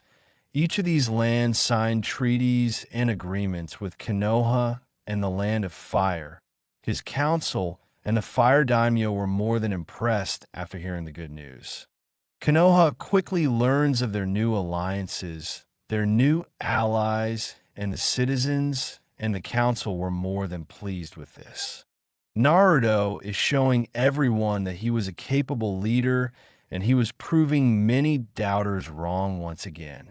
His fame quickly rising among the people and his reputation was vastly improving each and every day. Shin Bureku. Naruto sits in his office looking over his paperwork for the final touches to several alliances with Yukigekure, Takigekure, Nami no Kuni, Torai no Kuni, and Udon no Kuni. Gaara sent him a letter of congratulations and will send his builders to help with the reconstruction. You'll need to be leaving soon for Iron, Kushina says, under her Umbu Commander Ghost persona. Yeah, Tsunade will run thing in my absence, Naruto says and looks to the redhead. Any others you wish to bring into the fold, he adds, a hint of mischief in his eyes. Some Inuzuka, we're old friends. We can reminisce about my twin sister. I'll get her drunk and do the deed, Kushina says, a sly grin on her face, and Naruto rolls his eyes. A knock echoes and Kushina vanishes as Shizen enters with Hinata. Hokage-sama, Shizen says, with a respectful bow. Hinata, am I going to have a problem with you? Naruto says, his expression serious. No, Hokage-sama. I will do the mission I am assigned, Hinata says curtly, her gaze unflinching. Good, Naruto says, and dismisses the Hyuga heiress. A few more days pass and Naruto stands at the village gates dressed in a blue overcoat, pants, black boots with an orange foregear, white gloves, his Hokage hat on his head, and sunglasses over his eyes. Hinata is next to him dressed in a form-fitting light lavender, sleeveless kimono-style blouse with vertical lines, tied by a dark purple obi around her waist and short dark navy shorts. She also wears thigh-high stockings, arm-length lace gloves that secure by her middle fingers with black ankle-high boots. Ready to head out, Kakashi says, his eye crinkling into a smile. It seems all of Konoha has come to see them off with congratulatory greetings, good luck, and wishes for a safe journey. Don't embarrass Konoha, brat, Tsunade says, her tone a mixture of sternness and affection. I won't, Granny, Naruto says, using her nickname. See ya, boss, Konohamaru, Miyogi and Udon shout with their face filled with admirations. Naruto gives the gathered crowd a wave, and the three take off at Chunin speed for the Land of Iron, the nation of the samurai. About 3 days later, Naruto and his bodyguards were forced to deal with an ambush, but from their own home. Naruto, these masks are Kakashi says, cutting down one and his tone grave. Naruto narrows his eyes as three leap at them, but the blonde shocks his bodyguard by tossing several playing cards at the leaping na, only for them to explode once they pierce them. Playing cards? Kakashi says with a sweat drop. Cards that can be sharpened by futon and explosive seals on them. Also, it seems Danzo has betrayed Konoha. Hinata, how many more? Naruto says, bringing out more cards. About 20 more, Hinata says, striking down 2. Kakashi Sensei. Fire, Naruto shouts and weaves. Futon. Kami no Orosure, he thought, spewing a heavy gust of wind as Kakashi spews fire into the charging the soldiers. The fire slowly dies down as the three see one survivor dragging herself along the road, her legs and back badly burned. Naruto shocks Kakashi again as thin monofilament wires comes from his gloves to grab the Nakuno-ichi. You've learned some new tricks, Kakashi says, raising his Hitai. The Nakuno-ichi simply stares at them as Hinata removes her mask. You tarnish the great tree, the Kunoichi says, her voice strained. Doi, then where's your master? Why would Danzo betray Konoha? Naruto says, as Kakashi uses his Sharingan on her. She struggles to say something, but foams at the mouth while her eyes roll back in her head. Cyanide pill, Kakashi says grimly, as all the bodies set for and burn to ashes. Seems so.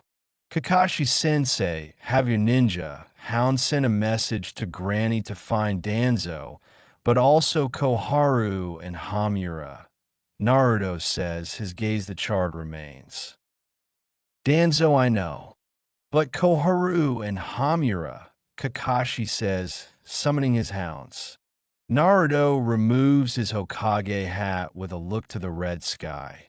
I found the files on the Uchiha massacre. Those three signed off on it behind the old man's back. Tell Granny to arrest all of them if they can, he says, his jaw set. All right, Kakashi says, and his hounds take off. Well, it's getting quite dark.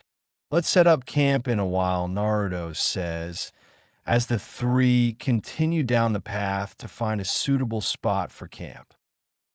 Music, Zetsu theme, Naruto Ost. Nightfall blankets the camp with inky shadows, the crimson sky fading into velvety darkness. Naruto's clone keeps vigilant watch with his cerulean eyes scanning the perimeter for any signs of danger. The soft crackle of the campfire dance across his whiskered face, casting flickering patterns of light and shadow. Hinata stirs from her slumber, her dark tresses spilling across the bedroll. With a furtive glance at Naruto and Kakashi's sleeping form, before she slips away from the warmth of the campfire with her footsteps muffled by the mossy earth. I need to use the bathroom, Hinata whispers to the clone, her pale eyes downcast. The clone nods and seems oblivious to the subtle tension rippling beneath her words, or so it seems. Hinata disappears into the dense thicket as her heart pounds with a mixture of fear and resolve. The forest envelopes her, and the twisted branches reach out like gnarled fingers, obscuring the moonlight, but Hinata presses onward, her Byakugan activated, until she reaches a small clearing. Hello, Hinata Hyuga, a haunting voice says, slithering through the darkness as a sinister presence rises from, and their yellow eyes glowing in the shadows. Black Zetsu's pale visage emerges with their ghostly countenance distorted into a twisted smile. Hinata's breath caught in her throat, her Byakugan revealing the creature's malignant chakra signature. What do you want? Hinata asks, her voice firm despite the fear coiling in her gut. Black Zetsu's sinister gaze bears into her, and their presence suffocating the very air around them. I have an offer for you, Hinata Hyuga. An offer for you to take revenge on Naruto Uzumaki. They hiss, their words dripping with malice. Hinata's lavender eyes narrow and her expression impassive as she processes the creature's words. Revenge on Naruto, she murmurs, her voice devoid of the trembling uncertainty that once plagued her. Her hands remain steady and unflinching in the face of the creature's malicious offer. Yes, revenge on the one who has caused you so much pain and heartache, Black Zetsu says, and a chuckle escapes their twisted lips. The one who has never truly seen you. The one who has always overlooked your devotion. They taunt, their voice like poison seeping into her ears. Hinata clenches her fists as her nails digging into her palms as a torrent of emotions churn within her. Memories of Naruto's oblivious nature, his unwavering determination to protect everyone move through her mind like a cruel taunt, and him choosing that common bitch over her. How? Hinata whispers, her voice laced with a dark edge. Black Zetsu's smile widens and revealing a glimpse of their true but sinister nature. Join me. Aid me, and together we shall make Naruto Uzumaki suffer as he has never suffered before. They purr, his voice dripping with malice. That would mean betraying Konoha, Hinata whispers, her voice laced with a rare edge of bitterness. The village she has sworn to protect, but the same village that has turned a blind eye to her devotion and her sacrifices. Konoha has failed you. They have never recognized your true potential, your unwavering loyalty. They hiss, their words dripping more venom into her ears. How can you promise such revenge? Hinata asks, her voice barely above a whisper, yet laced with a newfound strength born from years of suppressed anguish. Black Zetsu's twisted smile widens as their pale visage distorts into a malevolent grin. I can offer you power. Power beyond your wildest dreams. Power that will make Naruto Uzumaki suffer for his blind ignorance. They purr, their words dripping with an enticing promise. All you need to do is deal with Kakashi Hitaki when the time comes. My partner will encounter Naruto Uzumaki at a certain moment, and that will be your opportunity to act. Black Zetsu's voice slithers like a venomous serpent. Hinata's heart pounds in her chest, while the weight of Black Zetsu's words bearing down upon her and sending a shiver down her spine. But the promise of vengeance had tainted her soul. How can I trust you? What assurance do I have that you won't simply discard me once I've served your purpose? Hinata asks, her voice barely audible, yet laced with a newfound edge. My dear Hinata, you possess a power within you that even you cannot fathom. Join me, and I shall unlock the true potential that Konoha has so foolishly overlooked. Black Zetsu purrs, their words dripping with a sickly sweet allure.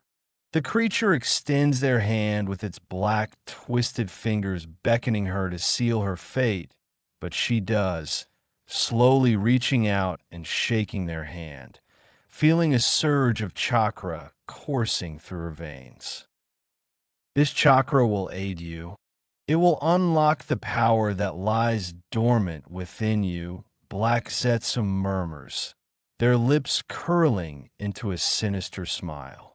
A black, but having a purple tint like mark scrawls up Hinata's right arm to her right, while a burning sensation spreads through her body. What? What is this?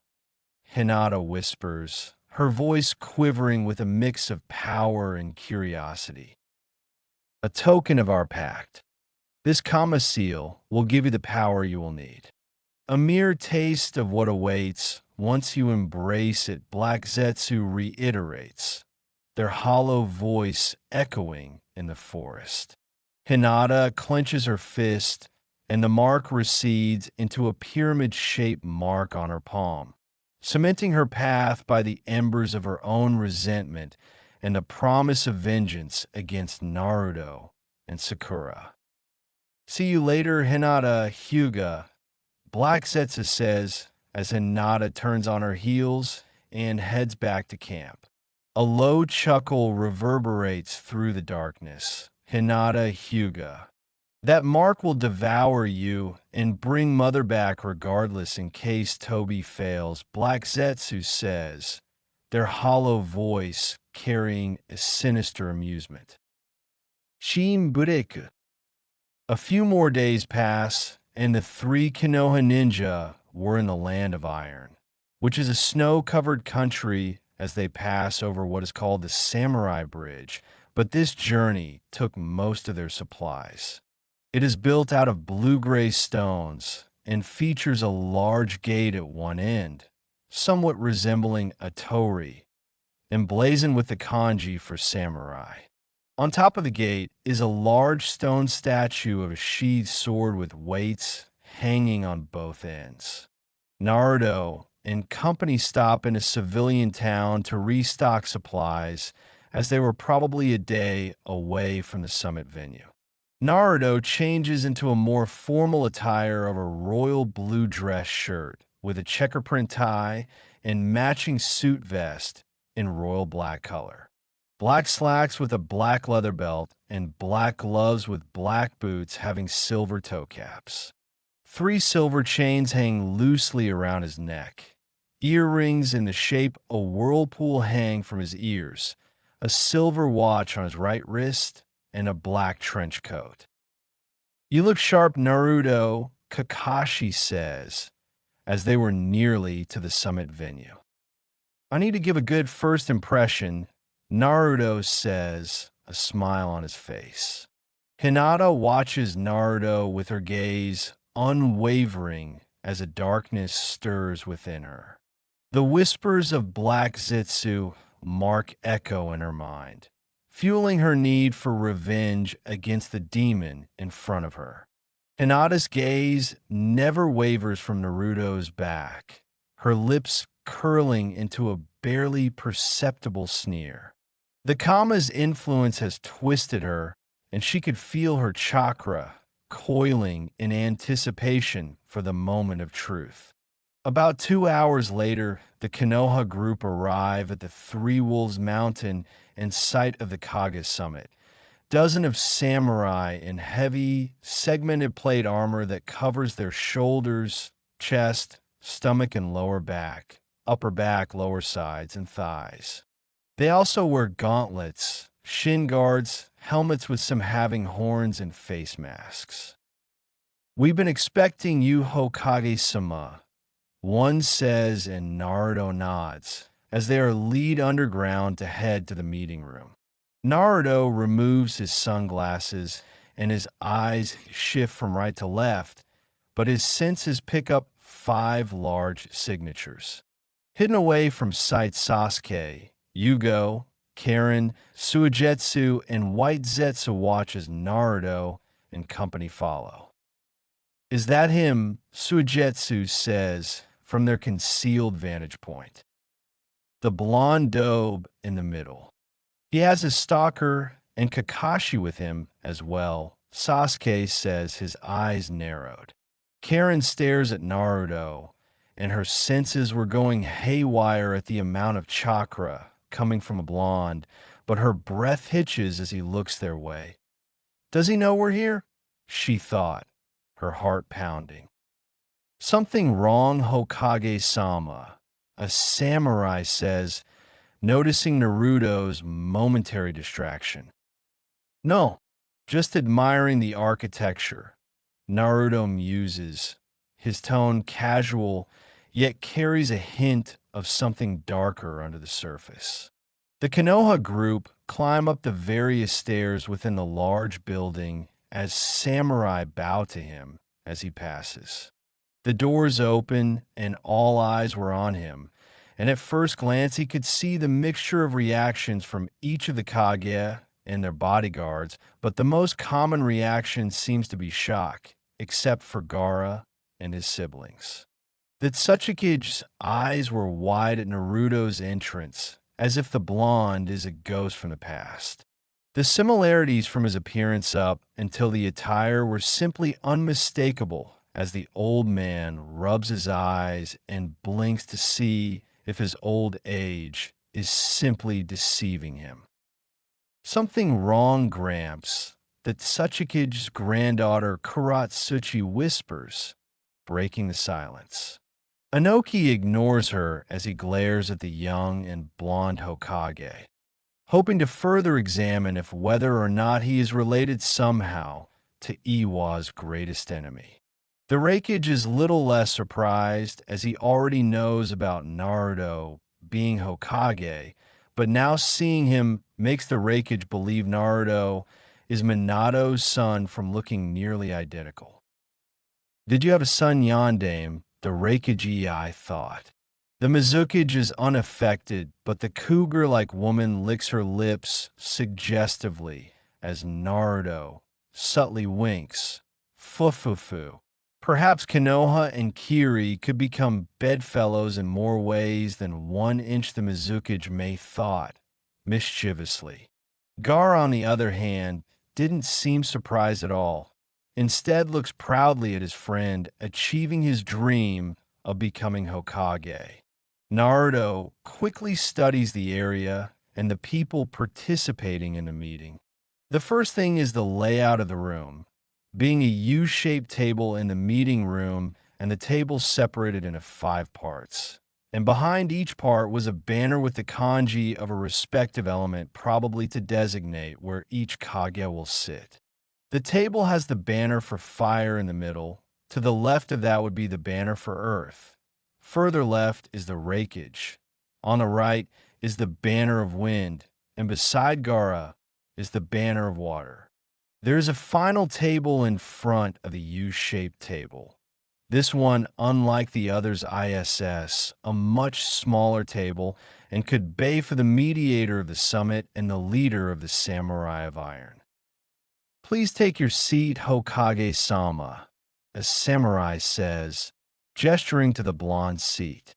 Naruto slips off his trench coat to give it to Kakashi before walking to the table and taking his seat with the 5 Kage's bodyguards are being led to a section overlooking their Kage as the mediator arrives. Thank you everyone for your presence. I am Mifune, and I will be the mediator of this summit. As all of you know, this meeting has been called upon by the Raikage. While you are all at this meeting, there will be no violence whatsoever within the borders of the Land of Iron. Are we all clear on that? The mediator says, and each Kage nod. Good. Before we begin, could you all please place your hats on the table, he adds. Naruto and his fellow Kage remove their hats on the table as the room darkens and each of them are lit up by an overhead light. Now, can each Kage introduce themselves? Mifune says, his gaze sweeping over the assembled leaders. I will introduce myself first. I'm Gaara Sabaku. Go Dame Kazekage, Gaara says, his voice calm and steady.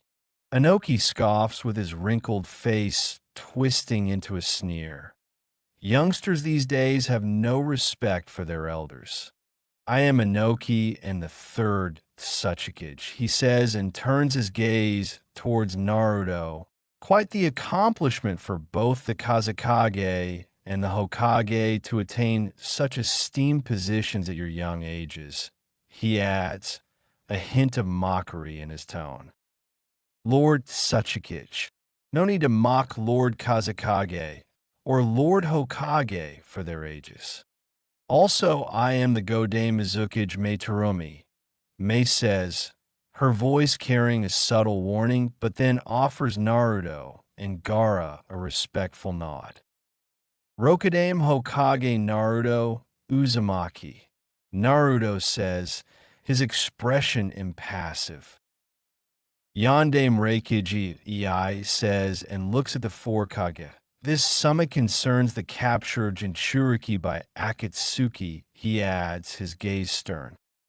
Indeed, I am a former Jinchuriki and was captured by Akatsuki. They extracted the Ichibi from me, and I nearly died, Gaara says and glances around the room. I sought aid from the 5 Kage, but was ignored, except for the former Hokage and current Hokage. While this happened, other countries were attacked for their Jinchuriki as well. Yet this group acted slowly, he adds, letting the weight of his words sink in. Anoki leans back in his chair with a slight wince. How can the five great villages serve as an examples when their Jinchuriki were stolen? He starts and has some sarcasm to his tone. To be honest, it's an embarrassment to seek aid from other countries concerning that, he adds, his tone biting. Saving face, prestige, such old-fashioned beliefs, Gaara says, his face level and calm, but his gaze hardened. Old-fashioned beliefs aside, I will acknowledge as Mizukic. I delayed action, but losing one's Biju is not a cause for great concern. Controlling a Biju takes time. Control and skill, Mei says, nodding thoughtfully. Jinchuriki and Biju must mature together. If Akatsuki plans to create new Jinchuriki, we have years before they are a threat. Anoki says, stroking his chin. EI clenches his fist on the table, but he suddenly raises it in a rage to bring it down with a loud crash, causing the Kage's guards to come to the aid of their Kage while all the lights snap on. This is place of discussion. Everyone show some decorum, Mifune says, his voice cutting through the tension like a blade. Hinata, Kakashi, Naruto says, his fingers steepled under his chin. EI removes his fist from the table and plops in a chair with his arms folded as the bodyguards return to their seats, while some of the light turn off again to illuminate only the Kage and Mifune. Konoha, IWA, Suna, Giri, missing mean from your countries make up the Akatsuki and through our investigations. All of you have used them. I do not trust any of you. But the reason I convened this summit is to question your loyalty. EI says, his tone laced with accusation, and this shocks Gaara with his jaw tightening. So every country is guilty of using Akatsuki save Kyomo, Naruto says and garners their attention. I can't speak for Konoha's previous leaders, but Akatsuki destroyed my home. I fought their leader and defeated him, but nearly at the cost of my life, he adds, his gaze sweeping across the Kage. Tension crackles in the air as each Kage weighs Naruto's words carefully. Regardless, the most suspicious is Kiri. There are rumors Akatsuki originated there. EI says, his gaze fixated on the Mizukic. Mei looks down at the table with a sullen look on her face and sighs. Since we've come this far, I will speak honestly. There were inklings of someone manipulating the Yonde Mizukic. We believe it was Akatsuki, Mei says, shocking some with a few murmurs. Enough of this. Your disregard for disarmament and pursuit of powerful ninjutsu and bloodlines force the rest of us to seek alternatives. Like Akatsuki, Anoki grumbles, shifting his attention to EI. Are you accusing Kyomo of being responsible for the rise of Akatsuki? EI says, his eyes narrowed, and leans forward with his fists clenched on the table.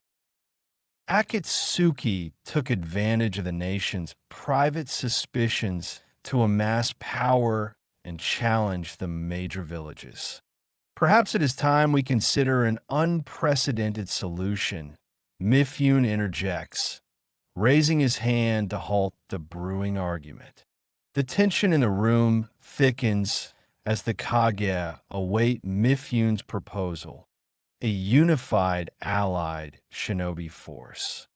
To confront the threat of Akatsuki once and for all, Mifune declares, his gaze sweeping across the gathered leaders. An allied force? Who would lead such a force? Ei says, scoffing and folding his arms. Mifyun's steady gaze meets Ei's challenging gaze. Allow me to choose among the 5 Kage who is best suited to lead. Presently, only Konoha has a Jinchuriki in the form of the QB, and choices should be made on how to utilize it. Mifyun says with his tone even, and Naruto narrows his eyes. Supreme authority should go to... The samurai adds, before the lights snap on to everyone's shock. Music, Akatsuki theme, Naruto Shippuden loop. Suddenly a green plant bulb rises from the ground and white Zetsu appears. Hello, they declare with their voice echoing in the room, as every guard appears in front their Kage. Sasuke Uchiha has snuck in. Now where can he be hiding? Let's all go find him. White Zetsu crows, a wide grin on their face. The runt showed his face, Kurama says, as Ei grabs White Zetsu. Where is he? Ei roars, but White Zetsu toys with him, causing the Raikage to snap their neck. She, Ei says, ignoring Mei asking why kill White Zetsu. I have him, Lord Raikage, she says from the shadows. Then follow me, she. Darui, Ei says, punching through the wall and creating a sizable opening. Sorry about the wall and table, Darui says, before following his Kage. Mifyun has his subordinates ready battle formations as Naruto rises from his chair while loosening his tie. Naruto, Gaara says, cutting through the tension. Naruto unbuttons the cuffs of his sleeves and rolls them up to his elbows. Hinata. Kakashi, stay here. I'll be back, he says, his tone resolute. Where are you going, Hokage? Inoki says, his wizened features narrowed. Naruto looks to the older man with a glint in his eyes. Sasuke and I are old teammates, which means he's coming for me, the blonde says, his tone firm. Why attack the summit simply for you? Mei says, and Gaara glances to her, as silence fills the room before Naruto answers. Since he is an Akatsuki, he's after the Kyuubi Jinchuriki, which happens to be me, Naruto says, heading for the hole made by Ei.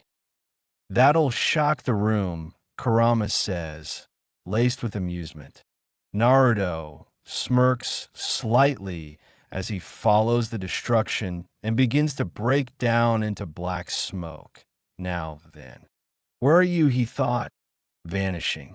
Meanwhile, Karen watches the battle between Sasuke and Ei with the Uchiha traitor begins to gain the upper hand by using his Mangekyo. H's chakra is near Biju levels. While Sasuke is struggling to keep up, Karen thought, peeking from her hiding place and seeing the Raikage form. She turns to come face to face with Naruto, and he covers her mouth before she can scream. Shh. Now sleep, Naruto says, a Sharingan forming in his right eye. Karen's eyes droop, and she passes out while a smoke clone of Naruto pulls off his body. Secure her somewhere, he says, and the clone lifts Karen, vanishing with a blink of black smoke and whisking her away. Naruto rises to his feet and unseals a deck of cards with a sigh. Sasuke, you deluded fool, he thought, hopping on the ledge and leaping down as the Raikage sends Sasuke flying while his left arm is on fire with black flames. Move, Lord Raikage, Naruto shouts, tossing his cards towards Sasuke. Ei sees the cards and moves as they explode upon impact with Sasuke's Susanoo.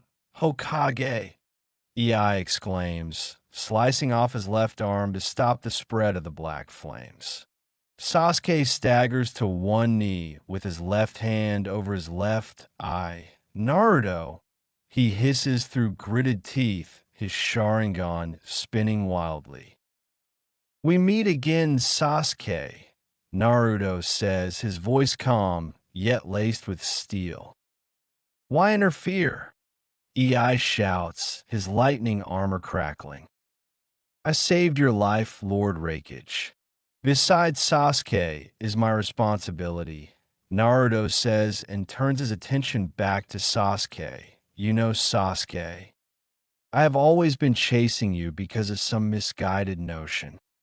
I believe we could be brother in arms, but I realized after you left me to die in the Valley of the End, you don't care about anything. Not your family or your friends. You're simply a void. You can never kill enough. You can't even inflict enough pain to even feel it, he says, raising a dead man's hand. Ah, you look ready to die, a voice shouts menacingly. Naruto turns to be speared by Yugo using his jump booster and pushes them towards Suigetsu. Wait a minute, Suigetsu shouts, as Yugo drives Naruto into Darui's sword. However, instead of blood sprays, it is thick black smoke. What the hell? Suigetsu says before wires grab him and his sword.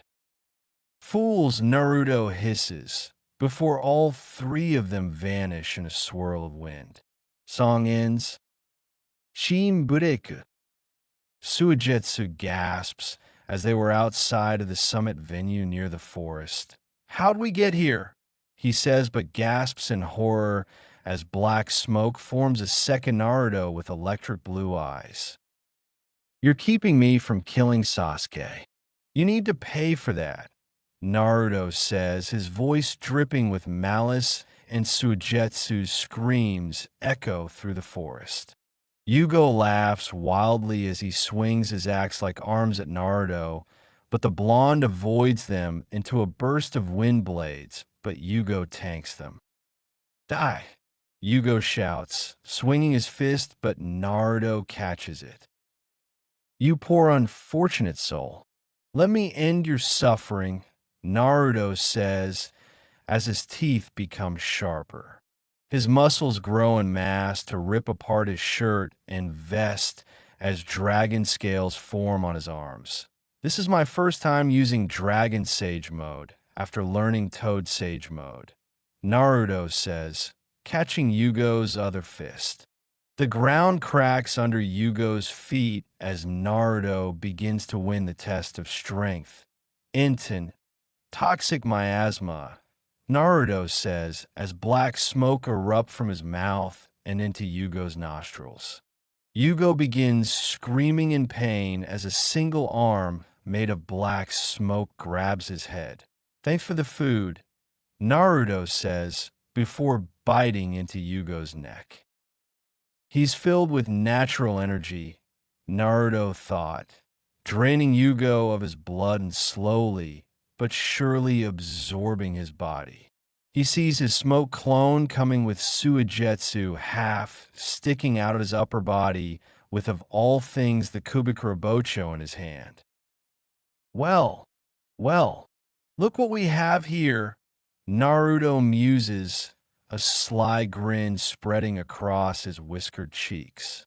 It drops the broken weapon and assimilates with Naruto as he returns to normal. Ah, not bad, Naruto muses, picking up the sword, and a look of remembrance fills him. Wonder if the runt is dead yet, Kurama says, with a hint of morbid curiosity. Naruto sighs and raises a half-ram sign. Who knows, but I hate to use this now, he says, sighing with a roll of his neck. Why use it then? Kurama counters, a hint of curiosity in his voice. It'll change their perception of me and show I'm not to be trifled with. They know I'm your Jinchuriki and now I know that jutsu as well, Naruto says, vanishing with a yellow flash. Back inside the summit venue, everyone is still reeling from Madara's declaration of a cataclysmic fourth shinobi war.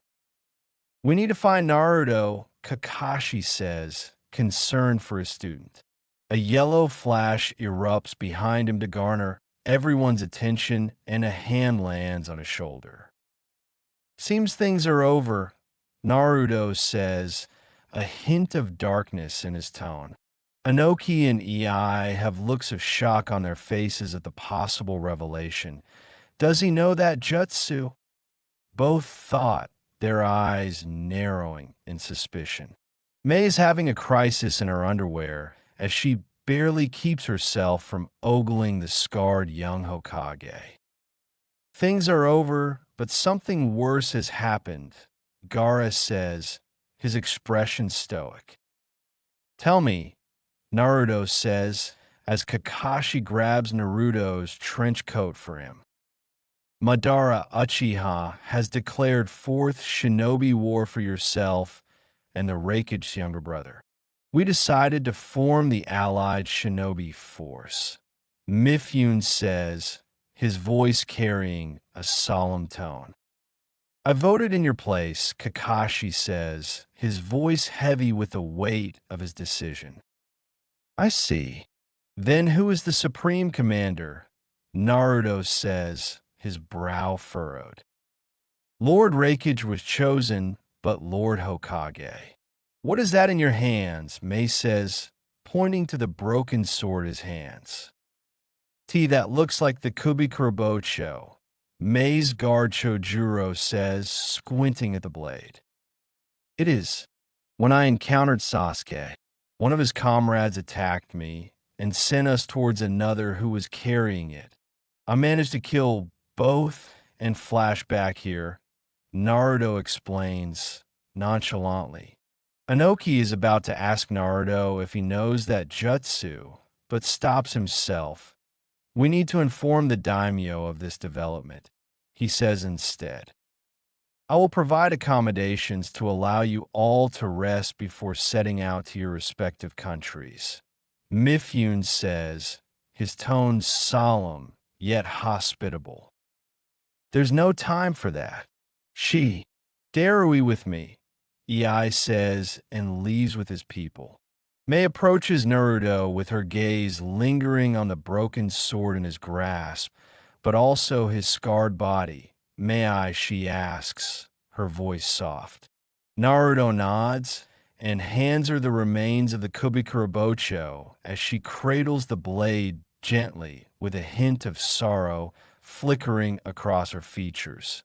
Thank you, Lord Hokage, she says with a slight bow, before turning and departing while her guard Shojuro, but also Ao at her side.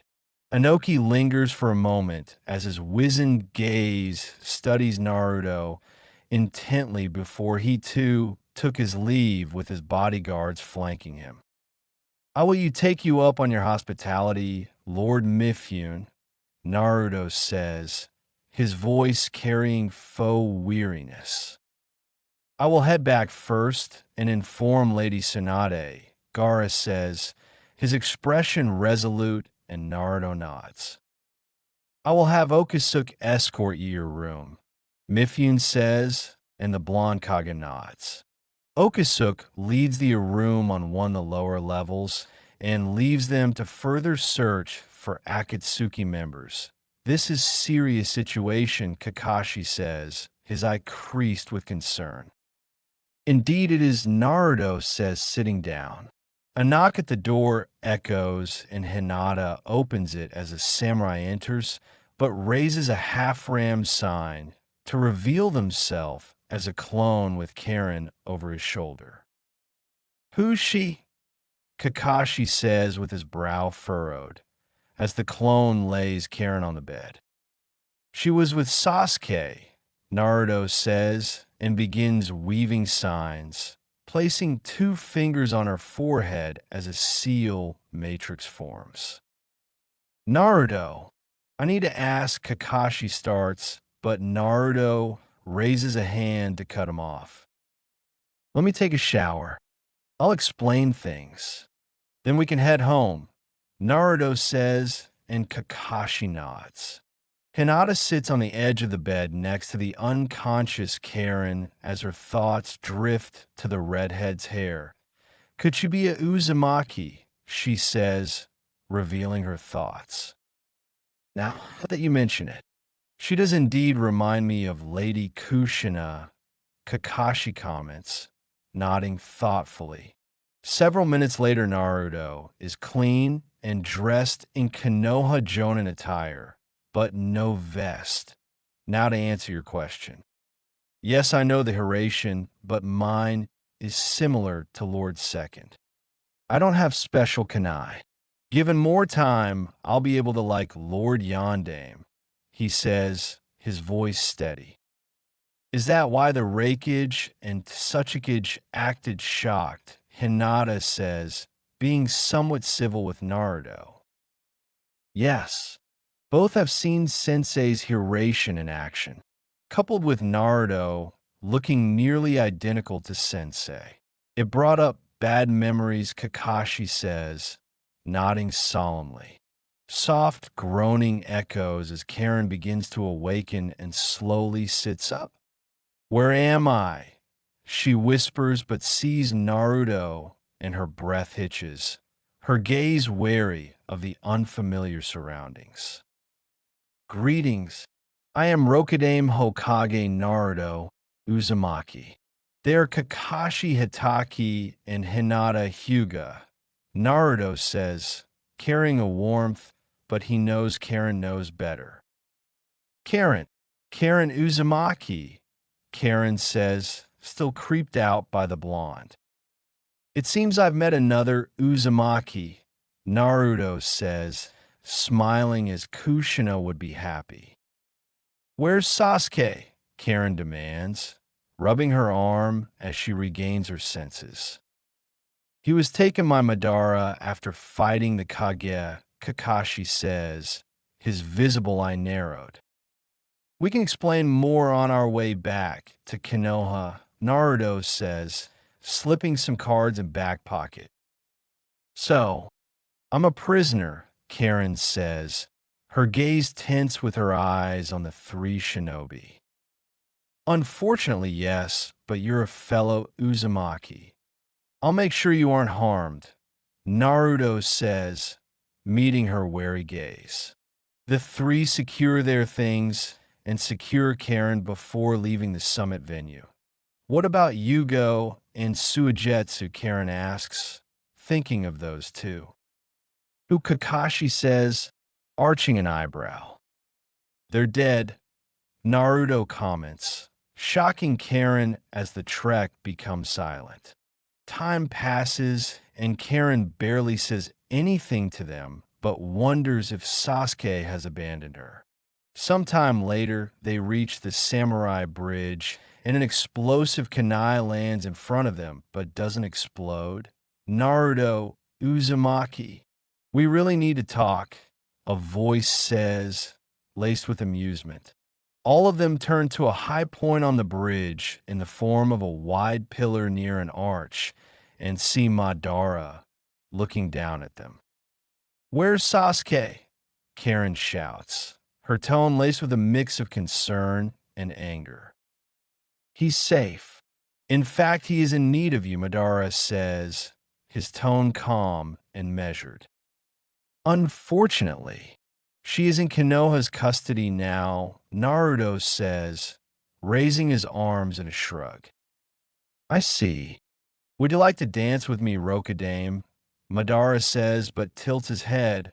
Or would you prefer Sasuke? He adds, his hidden lips curling into a smile. The tension between the two shinobi is palpable, with each sizing up the other, silently weighing their options. Naruto tilts his head with a look of amazement on his face. You would let me pick. How magnanimous of you, he says and frowns. Though I doubt I'm strong enough to fight the Madara, he says and tosses an ace of spades towards him. The ace of spade passes through Madara, but a yellow flash erupts behind him as Naruto grabs his card into a spinning kick. His kick passes through Madara as he lands with a skid on the pillar, and Madara grabs his coming back fist. Not good enough, Hokage, Madara says, his tone laced with amusement. Inten, leech seed, Naruto thought, and release a tiny bit of black smoke from his pores. Is it, Naruto says, as Madara sees microfilament wires surround him. Madara lets Naruto phases through him as he avoids the blonde's wires. Not bad, Madara says, and the blonde. He knows Sensei's Horatio, Madara thought, eyeing the Rokadame appraisingly. High praise. However, if I could choose my opponent, I'll take Sasuke, Naruto says, a thin smile on his face. Then allow me oblige. He'll take back my pet from your cooling corpse, Madara says, sucking himself into his eye. Naruto flashes back to Kakashi, and a moment later Sasuke appears with Madara, but the former looks exhausted. You look terrible, Sasuke, Naruto says, a teasing smile on his face. Give me Karen. She can heal me, Sasuke hisses, his eyes narrowed. You're a healer, Naruto says with a glance to Karen and sighs. Good ahead and heal him. However, if you run, your head will explode, he adds, and her breath hitches. She looks to Sasuke, and his eyes tell her to get over here now as she slowly makes her way towards him. You did that, her, Kakashi says, his tone laced with concern. No, it's Marker, Naruto says, shaking his head and waving his hand dismissively. Hinata edges behind Kakashi as Naruto rolls his neck a few times with a crack of his knuckles. Naruto, don't underestimate Sasuke, Kakashi says, his tone grave. I won't. This time I won't hold back. You two should head off the bridge, Naruto says, his tone serious. Sasuke brushes Karen aside, and she falls with a yelp while he activates his Sharingan. It seems many things have changed since we last saw each other, he says, his voice low and dangerous. Music, Naruto Shippuden OST 2, Haku plus Kokuten, loop. Indeed, you're an international criminal, and I'm Hokage, Naruto says, his gaze meeting Sasuke's unflinching gaze. The tension between them is palpable, and the weight of their history hanging heavy in the air. Konoha must have lost their collective minds to appoint a dope like you as Hokage, Sasuke says with a scoff, as both begin to move closer at a slow pace. Madara, with a subtle look to Hinata, moves to the top of the archway of the bridge as Karen moves behind the wide pillar. Hinata clenches her right fist as her Kamamar spreads across her arm like a sinister tattoo, and her eyes burn with an unholy light. Hakusho! She roars, slamming her palm into Kakashi's back with devastating force. The copy ninja's body goes rigid, and his visible eye widens in shock as his heart explodes within his chest. A torrent of blood sprays from his mask, staining the ground crimson while he crumples to his knees. Hinata. Kakashi chokes out, his voice thick with confusion and betrayal, while gasping for breath as his life slips away. Naruto quickly whips around with his eyes wide. What have you done? He demands, his voice having a dangerous edge. Hinata's expression remains impassive, but her eyes burn with a strange and otherworldly light. This is your fault, Naruto, she said calmly, as if she had not just killed his sensei. Karen whimpers from her hiding spot behind the pillar, her hands pressed over her mouth in horror, as she has never witnessed such brutality.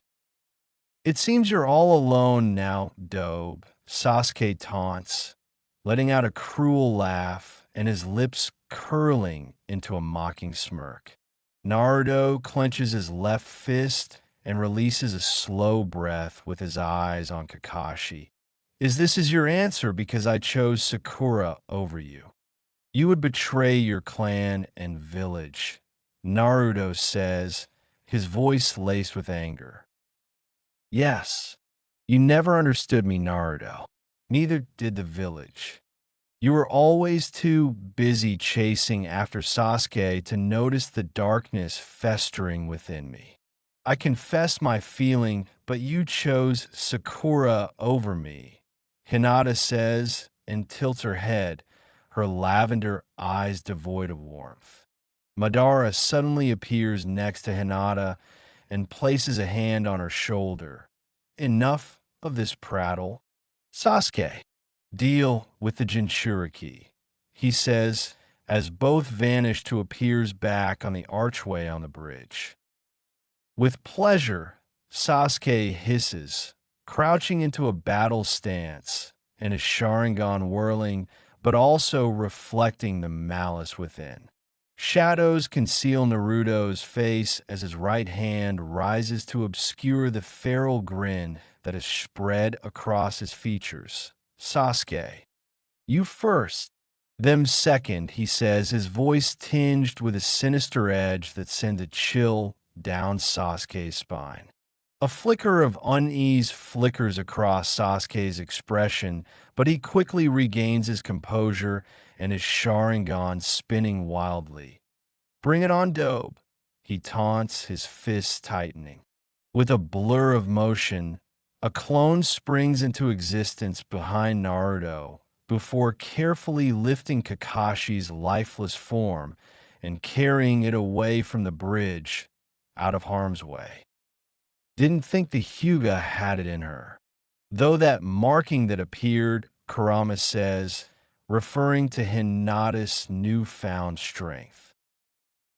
I'll worry about it later.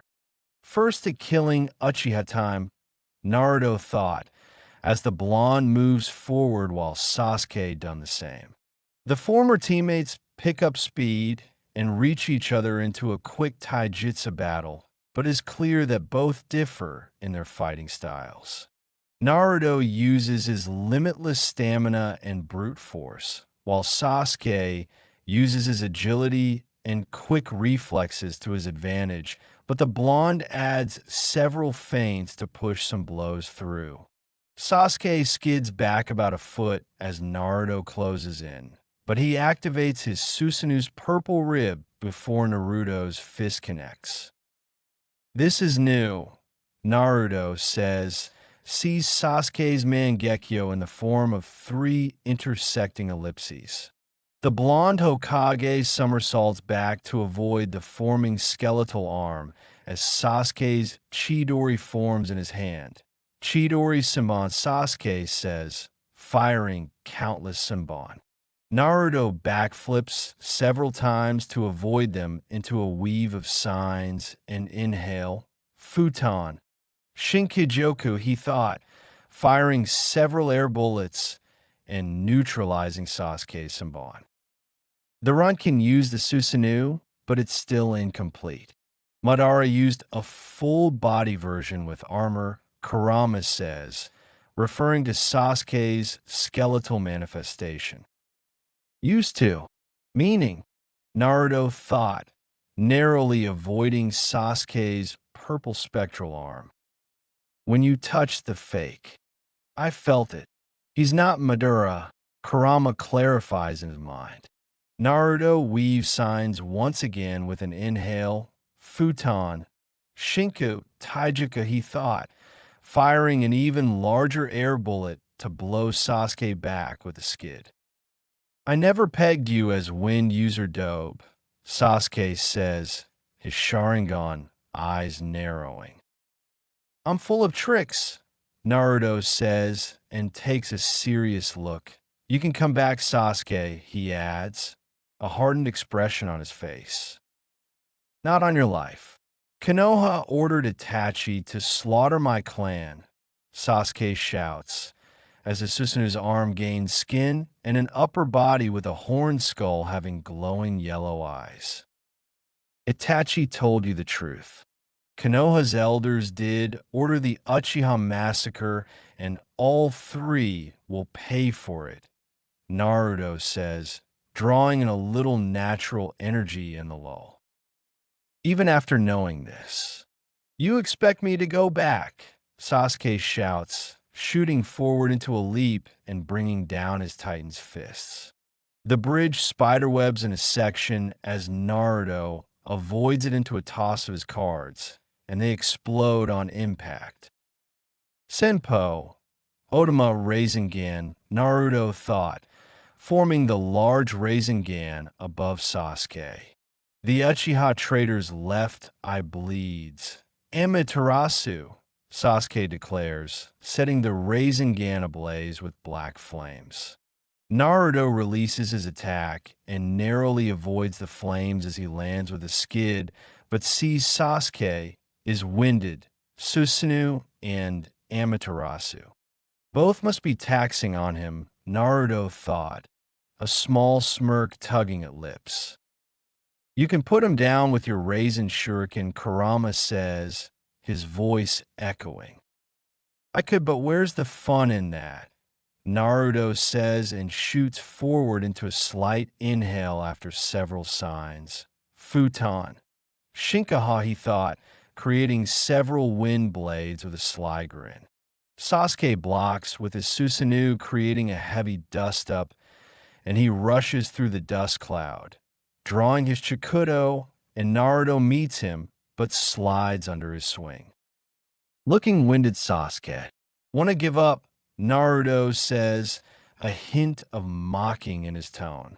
Sasuke's response is to swing his Chikudo, but Naruto spins into a handstand, chaining that into a spinning bird kick with sparks coming from his boots meeting sword. However, this is enough to dislodge Sasuke's sword, and the blonde flips up to grab it, slashing Sasuke across in the chest, and a roundhouse sends him flying several feet. Nice sword, Sasuke. I think I'll keep it, Naruto quips, sealing it away into his right glove. Seems Naruto's strength is not unfounded. At this rate, Sasuke will lose, but it'll further drive him towards me, Madara thought, glancing to Hinata. Sasuke staggers to his feet as blood drips from his chest. You fucking dope. I kill you, he roars, his Susanoo exploding out.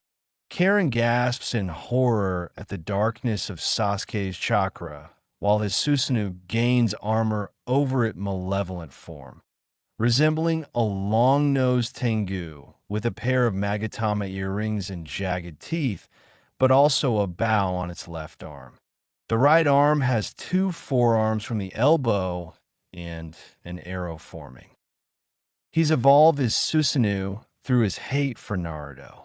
Interesting, Madara thought, observing the malevolent form taking shape. Sasuke prepares and fires it as Naruto launches forward, but tosses a card left to avoid the arrow as it crashes into the bridge. Naruto tosses several more cards around the bridge and continues towards Sasuke, avoiding another arrow by flashing to another card. He's using the same jutsu, but using playing cards. How could he learn such a jutsu in such a short amount of time? Madara thought, seeing Naruto's yellow flashes with a keen interest. Naruto closes in, but Sasuke weaves signs to Tiger with a deep inhale. Katan. Goryuka no jutsu, Sasuke shouts, firing a large dragon-shaped fireball. Naruto leaps to avoid it and cracks the ground in the process as he lands, but has to throw up his arms to block the Susanoo's fist that tosses him back. Naruto corrects and lands with a spin, but has to slams his hands down, Kuchios, Rashomon, he thought, creating a quick defense. A demon gate rises from the bridge with a menacing demon face to block the incoming arrow. Naruto peeks from the side of the gate to see Sasuke on his knees and spitting up blood with Susanoo beginning to fail, losing at Armor Aro reveal the demonic skeletal form. "Thank you, Karen," Naruto says, seeing her running towards, and he raises a half-ram before vanishing in a yellow flash. Karen is nearly to Sasuke when Naruto appears in front of her and already weaving signs to Bird. "Inten," Naruto thought, expelling a thick black cloud from his mouth. Karen and Sasuke cough violently as the fumes fill the area around them while the blonde grabs the redhead. "See you, Sasuke," Naruto says, snapping his fingers. A searing blast explodes as Naruto flashes to one of his cards while Madara is on his feet. "What was that?" Madara thought, his eyes narrowing as he observed the aftermath. The cloud begins to dissipate, and Sasuke is on his back with second and third degree burns all over his body. He tries to sit up and cries out in pain as the agony is too much, but sees Naruto coming as this forces him to do something he would never do. Sasuke struggles to his feet and runs for his life towards Madara and Hinata, but Naruto waves his right forward as his monofilament wires shoot out to ensnare the Uchiha right arm and left leg.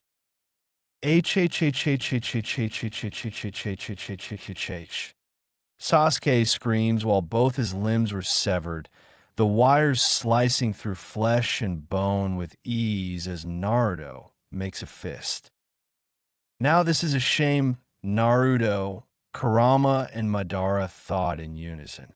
Sasuke crawls along the bridge as his blood flows, but several Zetsu spores emerge from his body to stem the blood from his wounds. Madara Quicks begins to use his technique, but the wires ensnares Sasuke's neck before he can complete it. The wires tighten around Sasuke's neck and crushing his windpipe, while he gurgles a choked gasp, his eyes bulging as he claws at the wires in vain when his head leaves his body in a fountain of crimson. "You've intrigued me, Rokudame," Madara says, looking down at the now-dead Sasuke. "How cruel of you, Naruto," Hinata says, her eyes narrowed in shock. Naruto places his right hand on his heart with his left behind his back and his wires floating around him.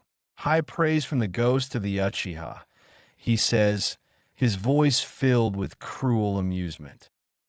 "I look forward to how well you dance during the war." "Ja-ini," Madara says, his tone laced with anticipation before sucking himself and Hinata into his eye. The battlefield falls eerily silent, save for the gentle flutter of Naruto's wires slicing through the air. #Land of Earth #. Inoki, Kuratsuchi, and Akatsuchi were halfway to a Wagakure when a swirling vortex appears in front of them, as out steps Madara. One would expect them to immediately attack the man who attacked the Five Kage summit and declared a fourth shinobi war, but instead Madara claps. "Magnificent performance, Inoki. Everyone believes you are on their side," Madara said, his voice laced with mockery. "What do you want, Madara?" Inoki says, his eyes narrowed. "I merely wish to commend you on your exceptional acting abilities." "You even had me fooled for a moment," Madara says, his single Sharingan gleaming with amusement from his orange spiral mask. Kuratsuchi hesitates with her hands dropping to her sides. "We did what you asked, Madara." "Why are you here?" she said, her voice wavering but still defiant. Akatsuchi places a hand on her shoulder. Be careful, Kuratsuchi. He's not to be underestimated, he says, his brow furrowed with concern. Wise words. Perhaps you should heed them, Madara says, his gaze shifting to Akatsuchi as his Akatsuki cloak sways. Now the reason I am here is that I would not leave such vital pawns to their own devices. Your naivety is almost endearing, girl, Madara adds, shaking his head in mock disappointment. Inoki's eyes narrow as he grips his fists behind his back with his gaze fixed on Madara. We are not mere pawns, Madara. We are allies, united in our desire to see Konoha crushed. He says, his voice laced with venom, but also a mixture of defiance and contempt. Madara's laughter echoes through the barren landscape. Allies, do not delude yourself, Inoki. You are nothing more than a means to an end, he says with a scoff, his lips curling into a sinister smile behind his mask. Kuratsuchi steps forward with her fists clenched at her sides. We upheld our end of the bargain. The others' nations believe we'll work with them, she said, her voice trembling with barely contained fury. Yes, you have played your roles admirably. The capture of the Kyuubi and the Hachibi remain paramount, but a new obstacle has arisen. The current Hokage, Naruto Uzumaki, Madara concedes, a hint of mockery lingering in his tone. That brat is more formidable than we anticipated. He not only possesses the Kyuubi's power, but has used the Hiratian technique, combined spell annihilation. Inoki says, his brow furrowed in anger as he glares at Madara. Do not forget, Sachikage. I possess the Sharingan that subjugates the Kyuubi. As for Naruto's having the Hiratian, it is a mere trifle in the face of my abilities. Can he fight 6 Biju and an army of thousands? Madara says, remaining ungazed and his single visible eye narrowing slightly. You underestimate him at your own peril, Madara. He scarcely reminds me of the Kiroi Senko. He could very well be his son. Inoki says, teeth gritted and his aged frame trembling with barely contained rage. You have no idea, you old fool, Madara thought and chuckles darkly. Then we shall simply have to ensure he does not have the opportunity to do so. We'll deal with him swiftly and decisively, he adds, his tone cold and resolute. You're forgetting that Kyumo leads the allied shinobi forces, with the Hokage at its helm. Even if IWA were to break away and attempt to destroy Konoha, the other nations would undoubtedly intervene, Kuratsuchi interjects, her pink eyes on Madara. The Hokage and Kyumo are forces to be reckoned with, but their greed may keep them on the sidelines when we strike.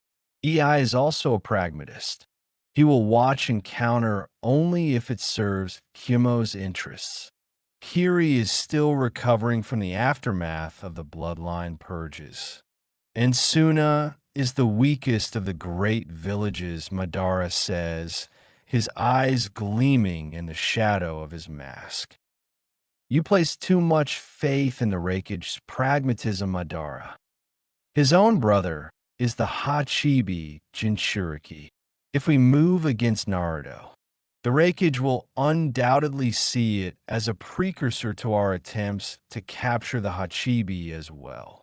He would never risk his brother's safety, Inoki says, scoffing and his wrinkled face contorted with skepticism. My grandfather speaks true. The Hokage is many things, but a traitor is not one of them. If we move against Konoha, we will face the wrath of the entire shinobi world, Kuratsuchi says, nodding in agreement and her arms folded across her chest. Then we must find a way to fracture this alliance from within, sow the seeds of doubt and mistrust, and it will crumble under the weight of its own vulnerabilities, Madara says, his expression unreadable. The three IWA ninja say no more as they walk past Madara, as his gaze follows them before they vanish into dust and rocks. Inoki is as easy to manipulate as Yagura was.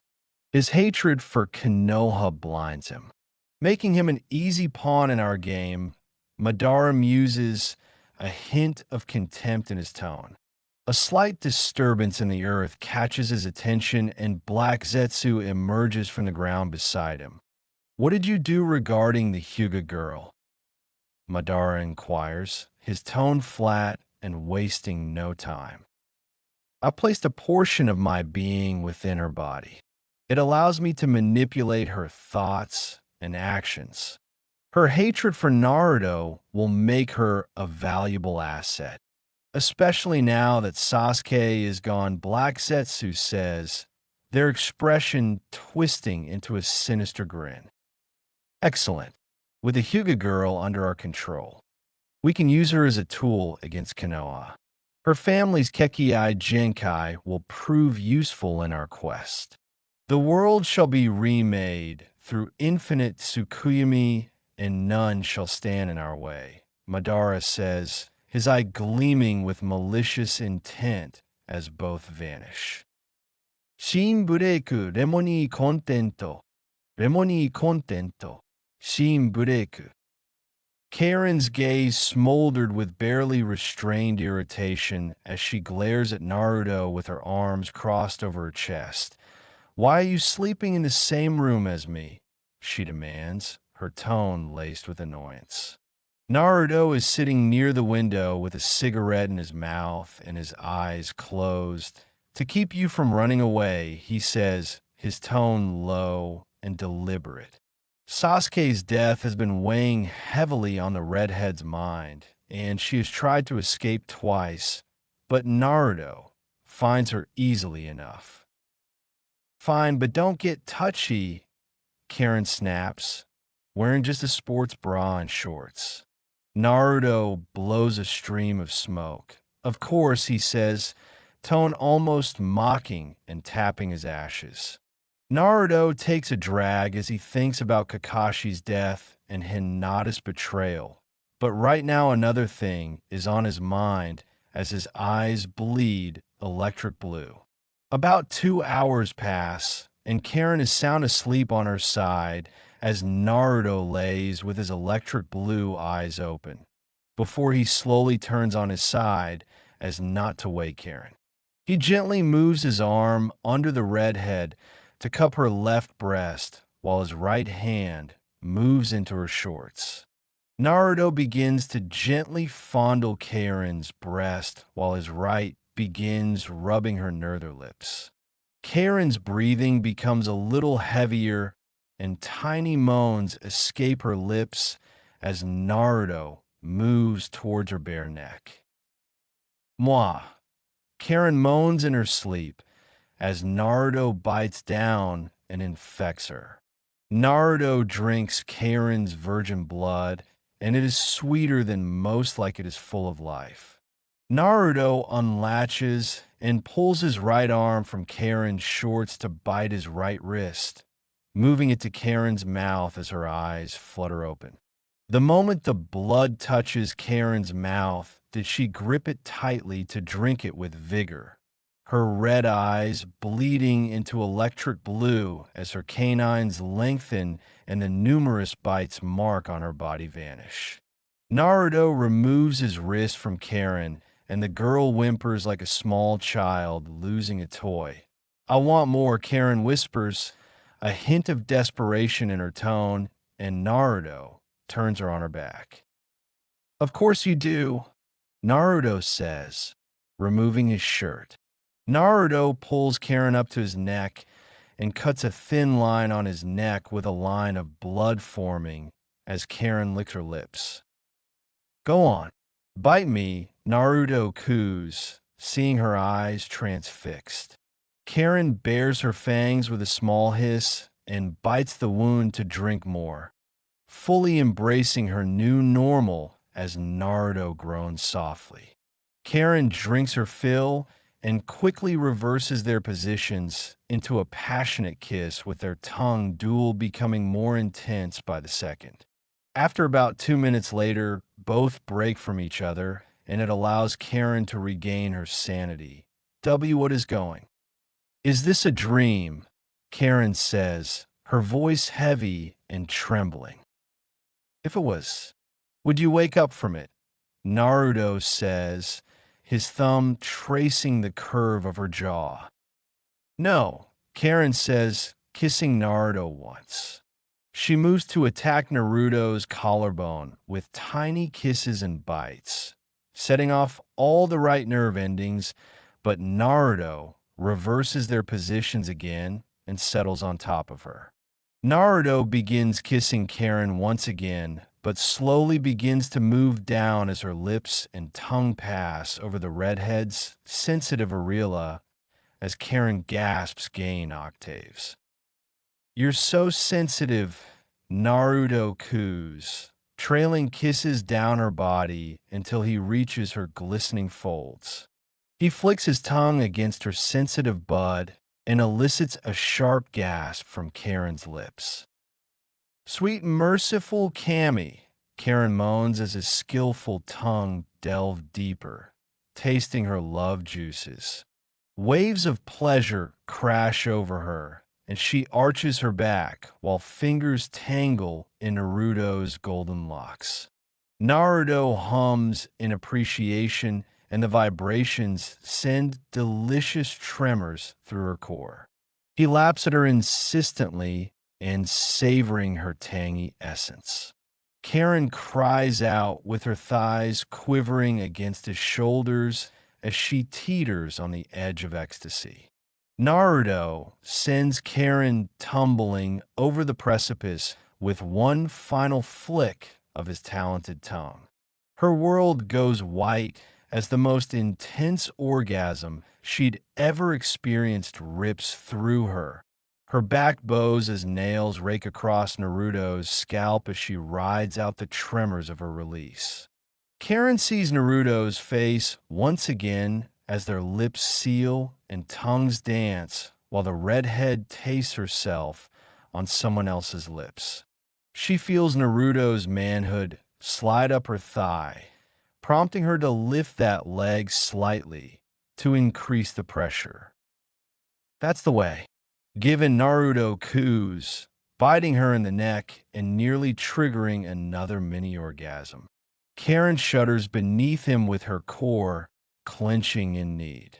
She hooks one leg around his waist and tries to pull him closer, desperate for him to fill her aching emptiness. Karen's cheeks flush as Naruto's piercing gaze meets hers. Do you want me inside you? He purrs, his voice thick with desire. Please. Karen whimpers, her head nodding fervently. Naruto's lips curls into a wolfish grin as he lifts to unbuckle his pants to free his member, before he positions himself at her slick entrance, and Karen trembles in anticipation. Naruto slowly and achingly sheaths himself within her welcoming heat as Karen throws her head back, a strangled cry leaving her parted lips as he stretches her deliciously, but he stills for a moment, allowing her to adjust to his impressive girth. You feel so good, Naruto coos, burying his face in the crook of her neck. Karen arches against him, silently pleading for him to move. Naruto obliges and withdraws almost completely before slamming back into her with a powerful thrust.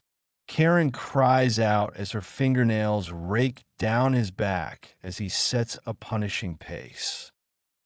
You feel so tight, Karen. You must be a virgin, Naruto groans, his teeth grazing her neck. Karen hisses and bites into his shoulder to draw blood with a metallic taste filling her mouth as she clings to him, meeting his thrusts with equal fervor. Her walls clench around his length, and Karen lets out a scream that could put a howling wolf to shame. Naruto grunts and increases his pace with Karen's nails digging deeper into his back, marking him with crescents of pleasure and pain. She is lost in the haze of ecstasy as her body trembles beneath his. Naruto, I'm so close, Karen cries, her voice hoarse from her screams. So am I. Do you want it inside or elsewhere? Naruto coos, his breath hot against her ear. Karen's cheeks flush and her chest heaving with each ragged breath. I inside, she stammers, tightening her grip on his shoulders. Naruto surges forward and buries himself deeper within her welcoming warmth as her back arches, her nails raking down his sweat-slick skin as she meets his thrusts with fervor. Naruto, please, Karen whimpers, her legs wrapping around his waist and drawing him impossibly closer. Naruto surrenders to the blazing pleasure coiling within him, his hips snapping forward as he finds his release deep inside her.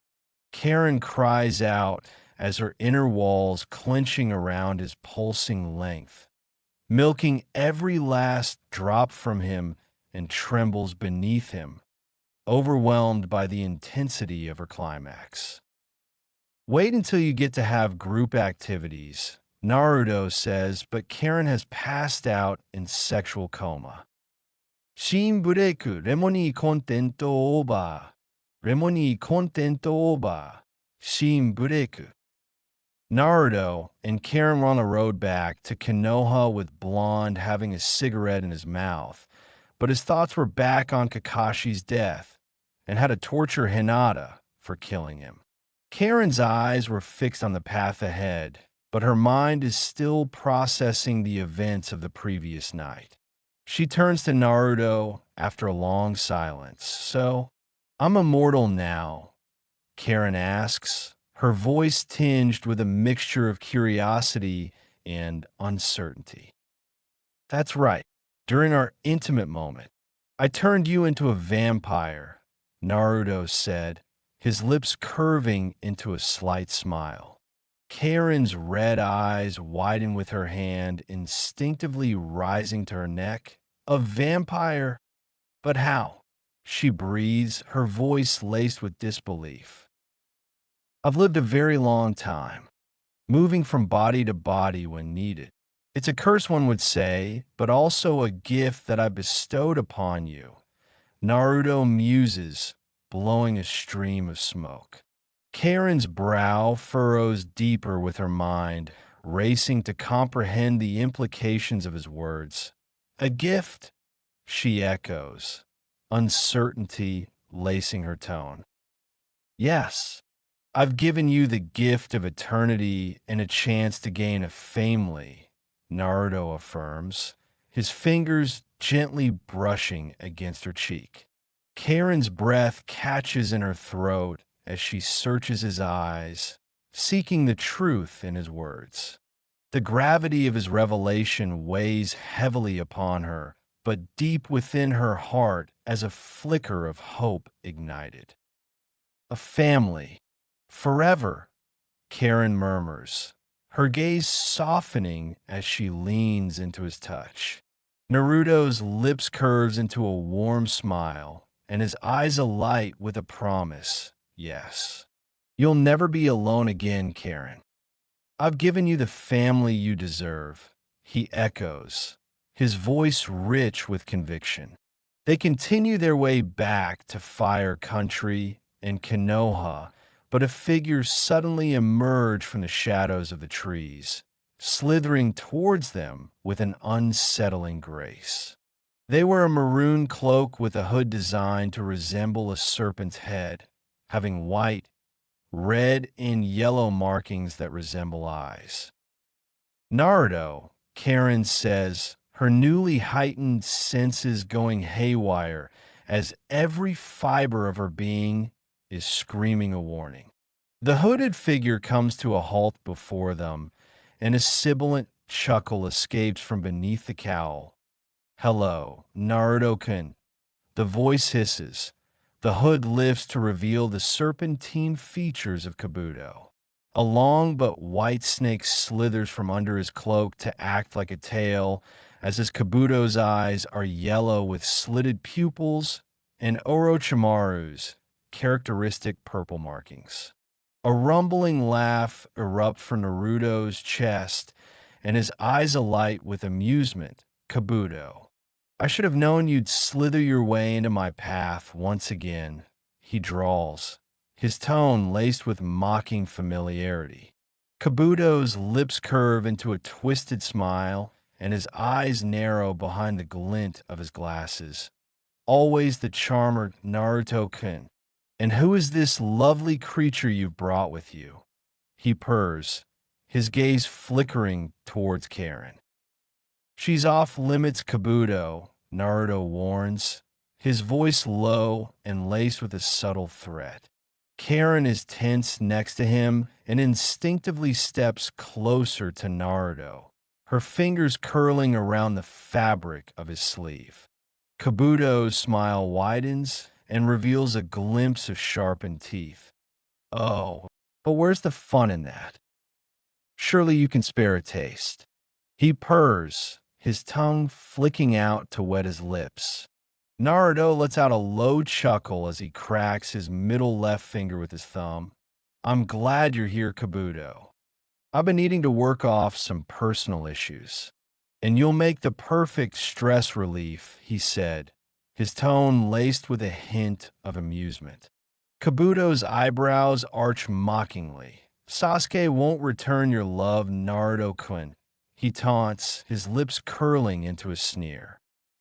Did you know I killed Sasuke after the 5 Kage summit? I'm the Rokudame Hokage now, Naruto says, a thin smile on his face and his tone laced with a subtle threat. Kabuto's expression falters and the confidence in his gaze, wavering momentarily before a sly smile, curves his lips. Oh, but you forget, Naruto-kun. I've always been one step ahead of you, he hissed, his tongue flicking out once more. Naruto's free left hand drifts towards his back pocket for a deck of cards. We'll see about that, he says, his eyes locked with Kabuto's in a silent challenge. Karen's fingers dig into the fabric of Naruto's sleeve with her body tense and poised for action. Karen, go hide behind those trees. I'll handle this, he says, his voice a low murmur against her ear. All right, Karen whispers, with a reluctant nod and darts towards the cover of the trees, her movements swift and silent. Kabuto's gaze follows Karen's retreat with a sly grin tugging at his lips. Ah, that's the Uzumaki, the pure one that Lord Orochimaru lost. He purrs, his tongue flicking out to wet his lips. Music. Faust Mick Gordon loop. Don't even think about it, Kabuto, Naruto says, his stance shifting into a defensive posture. Kabuto lets out a low chuckle as his shoulders rise and fall in a mocking shrug. As you wish, Naruto-kun. But you know how much Lord Orochimaru values those with unique abilities, he concedes, his gaze flickering towards the trees where Karen has taken refuge. Yeah, I do, and it led to his demise, Naruto says, releasing a wave of chakra. Kabuto's eyebrows arches with his expression one of feigned innocence. Violent, as always, Naruto-kun. But I suppose that's to be expected from the Rokudame Hokage. He chides, his fingers flexing at his sides. The tension crackles between them, as the air thick with unspoken threats and long-standing rivalries. Kabuto tosses off his cloak to reveal the snake that served as a tail is actually wrapped around his waist and coming from his navel. So, you become no different than Orochimaru, Naruto says, running his cards up his right sleeve. I am far different than Lord Orochimaru. I'm perfect, Naruto, Kabuto says, and places his hands together as his eye markings noticeable change, while four horns emerge on the back of his head and brill. Seems he knows Senjutsu now, Kurama comments, deeply, and Naruto chuckles. Do you see Naruto-kun? I've gone from a snake to a dragon, Kabuto declares, his arms apart and the sun shining down on him. Naruto's response is mocking laughter to point of tears forming at the corner of his eyes as Kabuto's eyes narrow. Oh man, if Fafner heard you say that, Naruto says as his teeth become sharper. His body begins to bulk up as his long-sleeve shirt tears from the strain, while scales form on his arms to his face. This is a dragon. Toothless worm. The blonde sneers, his reptilian eyes smiling. Impressive. But you forget, Naruto-kun. I have the power of the sage within me, Kabuto hisses, his voice a sibilant whisper. And I have the power of a true dragon.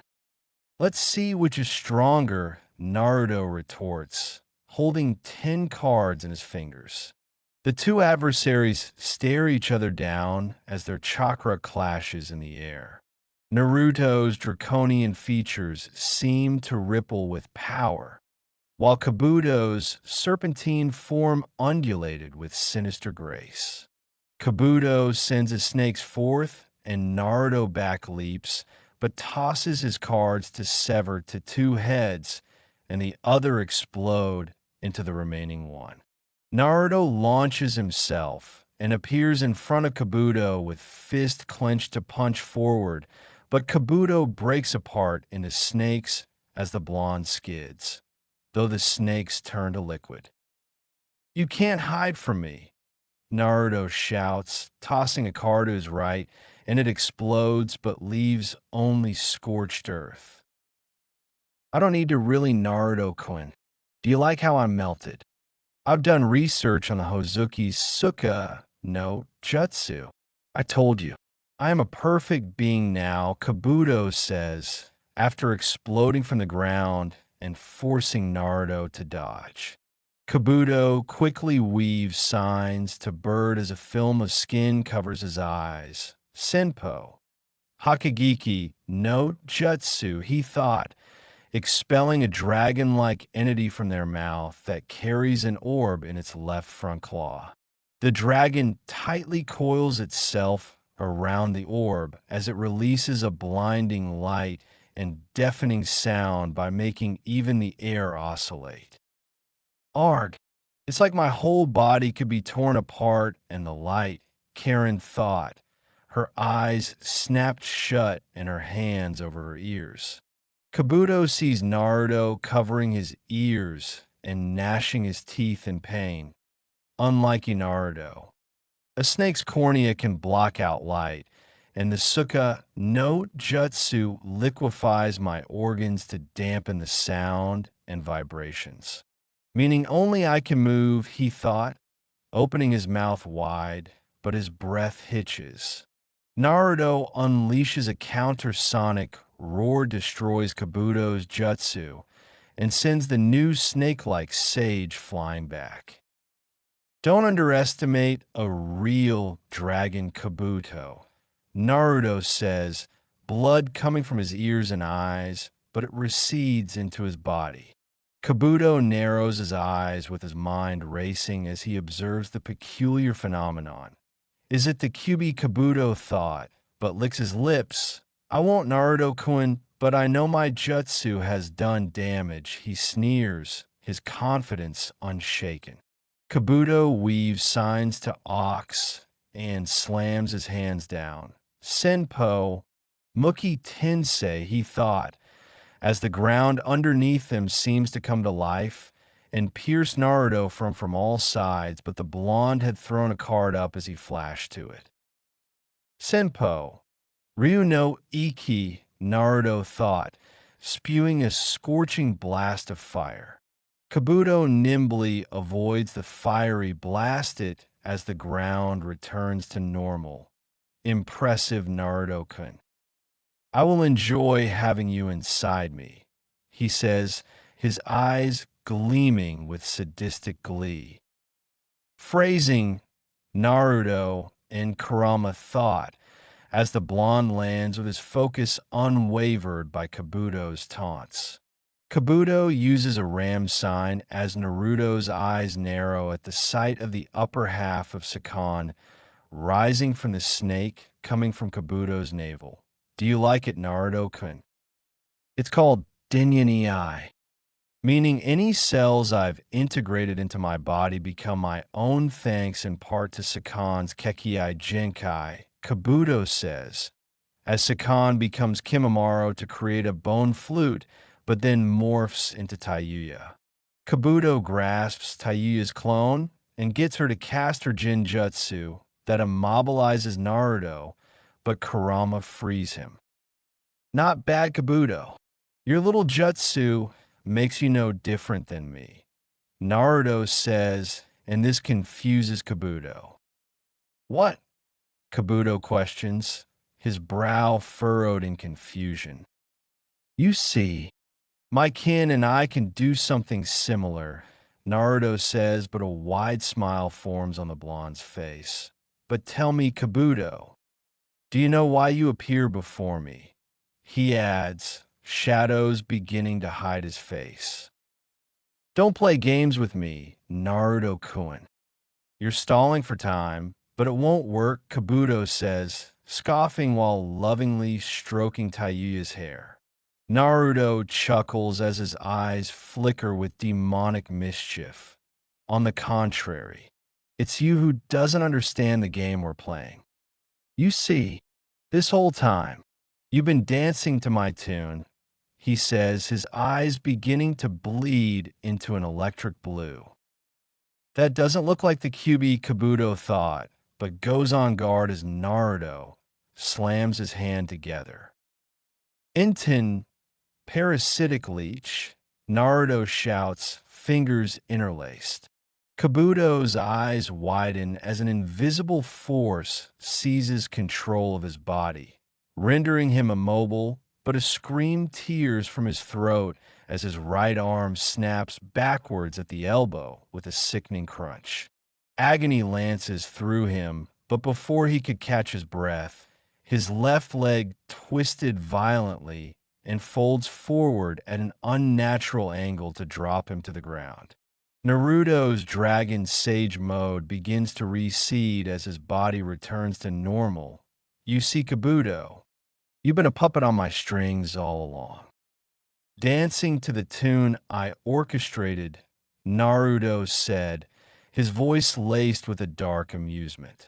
Kabuto grits his teeth on the ground as sweat beads on his brow as he fights against the paralysis gripping his muscles. What is this jutsu? He hisses, his eyes looking to Naruto. A technique that allows me to manipulate your body like a marionette. During our last encounter, I infected you with my Enten, leech seed, meaning every bone, every muscle, is under my control, Naruto explains, his lips curling into a predatory smile. Enten, there's no such thing. I would know. Lord Orochimaru would have known. Kabuto says, his body trembling and his eyes wide with disbelief. His face contorts in agony as his remaining limbs twist unnaturally while Naruto's jutsu exerts its unholy dominance over his limbs. You see, that's the problem, Kabuto. When you kill everyone who sees or knows about my end, it's hard for things to get around, Naruto says, chuckling darkly and a sinister glint in his eyes. What are you? Kabuto stammered. His earlier arrogance melted away like snow and sun. I'm the embodiment of your worst nightmare. I'm what Orochimaru sought, incorrupt and entire, blessed with powers you can't even fathom. Naruto whispers, his voice laced with malice. Impossible. Such a union should never have been allowed to exist, Kabuto says, his eyes wide with horror as he tries rationalize the being before him. And yet, here I am, an immortal being that has existed in the shadows for centuries on end, Naruto drawls, his lips curling into a predatory smile, and Kabuto screams while as his ribs constricted, the bones threatening to shatter under the immense pressure. Please. I'll do anything. Spare me, Kabuto gasps, his voice strained. Naruto throws back his head and laughs with the sound reverberating through the forest. Spare you? Oh, Kabuto, you foolish man, he says, whipping out one of his playing card and with swift motion. The razor-sharp edge slices open Kabuto's cheek, and a thin line of crimson trails down the serpentine flesh as Naruto tastes the metallic tang of Kabuto's blood on the card. Karen, Naruto shouts, beckoning for his redhead with a crook of his finger, and the redhead emerges from the shadows of the trees. Her crimson eyes glint with a little hunger as she approaches, and a low hiss escapes her lips, parting to reveal elongated fangs. Karen, my sweet and newborn vampiress, Naruto purrs, reaching out to caress her pale cheek, and she leans into his touch. What are you going to do with him? Karen says, her gaze never leaving Kabuto's trembling form. He is yours to have, Karen. Having his abilities will benefit you greatly, Naruto says, chuckling darkly as Kabuto's eyes widen in fear. Karen focuses on Kabuto as her electro blue eyes burn with ravenous desire. I finally get to pay you back for all you did to me with Orochimaru, she says, crouching to him and curling fingers around his chin. Kabuto's whimpers as Naruto mockingly waves goodbye as Karen leans closer, her fangs grazing the tender flesh of his serpentine neck. Now, Kabuto, let me feast, Karen hisses, with ravenous desire, and her tongue dart out to wet her lips in anticipation. Her elongated fangs pierce the tender flesh of Kabuto's throat with guttural moan, escaping her lips as his warm blood floods her mouth, the rich but metallic taste igniting her primal hunger. Kabuto let out a strangled cry as Karen drinks deeply, her lithe form trembling with each greedy swallow, her nails digging into his shoulders like talons. No, no, no, I am perfect. Perf. Kabuto cries as his body begins to merge with Karen's body and his noise abruptly stops. Naruto watches the grotesque scene with a sadistic grin and his eyes alight with perverse fascination. That's it. Dear sister, his power are now yours, he croons, his voice thick with dark desire.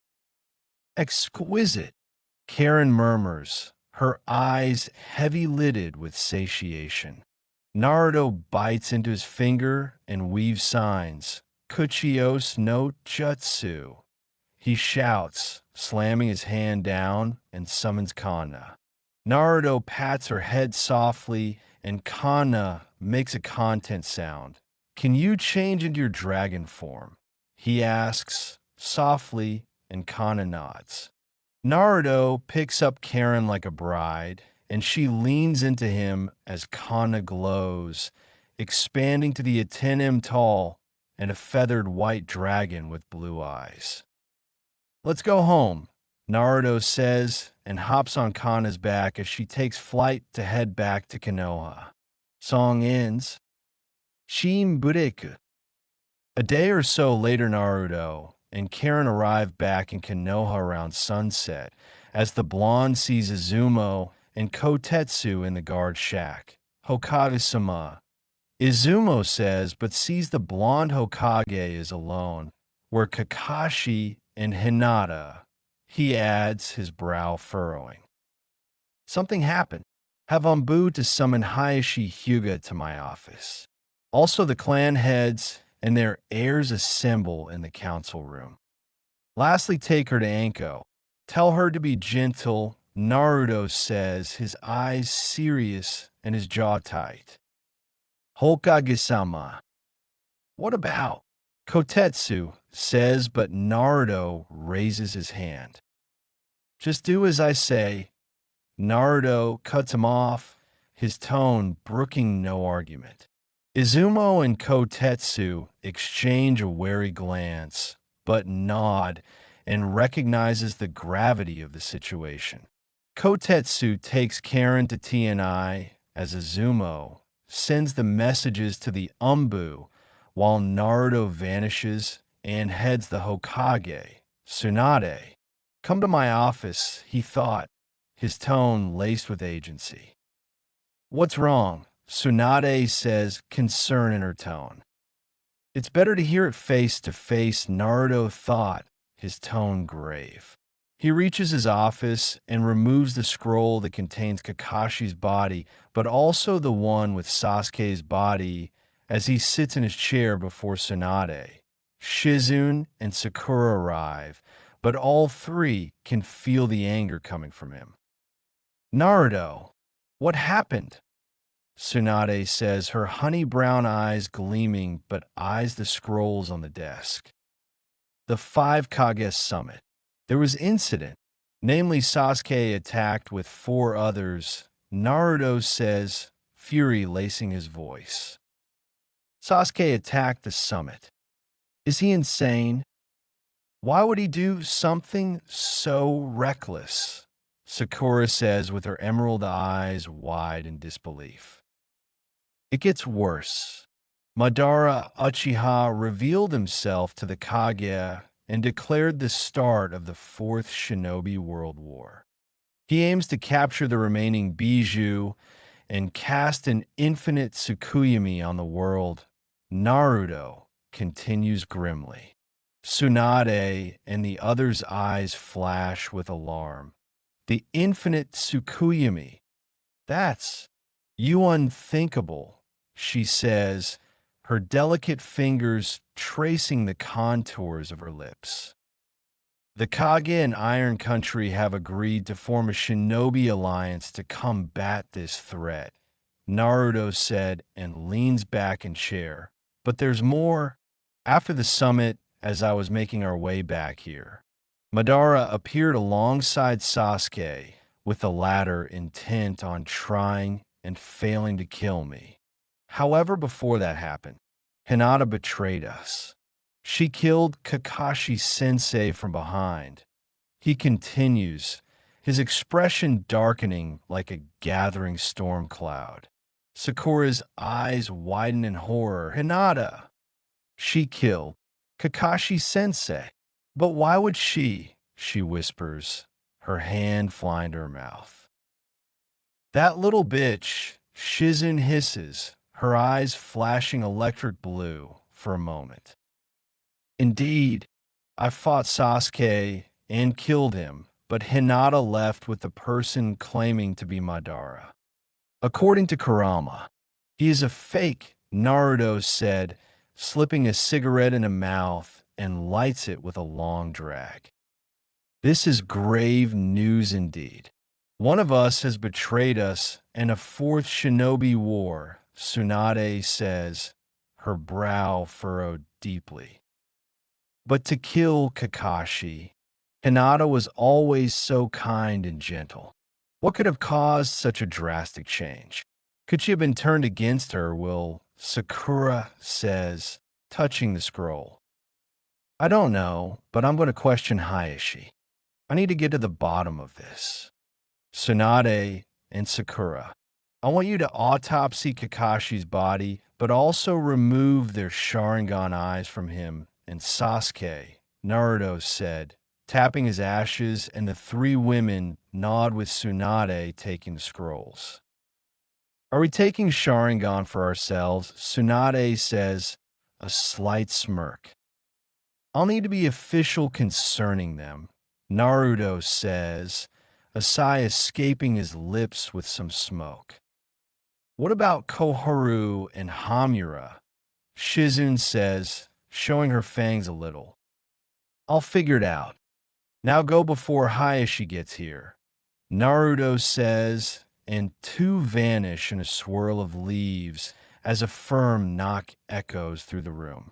The door opens and reveals Hayashi as his pale eyes betray no emotion as he strides into the room with his steps measured and controlled. You've returned from the 5 Kage summit, Hayashi says, but sees the serious look on the blonde's face with Shizune at his side. Hayashi, we need to discuss, Hinata, Naruto says, his tone guarded with a small drag and exhale from his nose. What about my daughter? Hayashi says with his voice remaining stoic, but his eyes betrayed a flicker of unease.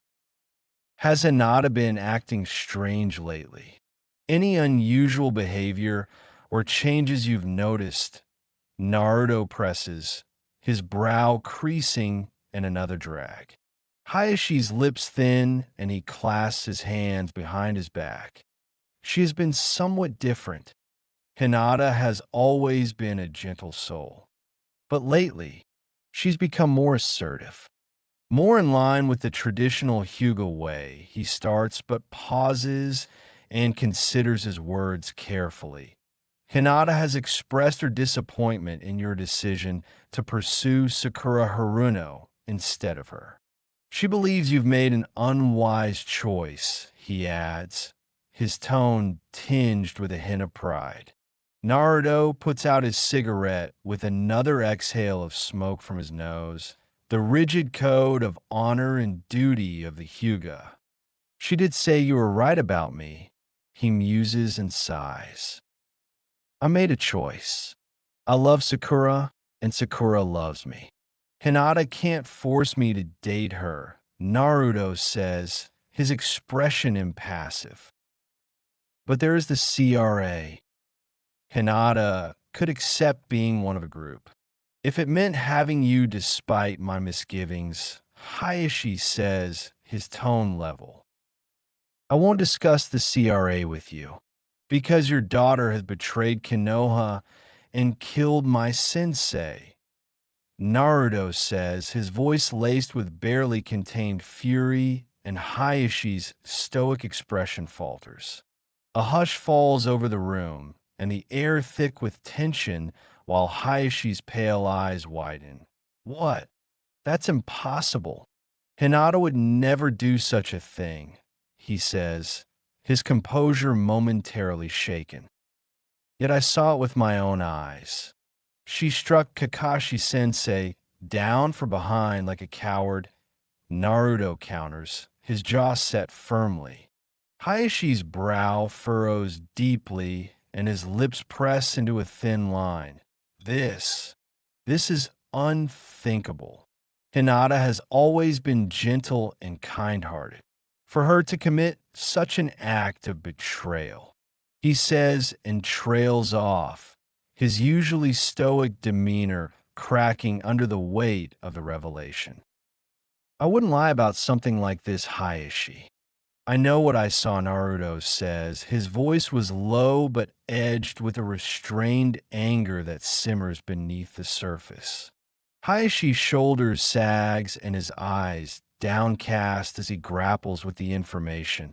If what you say is true, then I don't know what to say, he says and swallows hard, his throat tightening.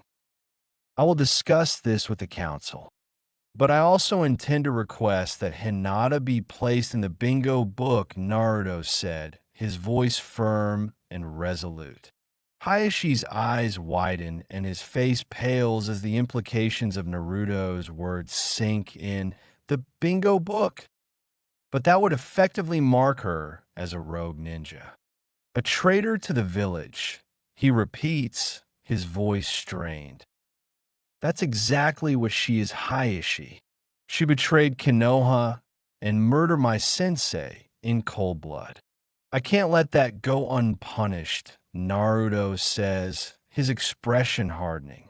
Hayashi's hands clench in a fist behind his back and his knuckles turning white. But the dishonor it would bring upon the Hyuga clan, he says while trailing off, his eyes strained. Before Hayashi could finish his sentence, does Naruto's fist meet his stomach with a sickening thud, sending the Hyuga patriarch crashing into the wall. Hayashi crumples to the ground and clutches his abdomen as Shizen grins, amused by the display and her man showing his rage. She killed my fucking sensei, Hayashi. I don't care about your clan's reputation, Naruto shouts, his voice dripping in fury with each word, punctuating his statement with a kick to Hayashi's stomach and the older man crying out in pain. Hayashi gasps for air as his eyes were wide in disbelief, but also pain, because he has never seen Naruto so enraged. Hokage-sama, please, I understand your anger, but violence will not solve anything, Hayashi wheezes, his voice strained and weak. Naruto's eyes narrowed with his hands braced on the wall and looking down at Hayashi. Violence is the only language traitors understand, Hayashi. Your daughter betrayed us all, and now she must pay the price, he hisses, his words laced with venom. Shizen watches the exchange with a detached curiosity and her expression unreadable. Try not to kill him, Hokage-sama, she said calmly, her voice devoid of emotion. Naruto's eyes burn with rage as he delivers a swift kick to the Hyuga patriarch's face and effectively knocking him unconscious. I won't. Heal him and send him on his way. Tell him to find out if Hinata told anyone about her plans for betrayal, he said curtly, looking back to Shizune and his jaw clenched tightly. Of course, Hokage-sama, Shizen says, as Naruto turns on his heel and strides towards the council room. Shizune approaches Hayashi's crumpled form and kneels beside him, her fingers gently tracing the blood that trickles from the corner of his mouth. She brings her thumb to her lips and tastes the coppery tang of his blood. Not bad, she muses with a faint smile playing on her lips as she begins the healing process, her hands glowing with a soft green light. The room is filled with the sound of Hayashi's ragged breaths, each one a testament to the violence he has endured at the hands of the man who was supposed to protect the village he calls home. Shinbureku. The council chamber is in a tense silence as Naruto enters with clan heads and their heirs waiting while Kushina sits silently. The others' faces were etched with concern and trepidation. Ino's eyes widen slightly as she catches sight of Naruto, sensing the palpable tension that hangs in the air. Shikamaru is ever observant and exchanges a subtle glance with Choji, both of them recognizing the severity of the situation. Where is Hayashi? Mononoke asks, seeing the empty chair for the Hyuga patriarch. Hayashi has already been informed. He will not be coming. Now, thank you all for gathering on such short notice. I have grave news to share, Naruto says, his expression stern. The council members exchange uneasy glances and sense the severity in Naruto's tone, but the younger ninja notice someone is missing. As you are all aware, I attended the Five Kage Summit and have returned today, but during the summit, an unexpected incident unfolded. Naruto begins and says the Akatsuki attacked by using Sasuke. To think Akatsuki would attack the Five Kage Summit with Sasuke Uchiha of people, Choza says, disbelief lacing his tone. Security was tight, yet they managed to infiltrate. Inoichi comments, his expression grim. Ino's eyes widen in disbelief as her hand unconsciously grips Shikamaru's arm, seeking reassurance from her longtime friend and teammate. Shikamaru's brow furrows with a sharp mind, already analyzing the implications of Naruto's revelation. Troublesome, he mutters under his breath, and his gaze flicks towards Choji, who seemed equally unsettled. It wasn't just an isolated attack. A man calling Madara Uchiha declared war on the five great nations. Naruto continues, his jaw tightening. A palpable tension falls over the room as the council members, exchanging uneasy glances as they grapple with the implications of Naruto's revelation. Iron has proposed an allied shinobi force, which was agreed upon by the Five Kage with Kakashi voting in my place as I was dealing with two ninja named Suigetsu and Yugo, both working for Sasuke, and I saved a fellow Uzumaki named Karen. As we speak, she revealing what she knows from her time with Orochimaru and Sasuke. Naruto explains, and this shocks many on the council of another living Uzumaki. Another Uzumaki? I thought they were wiped in the Second War. Inoichi breathes, his brow furrowing. Karen said her family fled to Kusa. Naruto says, and a heavy sigh escapes his lips. I need to move back to the topic at hand. After the summit's conclusion, I encountered Madara once again, but he had Sasuke with him. Sasuke and I fought. Sasuke did not survive. However, they're an act that will shake everyone here. Hinata Hyuga, one of our own, has betrayed Konoha and assassinated Kakashi Hitaki in cold blood. Before pledging her allegiance to Madara, he adds, revealing Hinata-A actions and Sasuke's death. A collective gasp ripples through the room as the council members recoil in disbelief. Ino's hand flies to her mouth and her eyes wide with horror, while Shikamaru's expression hardens, his mind already formulating strategies to counter this unexpected turn of events. Choji's disbelief is palpable with his mouth agape as he struggles to comprehend the idea of Hinata's betrayal, but also Sasuke's death. Shino remains outwardly impassive, but his posture stiffens ever so slightly, a subtle sign of the turmoil brewing beneath his composed exterior. Impossible. Kakashi was one of our finest shinobi. How could Hinata do such a thing? Some exclaims, her features twisted in outrage. This can't be true. Hinata would never betray us like that. She's one of the kindest people I know. There has to be some mistake, some kind of misunderstanding. Hinata cherishes Konoha, and she would never turn her back on her home like this, Kiba says, his voice laced with disbelief and denial while his body is tensing as if struck by a physical blow. Akamaru senses his master's distress and lets out a low whine. nuzzling Kiba's side in an attempt to provide comfort. Kiba's jaw clenches as his eyes flicker with a mixture of hurt and anger as he struggles to process the devastating revelation. I witnessed the act with my own eyes, Kiba. She struck him down from behind.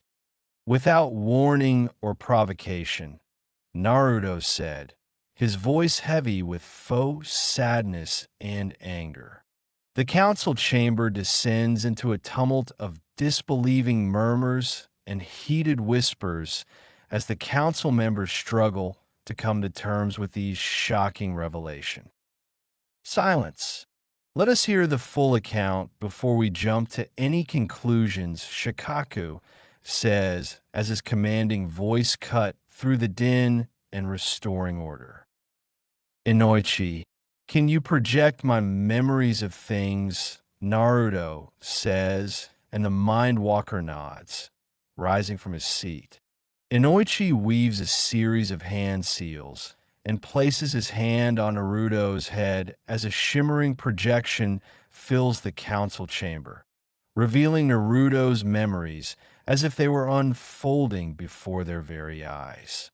The council members watch in stunned silence as the Naruto's edited events play out, witnessing Hinata's cold betrayal, her jutsu piercing Kakashi from behind without warning or provocation.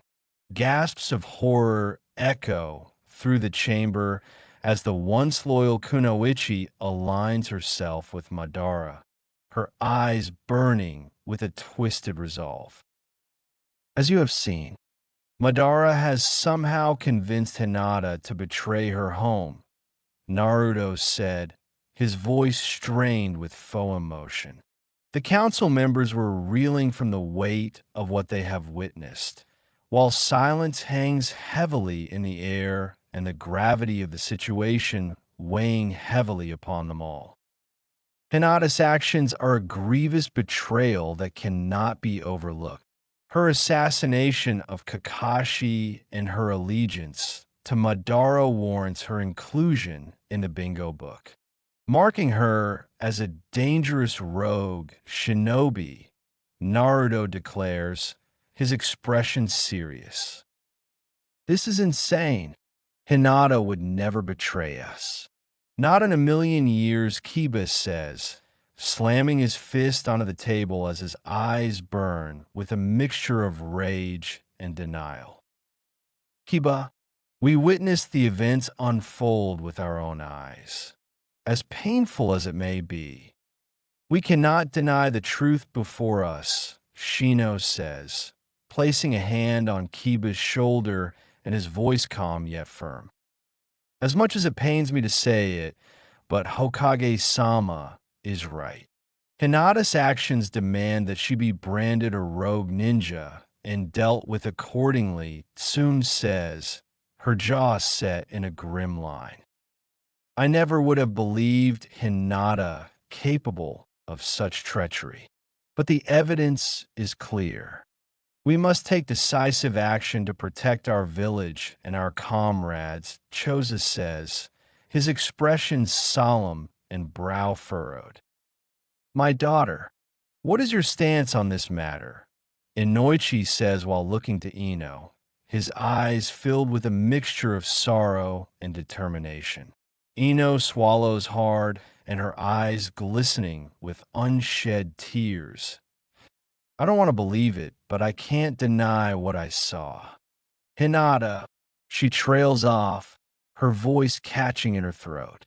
Shikamaru places a comforting hand on her shoulder, as troublesome as it is. We have to face the facts.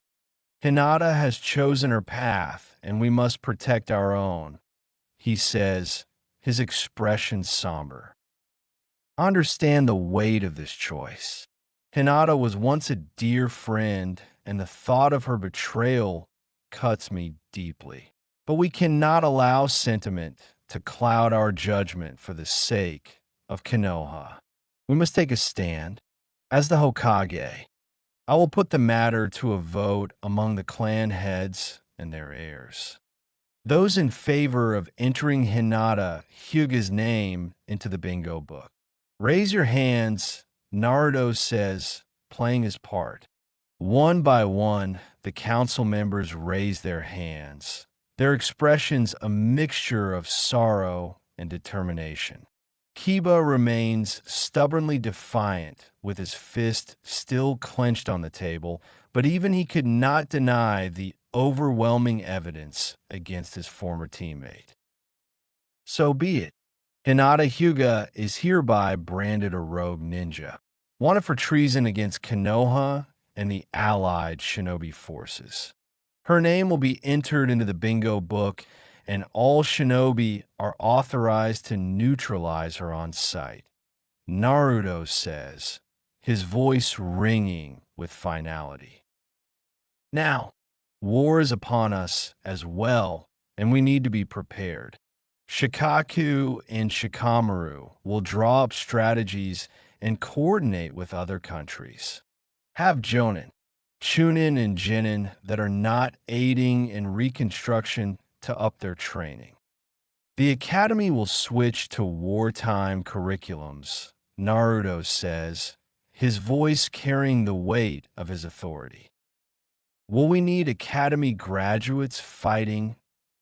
Mononoke asks, her voice heavy with worry for the youngest of their community. No, but they should be prepared to defend the village itself. Choza and Choji begin working with the civilian leaders to begin stockpiling food and ninja tools. Naruto replies, and the large men nod. What about yourself, Hokage-sama? You're a target for the Akatsuki like Kumo's killer bee. Ino asks, concern evident in her voice. This I know, which is why while working on mastering both the Kyuubi's full power and the Hiraishin. During that time, Tsunade will handle affairs concerning the village. Naruto replies and thinks of his fellow blonde, also to bring a little levity. Tsunade has decided to aid me in repopulating the Uzumaki, and I've agreed to aid her in doing the same with Senju. He adds, and everyone murmurs. Naruto rises from his chair, and everyone does the same with an impassioned speech from the blonde to inspire them. Some, Ghost, remain behind, Naruto says, and both retake their seats as everyone files out with Kiba shooting Naruto a look. Once everyone is gone and the doors close, does Kushina remove the hood of her mantle, along with her mask, and a smirk is on her face. So, did you do it? Naruto says, glancing to Tsum, and his tone has mock suspicion. Tsum lets out a bark of laughter with her sharp canines glinting in the light of the council chamber. Hell yes, she did. And let me tell you, the benefits are incredible, she replied, her voice gruff but tinged with amusement. Naruto chuckles slightly as Tsum boldly pushes up her chest and emphasizing the newfound firmness of her assets.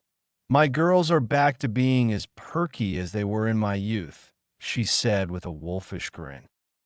Leave it to Tsum to focus on the more superficial aspects of vampirism, Kushina says, rolling her eyes, but there is a fond warmth in her expression.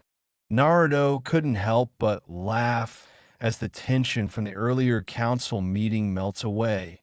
Well, I'm glad you're enjoying yourself, Tsum. We'll need to celebrate, he said, shaking his head in amusement. Oh, I also turned Yugao, Kushina adds with a sly grin.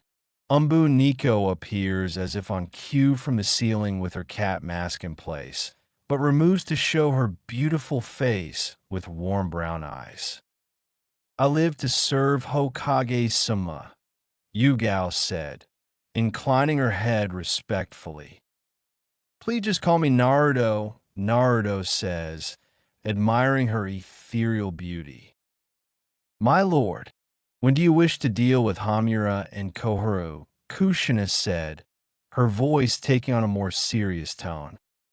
Now, why delay their deaths? But I do wish to hear what they have to say for themselves, Naruto says, a faint smile on his face. What about Hinata? Kushina says, trailing off. Hinata signed her death warrant the moment she killed Kakashi. Though I can guess why. The potted plant, Naruto said, his voice laced with amusement, and Kushina snorts. Potted plant? Some interjects, her brow furrowing in confusion. A creature called Zetsu, Kushina says, knowing of the dual creature for Naruto. A twisted abomination created by that accursed white, which Kagaya Otsutsuki. Its sole purpose was to ensure the continued cycle of conflict and pave the way for her return, but has failed up until this point, Naruto said with a mirthless chuckle, unable to hide his amusement at Zetsu's tenacity. That vile creature has caused untold suffering throughout the ages, manipulating events from the shadows to further its twisted agenda, and still unable to get things done. If it were you, the white, which would be free, Kushina says, her eyes flickering with a combination of anger and frustration. True, she would, and my simpering servant. Hinata is just merely the latest victim to fall under its sway, Naruto says, slipping a cigarette into his mouth and lighting it. Despicable, some says, letting out a low growl.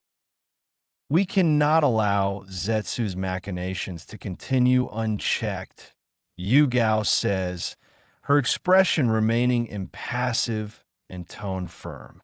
Naruto nods with his gaze forming into an eye smile. We won't. Zetsu will slip up eventually, and when it does, I'll devour its very soul, he affirms, his tone resolute. Shin Bureku. The now disgraced Koharu and Hamura were both stripped of their prestigious positions within the village's advisory council by Naruto's proxy Tsunade, but the sixth Hokage is here now to pass judgment. You have nothing to say, Naruto says, his voice is calm, but it carries an edge of steel while sitting with them inside one of the hidden Umbu holding cells. We do not, Lord Sixth, Koharu says, swallowing hard, and her voice barely above a whisper. Let me repeat what you've done. You conspired with Danzo to slaughter the Uchiha clan, albeit to prevent civil war, but you turned blind, as Danzo harvested Sharingan for the deceased. Naruto says, his gaze hardening and boring into them. We have no words, Hamura says, his voice as lifeless as his expression and eyes to the floor. It's shame Danzo is dead, as I would publicly execute him for his crimes, but according to Tsunade, he used a suicide jutsu to kill himself. Tori and Aburame, Fu Yamanaka, but also Yamato as well. Luckily, however, his chakra resonated with Tsunade's and awakened her latent Mokutan abilities, or it would have been lost. Now I will think on what your fates will be. Your wisdom is invaluable for the coming war, Naruto says, and rises from his chair, heading for the door. It opens as Tsum and Yugao enter while he looks back before their eyes become electric blue, which is why they'll use it, Naruto says, low and ominous as both women hiss at them.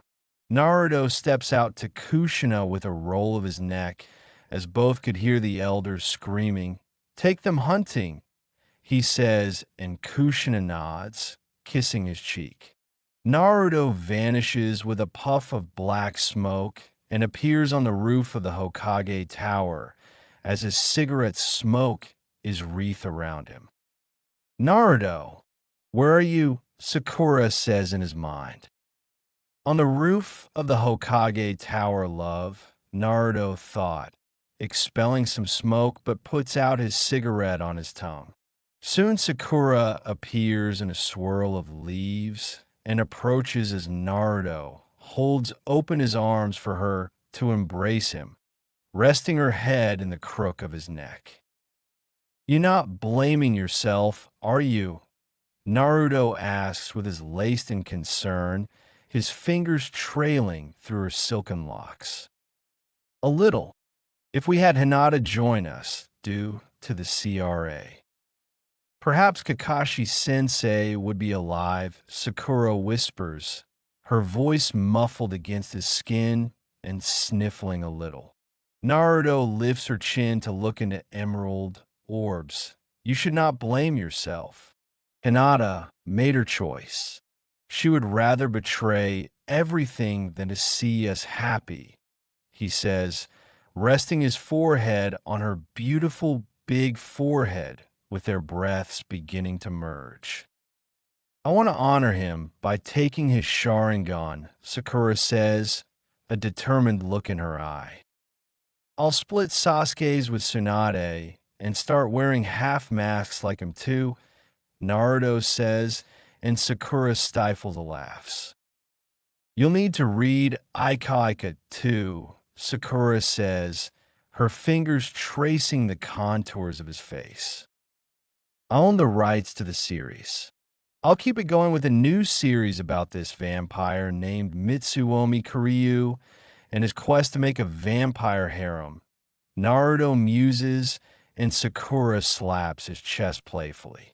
In that moment, despite the weight of their burdens, they found solace in each other's company, cherishing the fleeting moments of levity amidst the turmoil that surrounded them. The next day, Naruto stands before the gathered villagers with a solemn expression on his face.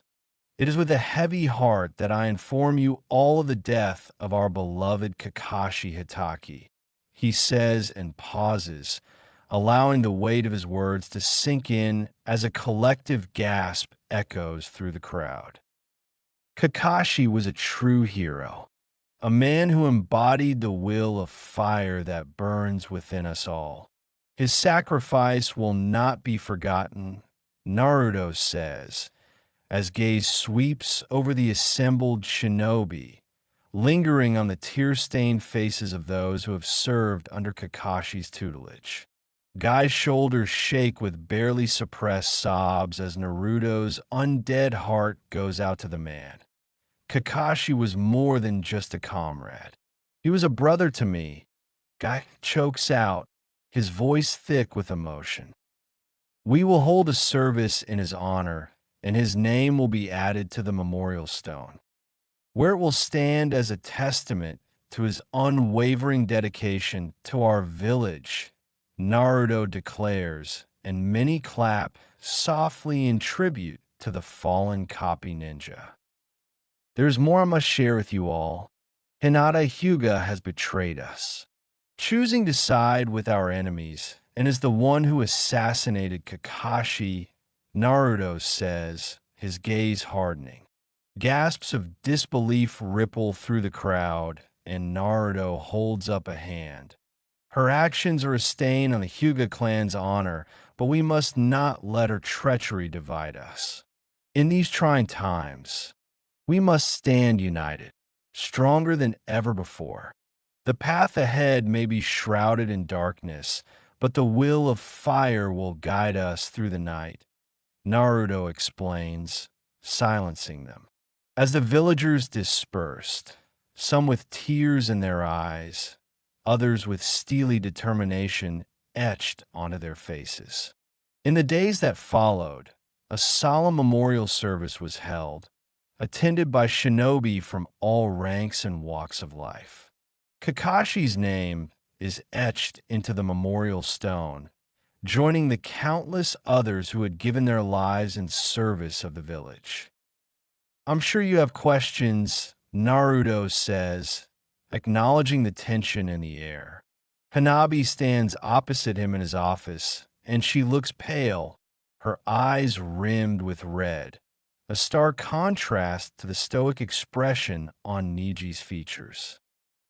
Hanabi, Niji, have a seat, Naruto says, his voice gentle.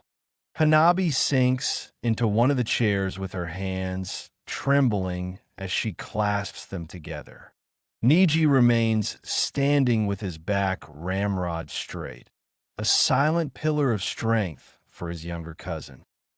Naruto, Lord Sixth, I, I don't understand how elder sister could do this. She was always so kind, so devoted to the village. Hanabi begins, her voice wavering. Hinata made her choice, Hanabi, as much as it pains me to say it. She is no longer one of us, Naruto says, his gaze somber as he leans back in his chair. Niji's jaw tightens with his eyes flickering in a barely contained anger. I should have seen the signs. I trained with her, fought by her side. How could I have been so blind? He said, his tone laced with self-recrimination. None of us saw this coming, Niji. It seems Hinata was skilled at deception, and her betrayal cuts deep. But we cannot dwell on what has been done. We must move forward, stronger than ever, and ensure that such treachery never happens again, Naruto says, shaking his head. But why? Why would she turn her back on us? On everything we stand for? Hanabi says, sniffling and swiping at the tears that spilled down her cheeks. I can't pretend to understand her motivations fully, Hanabi. Perhaps she felt disillusioned, or maybe she was swayed by promises of power. Whatever the reason, her loyalty wavered, and that is a path we cannot allow ourselves to tread. Naruto says, his gaze pensive as he carefully uses the right words. We will hunt her down. She will answer for her crimes against the village, Niji says, his eyes hardening with resolve. In due time, Niji. For now, we must focus on fortifying our defenses and preparing for the inevitable conflict that lies ahead, Naruto says, holding up his hand as a silent gesture for patience. What would you have us do, Lord Sixth? Hanabi says, straightening in her chair and her sorrow giving way to a steely determination that belied her youth. Strengthen your bonds with your clansman Hanabi. The Hyuga must remain united in the face of this adversity. And Niji, I need you to bolster our forces. Train our shinobi to be ready for anything, Naruto says, showing his side as the leader of Konoha. It will be done, Niji says, inclining his head and his expression resolute before the pair excuse themselves. You have them wrapped around your finger. Don't you? Kurama's deep voice rumbles within Naruto's mind, a hint of amusement coloring the fox's tone. Naruto chuckles softly and leans back in his chair. Of course I do. I've had plenty of practice over my very long life.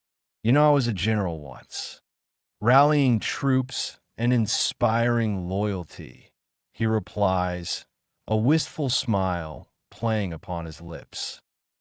A general? You. Forgive me if I find that hard to believe, Kurama snorts, his skepticism palpable. It was a lifetimes ago. I led armies into battle, strategizing and outmaneuvering our foes. Those were turbulent times, but I learned the art of leadership through fire and blood, Naruto says, his eyes twinkling with mirth as he recalled the memories. And now you wield that skill to command mere paperwork, Kurama scoffs, though his tone holds a grudging respect. Leadership takes many forms, whether on the battlefield or in the Hokage's office. The principles remain the same. Inspire loyalty, instill courage, and never waver in the face of adversity. Naruto says, gazing out the window. Shin Bureku. In the mountains, graveyard, and Madara's secluded hideout, does his piercing gaze fix upon Hinata, donning the ominous robes of the Akatsuki. A few streaks of white hair catch his eye, but he pushes aside the curiosity it stirred. Are you truly prepared to face your former village, Hinata? Madara says. His voice carries an undercurrent of authority. Hinata meets his stare unflinchingly, and her lavender eyes harden with resolve. Yes, she replies, her tone devoid of warmth or hesitation. Good. You must sever all ties to your past life, for they will only serve as a weakness to be exploited by our enemies. Once infinite Tsukuyami happens, you regain what you lost, Madara says, appraising her steely demeanor. I severed those ties, Madara-san. Konoha means nothing to me now, Hinata says, her lips curving into a mirthless smile. Madara turns his attention to the plans laid out before them after being satisfied with the response. Kisame chuckles as he watches the scene with his sharp teeth bared in a grin. I can't wait to face the new Hokage again, he remarks, his deep voice laced with anticipation. Madara casts a sidelong glance at his subordinate with his Sharingan flickering in amusement. Patience, Kisame. Naruto's strength will be put to the ultimate test soon enough. The wheel's already in motion, he says, tracing a finger along the intricate map before them. What are your orders, Murasa? Hinata asks, her voice devoid of emotion, but a flicker of something indecipherable passes through her eyes, and it is gone as quickly as it came. For now, we plan and secretly coordinate with a Wagakure. They will secretly invade Sunagakure with our white Zetsu army.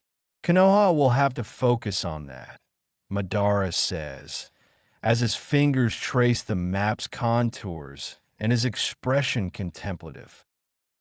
And what of us, Murasama? Kisame says, his grin widens and his sharp teeth gleam. You and Hinata will lead a second white Zetsu force to distract Kumogakure and Kirigakure by attacking Frost Country, Madara replies, his tone brooking no argument. Understood, Hinata says, her eyes narrowing with determination. It's been too long since I've had a real challenge, Kisame says, letting out a low chuckle and his eyes glinting with anticipation. Madara's gaze shifts between his subordinates. Do not underestimate our enemies, Kisame. They will not surrender easily, he says, his Sharingan swirling with power. Of course not. That's what makes it fun, Kisame replies, his grin widening. Hinata remains silent with her expression unreadable, but her fingers twitch slightly. Soon I'll be free, and you my harbinger. Will pave the way, a woman's voice echoes in her mind, soft yet insistent. Hinata suppresses a shudder with her jaw, clenching as the voice had grown more persistent lately, a constant reminder of the darkness that now lurks within her. Hinata, are you listening? Madara said, his tone sharp. Yes, Madara-sama. I understand the plan, Hinata says, meeting his gaze and her lavender eyes resolute. Don't get lost in those thoughts of yours, Hyuga. We wouldn't want you to lose your life, Kisame says, his shark-like teeth gleaming with a chuckle. My focus is unwavering, Kisame, Hinata says, shooting him a withering glance. It'll be a pleasure to shed some blood, Kisame says, grinning and his eyes gleaming with anticipation. The voice in Hinata's mind whispers once more, soon, my child, soon you will embrace your true purpose. It says, its tone seductive. Hinata, excusing herself from Madara's presence, and makes her way through the dimly lit corridors of the Akatsuki hideout. Come to me, child. Embrace your true purpose. It whispers, its tone laced with a seductive allure. Hinata collapses onto the cot of her sparse quarters and closes her eyes, her mind venturing into the depths of her inner world. A realm where Kagaya, Otsutsuki, and the progenitor of chakra itself looms large, a twisted amalgamation of memories and ethereal landscapes, with Kagaya as her regal features marred by a twisted smile. Welcome, my harbinger. You are destined for something greater, Kagaya purrs, her voice echoing through the mindscape. I am no puppet to be manipulated, Kagaya. I will not be a pawn in your games, Hinata says, her resolve like steel. You misunderstand, my dear. I am not your puppeteer. I am your liberator. Together, we will reshape this world. Forge a new era where our power reigns supreme, Kagaya says, her eyes gleaming in amusement and her lips curling into a cruel smile. The temptation of power, of breaking free from the shackles of loyalty and allegiance as it tugs at her soul. You have tasted the bitterness of betrayal, my child. Konoha has always turned its back on you, cast you aside like a broken toy. Always remember how Naruto chose false love over your unwavering devotion, leaving you to wither in the shadows of his indifference. Kagaya croons, her voice laced with honeyed malice. Hinata's jaw clenches as the old wounds flare to life, and Naruto's face flashes before her mind's eye, his bright smile a cruel taunt that mocks her unrequited love. I offer you a chance to rise above, to transcend the petty confines of this world and claim the power you deserve. No more will you be shackled by the chains of rejection. For together we shall forge a new path, Kagaya continues, her words weaving a seductive spell. Embrace your destiny, my harbinger. Cast off the shackles of loyalty that bind you to those who have wronged you, and together we shall remake this world in our image. A world where your strength, your passion is given the reverence it deserves, Kagaya adds, her eyes glinting with triumph.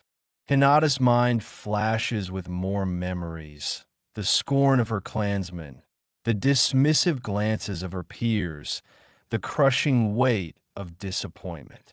Kagaya's words strike a chord within her, resonating with the festering resentment that has already taken root. Hinata's heart races and torn between the allure of Kagaya's offer, but the lingering remnants of her loyalty. What of Naruto? She asks, her voice wavering. The QB that resides within him is needed. Once we have stripped him of the fox's power, his demise will be assured, Kagaya says, her regal features twisting into a cruel sneer. A shiver ran down Hinata's spine at the callous dismissal of Naruto's life, but a part of her couldn't help relish the idea of exacting vengeance upon the one who has rejected her love. And after that, she presses, her lavender eyes narrowing. After that, my child, the world will be ours. No longer will you be shackled by the constraints of loyalty or the burden of unrequited love. A new era of power and dominance, Kagaya says, her tone seductive once more. I accept your offer, Kagaya. My loyalty lies with you now, Hinata says with a deep breath, her gaze steely with resolve. A smug smile spreads across Kagaya's regal features. A wise choice, my harbinger. With your allegiance, and my power will continue to grow in you. Aided by my son Hamura's chakra that flows through your veins, she says, her eyes glinting with triumph. Hamura's chakra? I don't understand, Hinata says, a flicker of uncertainty crossing her face. You are always destined for greatness, my child. Your lineage, though diluted by generations of complacency, still carries the essence of Hamura's divine bloodline. Kagaya says, chuckle, but it sounds low and ominous that sends a shiver down Hinata's spine. The Hyuga clan, Hinata says, her eyes widening as the realization dawns upon her. Yes, your clan's famed Byakugan, revered for its prowess in combat, is but a mere shadow of the true power that courses through your veins. A power that has lain dormant and awaiting my return, Kagaya purrs, her gaze piercing. I understand, Hinata says, her resolve solidifying. Excellent. Together we shall reshape this world, and your loyalty shall be rewarded 1,000-fold, Kagaya says, her smile widening, and Hinata feels a surge of power coursing through her veins. Shin Bureku. A few weeks pass as the 4 current Kage and 1 former Kage were in Kimogakure discussing stratagems, but also sharing information as a trader is among them. Tsunade informs them that Naruto is currently undergoing rigorous training in a secret location. You expect the Hokage to hide with the Hachibi. It would look bad to the Alliance, even if he is a Jinchuriki, Tsunade says, with a sense of urgency in her voice. She is wearing a forest green dress shirt, but unbuttoned enough to show her chest behind a black lace bra. A low-cut corset vest and tight black pants having a black leather belt and high heel boots. Anoki's gaze meet hers, and his weathered face etched with the weight of years of leadership, but also gleaming information from Madara.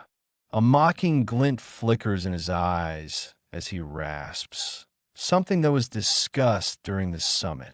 Did he not tell you, Princess Tsunade? He says, letting the question hang in the air and laced with an unspoken challenge to Naruto's leadership.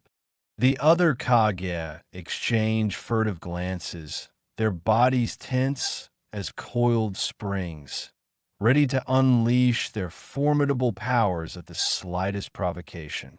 Anoki's words have cast doubt upon Naruto's ability to lead his country, sowing the seeds of mistrust within the ranks of the very alliance they have forged. No, he did not. And Naruto has said in no uncertain terms he will not hide.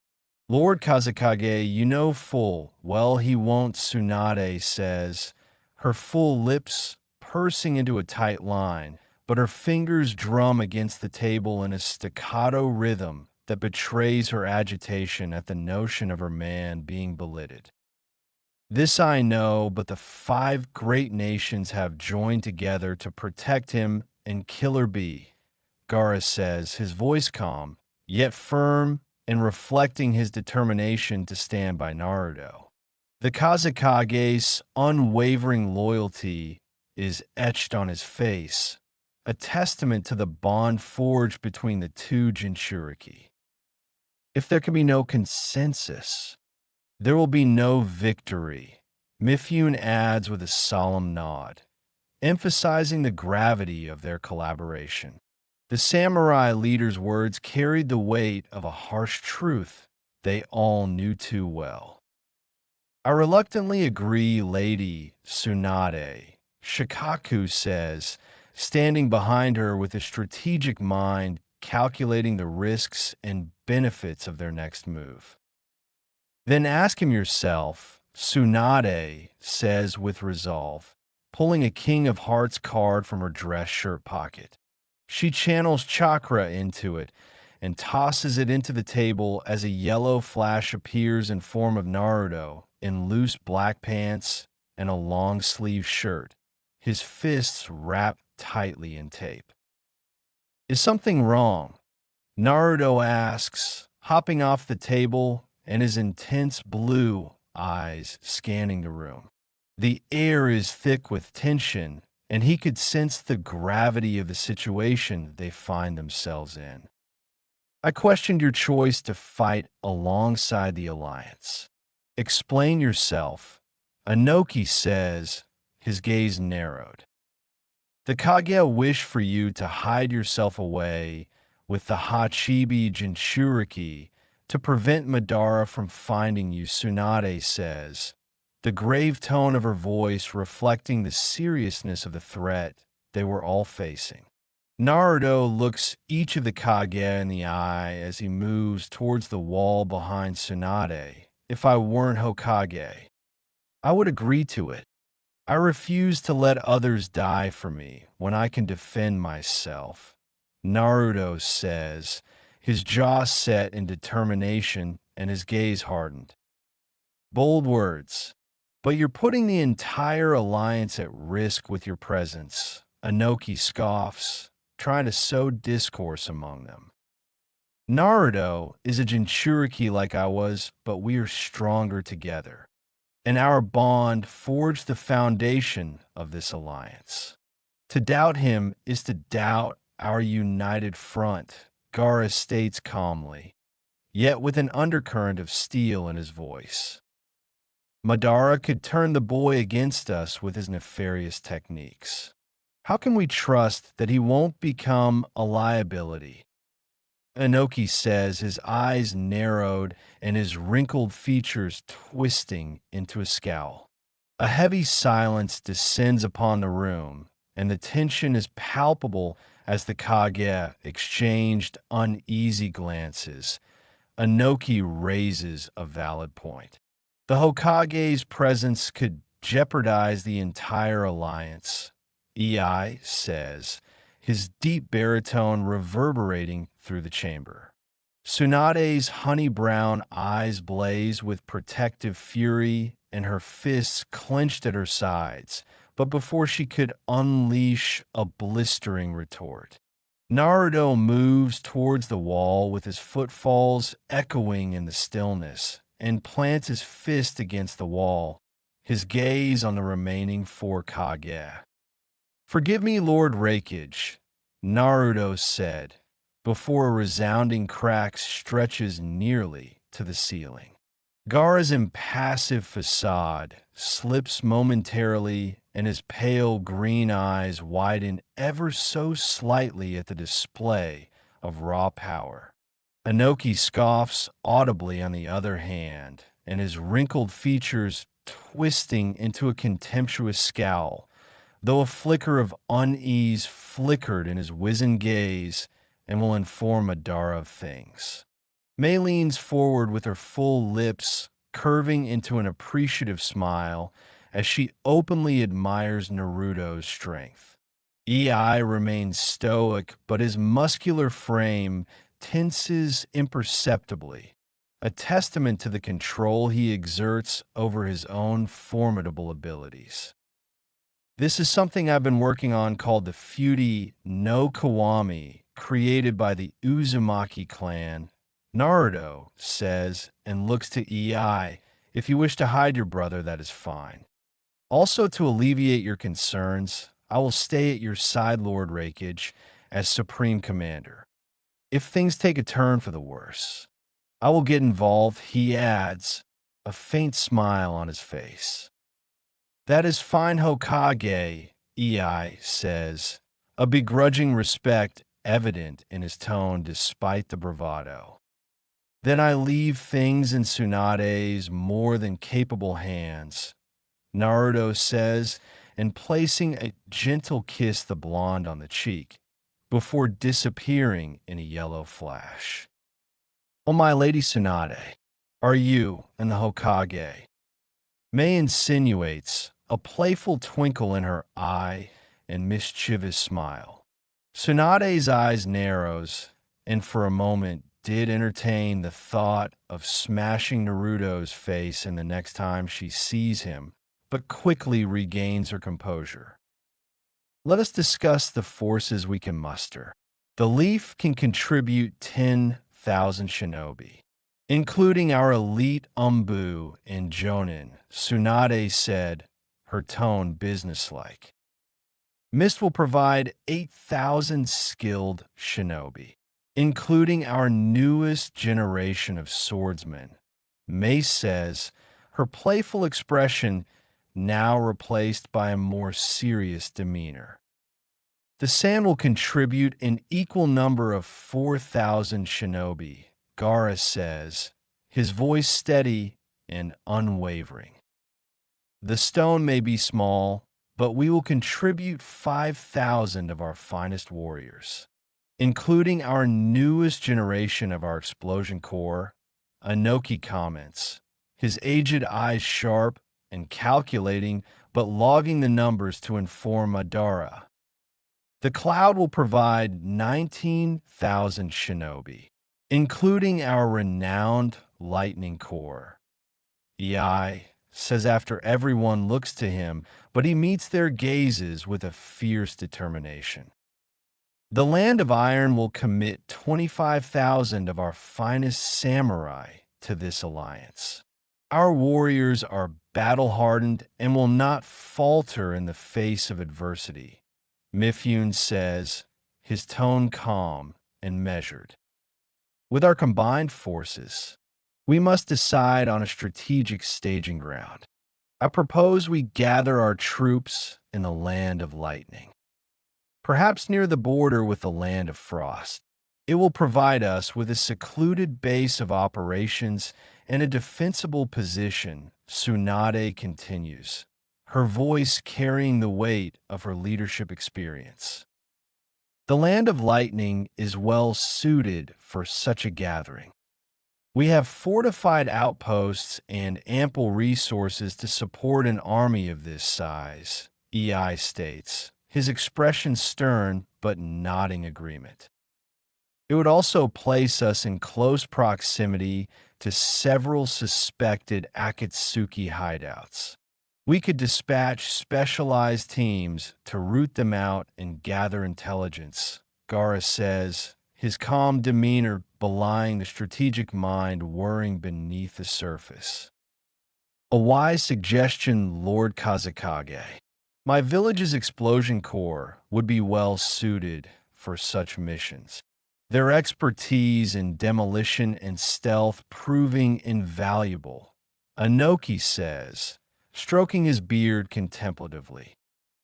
The Mist Village's renowned swordsmen would also be an asset in rooting out the Akatsuki, Mei says, her eyes gleaming with anticipation. The Land of Iron will provide our finest scouts and trackers to aid in this endeavor. Our samurai are unmatched in their ability to navigate treacherous terrain and uncover hidden enclaves, Mifune says, his gaze sweeping over the gather leaders, and his expression is impassive yet commanding respect. Very well.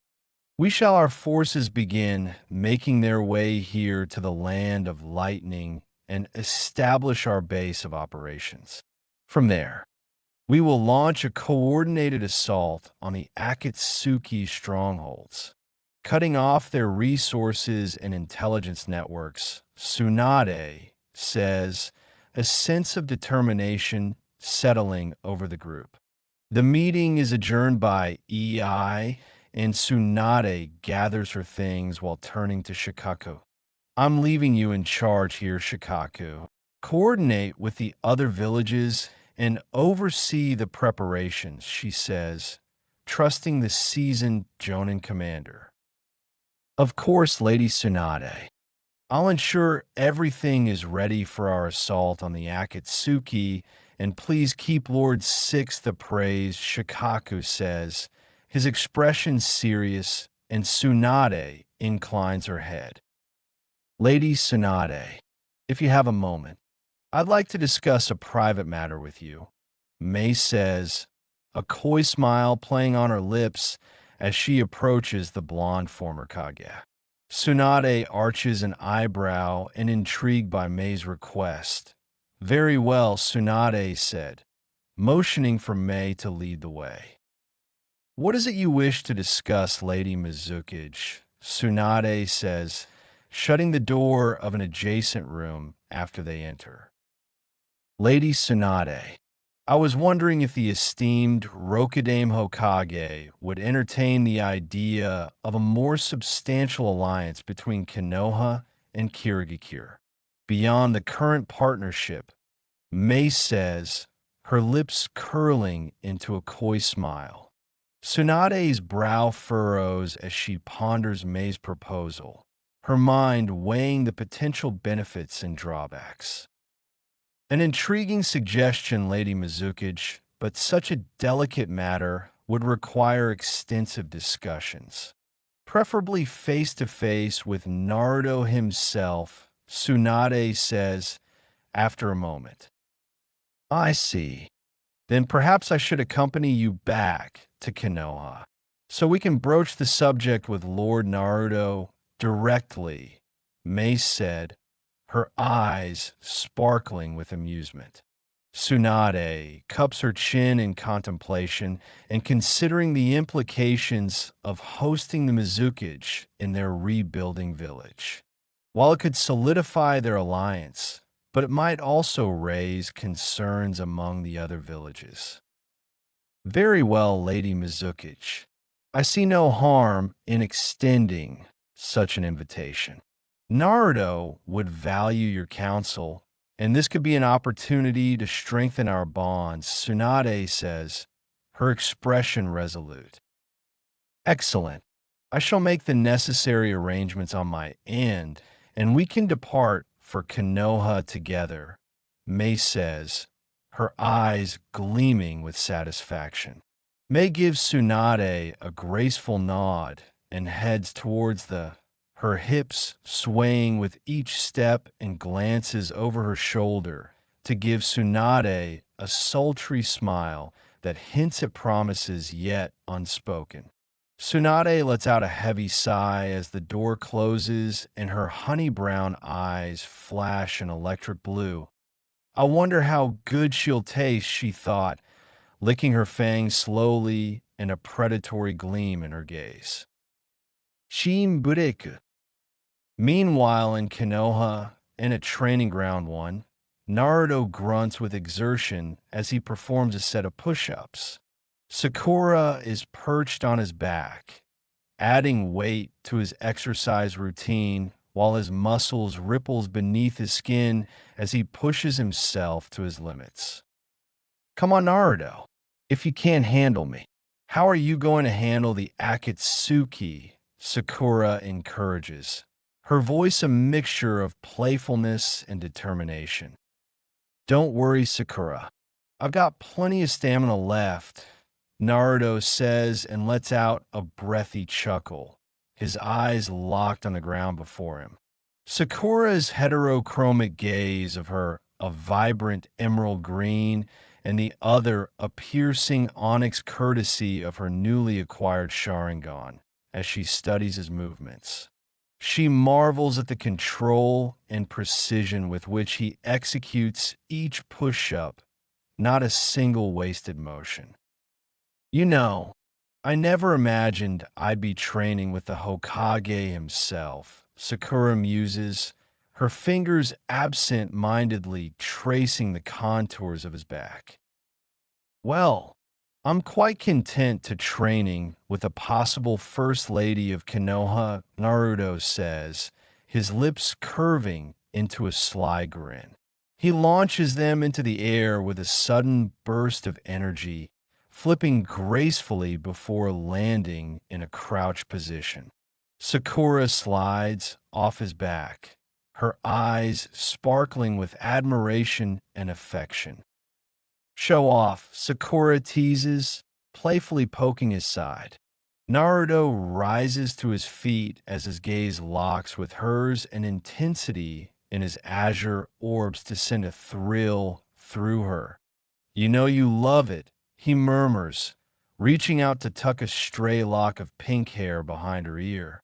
Sakura's breath catches in her throat at the tender gesture, and her heart swells with emotions of his love, his strength, his determination, and he is utterly hers in this moment. Naruto, I. Sakura whispers, her voice thick with emotion. Sakura's words were cut short as sees Shizune's approaches in sexy business attire. Am I interrupting something? Shizune purrs, her tone laced with mischief. Yes, but welcomed. What brings you here?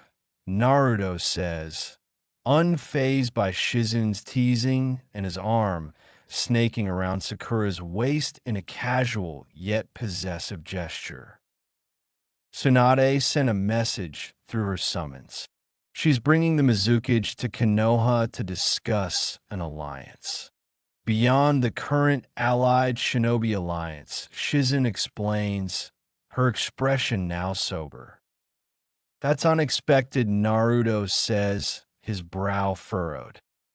No real details, but it seems the Mizukage wants to meet you, Shizune says while shaking her head, her dark locks swaying with emotion. When are they due to arrive? Naruto asks. His thoughts see the cougar once again. Within the next 3 days, Shizune replies, her tone serious.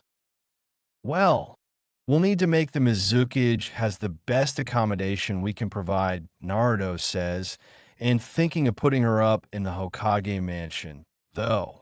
It'll be interesting to see her again. She was certainly appreciative of me at the Kage summit, and the meeting Tsunade just called me to, he adds, his mind drifting back to their previous 2 encounters.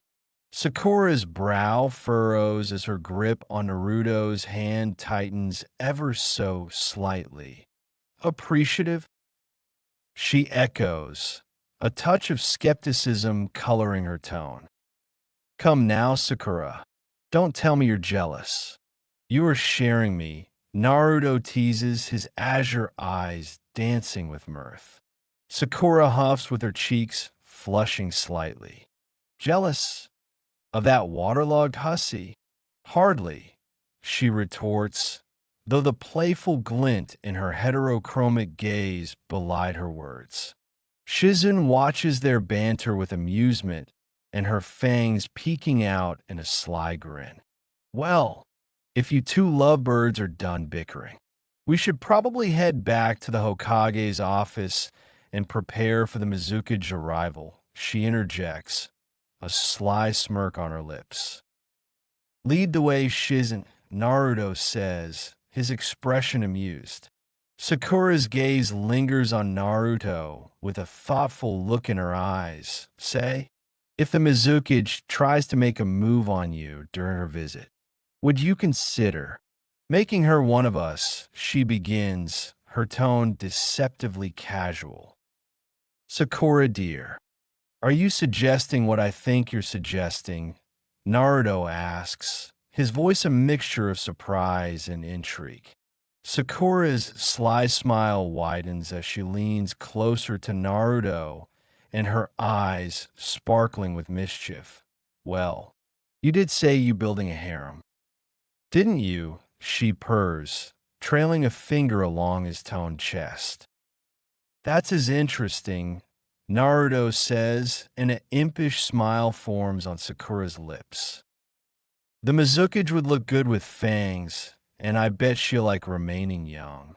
Kiba's mom sure does, and our last hunt was fun, Sakura muses, her gaze drifting to Shizune's amused smirk. A wicked grin curves his lips as he pulls Sakura flush against him. Sounds good. How about we all go on another hunt tonight? You, me, Shizune, Karen, Anko, Kushina, Sum, and Yugao. It could lead to an orgy of sex and blood. He suggests, his tone laced with desire. I like the sound of that, Sakura breathes, her heterochromic eyes darkening with unbridled lust.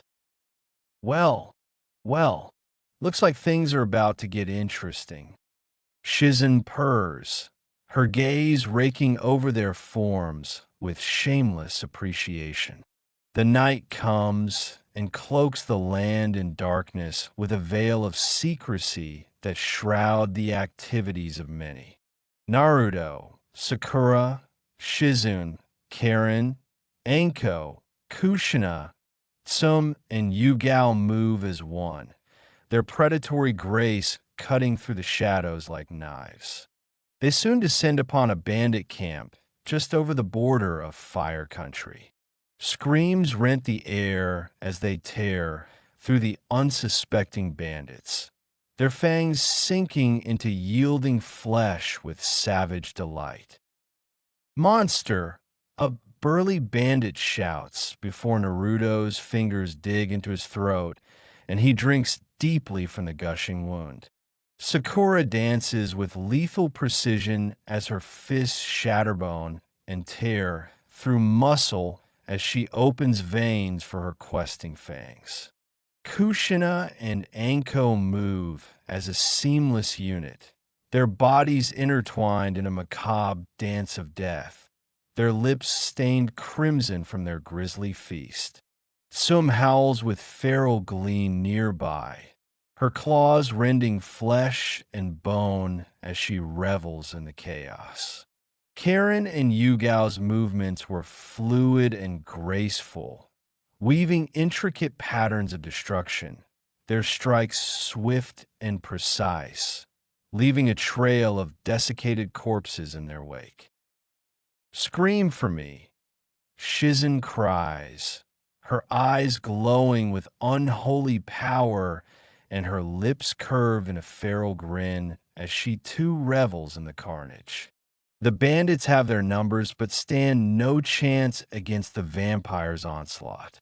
Their weapons prove futile against the undead warrior's preternatural strength and speed, their screams echoing into the night as their life's blood is drained with reckless abandon. Shin bureku, remoni contento, remoni contento, shin bureku. The screams of the dying bandits echo through the night, their pleas for mercy falling on deaf ears. Naruto tears his fangs from the throat of his latest victim, blood dripping from his chin as he turns his gaze towards Sakura, who is reveling in the carnage and her lithe form stained crimson. Naruto closes the distance between them, his hands cupping her face as he captures her lips in a searing kiss. Sakura moans against his mouth, her tongue tangling with his as the metallic tang of blood mingles between them. Her fingers threaded through his golden locks, pulling him closer and their bodies pressed flush together. Come on, Naruto says between kisses as their tongues dancing in a primal dance of dominance and submission. He pulls her along to find a quiet, but Tsum follows them. Tsum, Naruto acknowledges with a nod.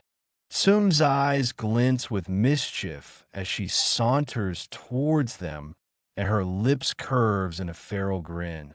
Well, where are you two going? She purrs, her gaze raking over their stained forms. A quieter place.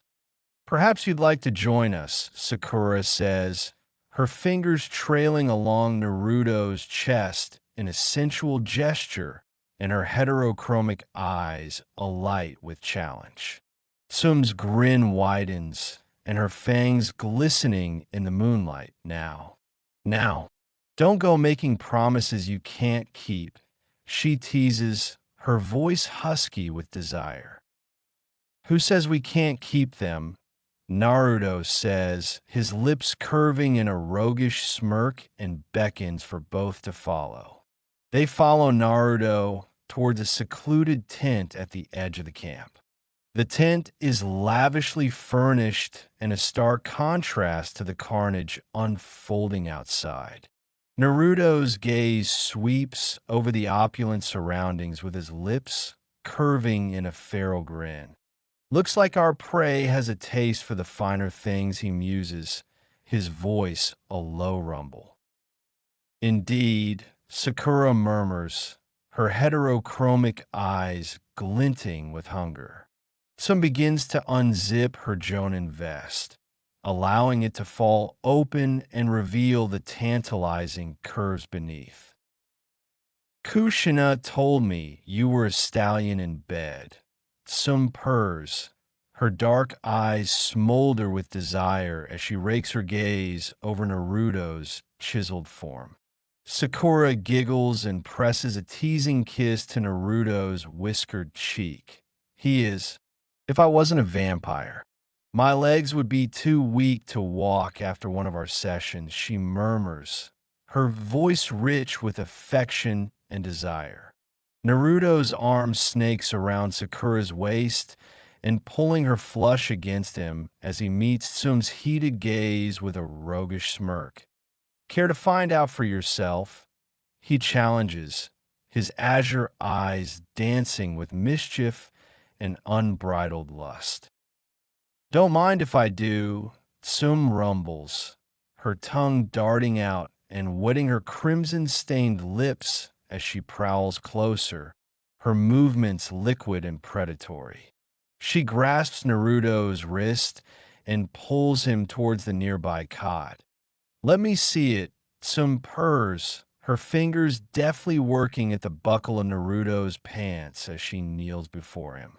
Sakura watches with rapt attention, her tongue darting out to wet her lips as she drinks in the tantalizing sight.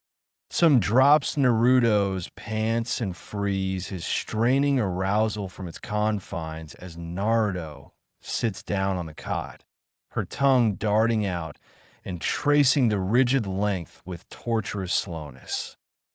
Don't be greedy, Tsum. You'll have to share, Sakura chides teasingly after moving behind Naruto, her fingers trailing along the defined planes of his back. Who says I'm not a generous woman?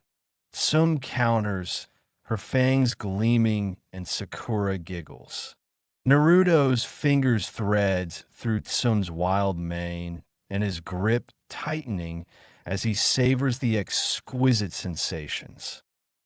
Yummy, Naruto rasps, his azure gaze dark with unbridled lust as Tsum's lips stretch obscenely around his girth, and her head bobbing in a sensual rhythm. Sakura slips out of her bottoms, and her lithe form radiates sensual grace as she moves to straddle Naruto's face. Naruto's nostrils inhale her intoxicating essence with his hands gripping her thighs as he pulled her flush against his questing tongue. Sakura's back arches, a breathy moan escaping her lips as he lavishes her with his expert ministrations. Tsum's pace quickens with her cheeks hollowing from each hungry pull, her free hand fondling Naruto's taut sack. You're both insatiable, Naruto thought, his voice rough with desire. Sakura's hips undulate in a sensual rhythm as she chases her own release. And you love it, she breathes, her heterochromic eyes half-lidded. Tsum hums her agreement, with the vibrations sending shockwaves of pleasure through Naruto's core, her lips stretched obscenely around his girth. Sakura's moans and some gulping or gagging fill the tent as Naruto feels his release coming, releasing a groan into Sakura's folds and spilling his essence down Tsum's eager throat while she milks him with ravenous hunger. Naruto, Sakura cries, her release coming and her lithe form shuddering with her essence coating his whiskered cheeks. Tsum withdraws with a lewd pop and gulp, her tongue darting out to lap at the remnants of Naruto's pleasure. Delicious, but I need more, Tsum purrs, her gaze heavy-lidded with sated desire as she rises to her feet. Her fingers deftly work at the buckle of her pants, the fabric pooling around her ankles as she shimmies out of them, revealing her toned legs and the trimmed thatch of silvery curls of the apex of her thighs. Someone's eager, Sakura says, appreciatively raking her heterochromic gaze over Tsum's muscular form. Naruto's fingers trail along the supple curves of Sakura's thighs and his azure gaze darkening with renewed hunger. Can you blame her? He rumbles, his breath hot against Sakura's flushed skin. Tsum straddles his lap without preamble, her fingers trailing along the defined planes of his chest, before guiding him to her slick entrance and sinking down onto his impressive girth with a guttural moan.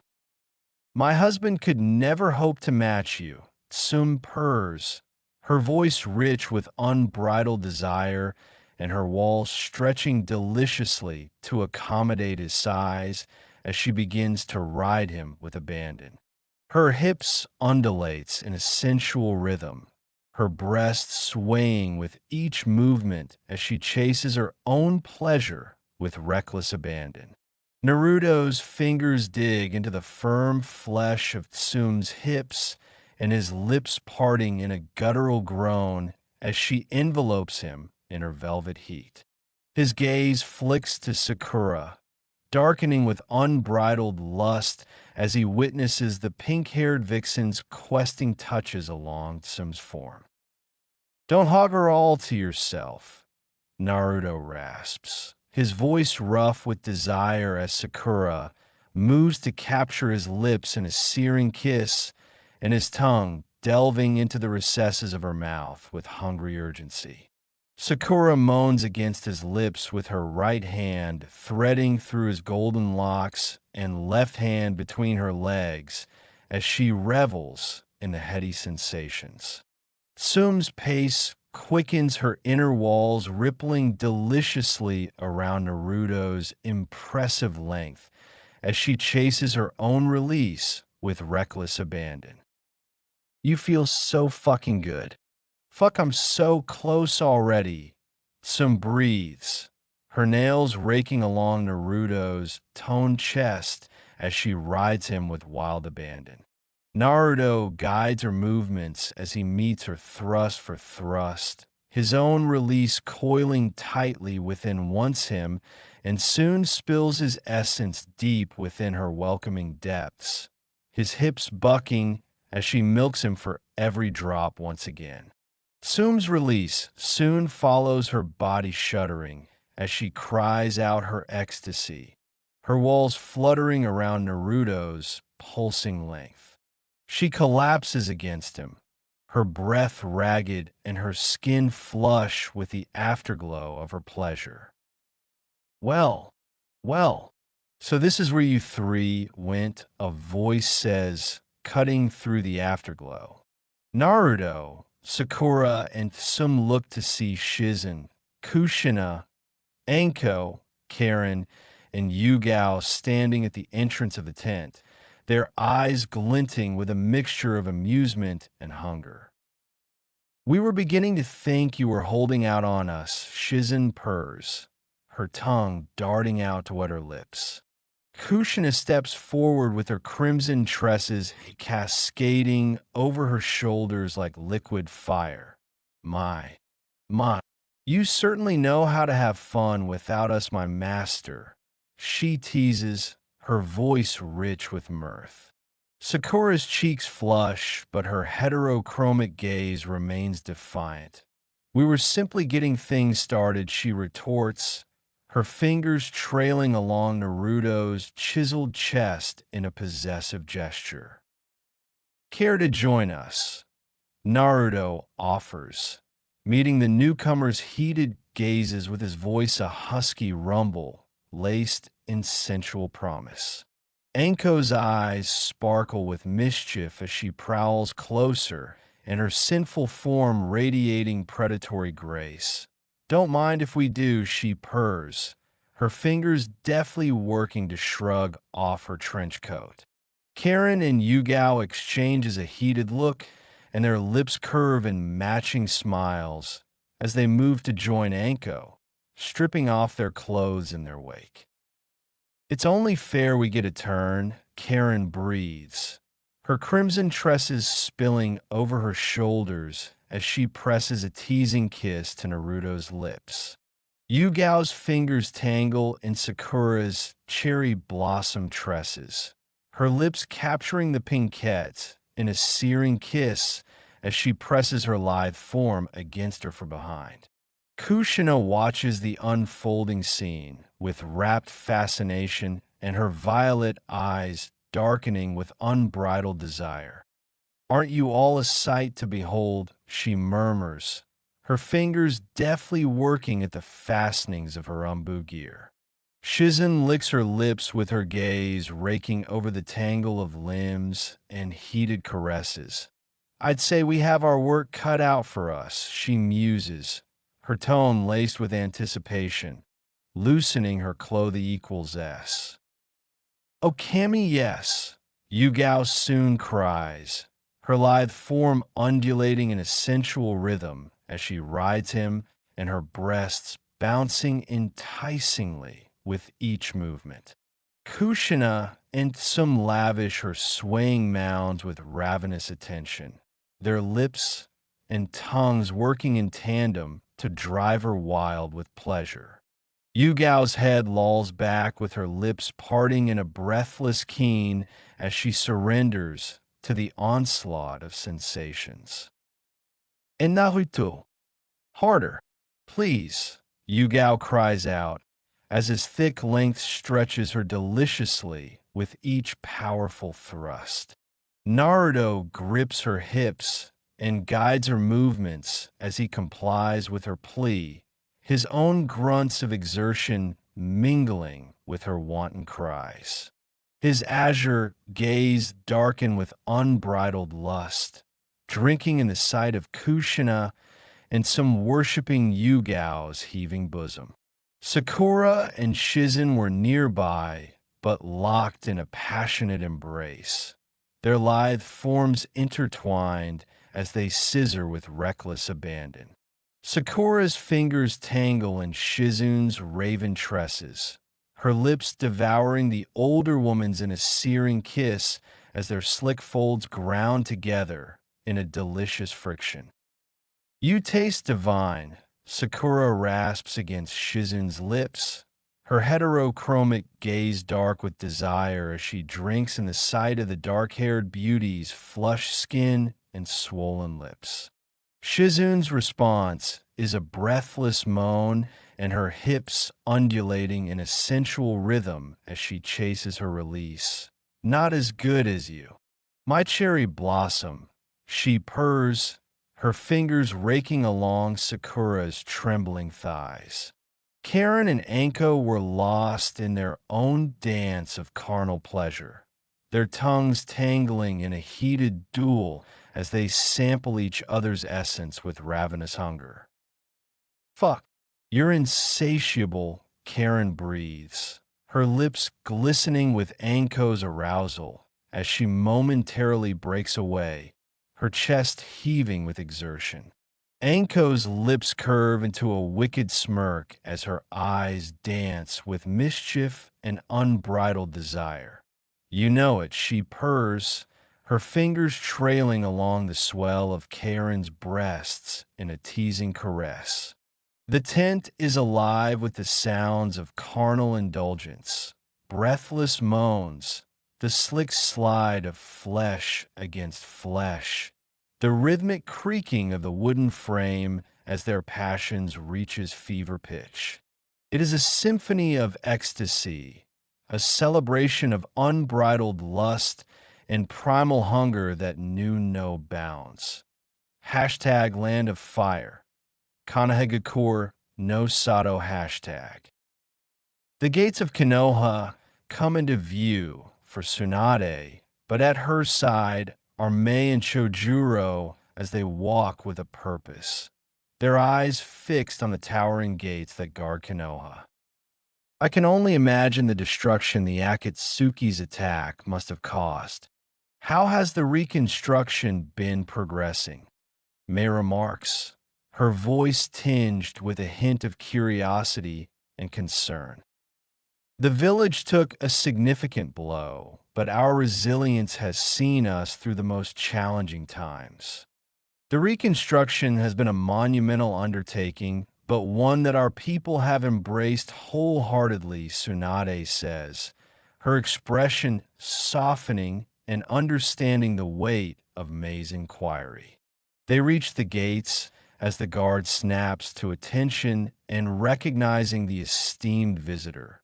Lady Tsunade, Lady Mizukichi, welcome back to Konoha. The Hokage has been expecting you. One of the guards greets, his voice laced with respect. Thank you, Mei says, before following behind Tsunade with her guard in tow. They see the bustling streets and taking in the progress of the reconstruction firsthand. To defeat a foe capable of inflicting such destruction is no small feat. The Akatsuki's attack must have been devastating, Chojuro says, adjusting his glasses. Konoha's recovery is a testament to Naruto's leadership and the unwavering spirit of our people, Tsunade says, glancing to them and a knowing smile playing on her lips. They continue their way through the village with the signs of reconstruction were everywhere. The streets bustle with activity as merchants call out their wares and children laughing as they play, their voices filling the air with a sense of hope and renewal. The Hokage Tower soon comes into view as its imposing presence a constant reminder of the leadership that guided Konoha through its darkest times. Sakura, Tsunade calls out, seeing the vibrant pink hair bobbing as she approaches with a bento box tightly in her hands and her mismatched eyes crinkling into a smile.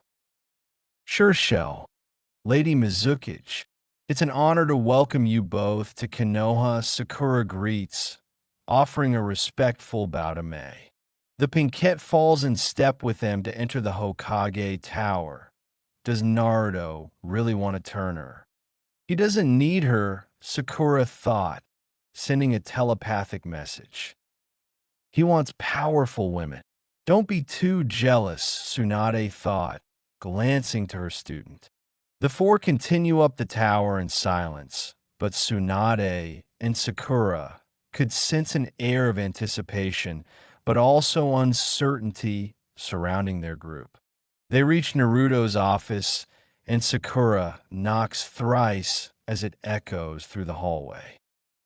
Enter, Naruto's voice calls out from within. Sakura opens the door, and they were greeted by the sight of Naruto seated behind his desk, going over his paperwork with Shikamaru standing vigilantly at his right and Shizune on his left. Mei steps forward with her eyes drinking in Naruto's form. It is good to see you, Lord Hokage, she said, her tone respectful yet tinged with a hint of curiosity. Welcome, Lady Mei.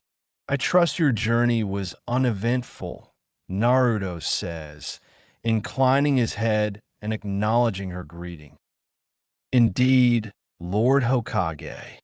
Your village's reconstruction is truly impressive. It speaks volumes of your leadership and the resilience of your people. Mei responds, her gaze flickering briefly towards Shizune and Shikamaru. Konoha has endured many trials, but our spirit remains unbroken. We rise from the ashes, stronger and more determined than ever before, Naruto says, his lips curving into a faint smile. Sakura steps forward with her eyes, meeting Naruto's for a brief moment as an unspoken understanding passes between them, a silent acknowledgement of the love they share. I thought you might appreciate a home-cooked meal, Naruto. I mean, Lord Hokage, Sakura said, her voice laced with affection and correcting herself in front of May. Naruto's eyes softens as he accepts the offering with his fingers brushing against Sakura's. Thank you, Sakura. Your thoughtfulness is always appreciated, he says and stands, as Sakura tilts her head to allow his lips to graze her cheek in a tender kiss. May watches a faint blush creep on his Sakura's cheeks. I see, May thought, as Sakura turns her attention to them. If you'll excuse me, I have duties to attend to at the hospital and preparations for the coming war, Sakura says, giving May and others a respectful nod as she slips out of the room, but leaving a trail of cherry blossom fragrance in her wake. Shizune, would you be so kind as to provide Lady May's guard a tour of our village? I'm sure he would appreciate witnessing the progress we've made firsthand, Naruto says, once Sakura has departed and his gaze settles on Shizune. Of course, Lord Hokage, if you would follow me, I'll be delighted to showcase the resilience and strength of Konoha's people, Shizune says, inclining her head and her expression one of dutiful compliance with her gaze shifting to Chojuro. His brow furrows slightly, and he opens his mouth to protest, but May raises a hand to silence him. That would be most appreciated, Shizune. I'm sure Chojuro will find the tour enlightening, she said, her tone brooking no argument. Chojuro reluctantly acquiesces as gestures for him to follow, and the pair depart to leave Naruto, May, Shikamaru, and Tsunade to continue their discussion in privacy. Lady Mizukichi, what brings you to Konoha? I trust your visit is more than just a courtesy call, Naruto says, opening his bento and his eyes fixed on May. As I told Tsunade during our meeting with the other Kage, I wish to form an alliance between Kirigakure and Kanehagakure, beyond the allied shinobi alliance we established at the Five Kage Summit. May says, her remaining impassive as meets Naruto's gaze.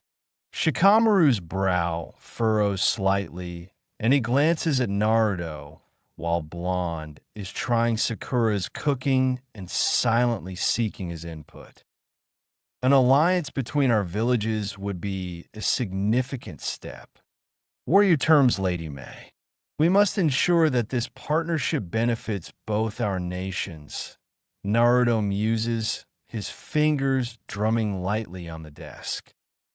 Kirigakure has long been isolated and plagued by the darkness of our past. By aligning ourselves with Kanehagakure, we hope to forge a new path with one of mutual understanding and cooperation, May says, nodding and her expression unflinching. An alliance of this magnitude would require a great deal of trust and transparency from both sides. What assurances can you offer us, Lady May, that this is not merely a ruse to gain access to Konoha's secrets? Despite the allied shinobi alliance, Tsunade says, her voice carrying the weight of her experience. May's lips curves into a faint smile, and her eyes gleaming with determination. I understand your concerns, Lady Tsunade. I can assure you that my intentions are genuine, she replies, her tone diplomatic yet firm. It seems you don't fully trust Iwagakure and Kumogakure, Naruto says, leaning forward and his gaze unwavering. I am willing to work with them for the coming war, but I do not. Mainly due to Kumogakure's past of hoarding bloodlines and Iwagakure's connection with the Akatsuki, Mei says, her expression hardening slightly. Your concerns are valid, Lady May. Both villages have had their share of controversies and dark histories, Tsunade says, her expression contemplative. I've also noticed something off about the Tsuchikage, namely concerning you, Lord Hokage. During our meetings while you were training, Lord Inoki seems to be disparaging you and questioning your leadership at every turn. May says with her eye narrowed and leans forward, her voice lowering to a conspiratorial tone. I can attest to that. Inoki seems to try to sway us that you are not fit to be Hokage, Tsunade says, as Naruto absorbs Mei's word and Shikamaru shifts uncomfortably while his brow furrows deeper. That is indeed troubling news.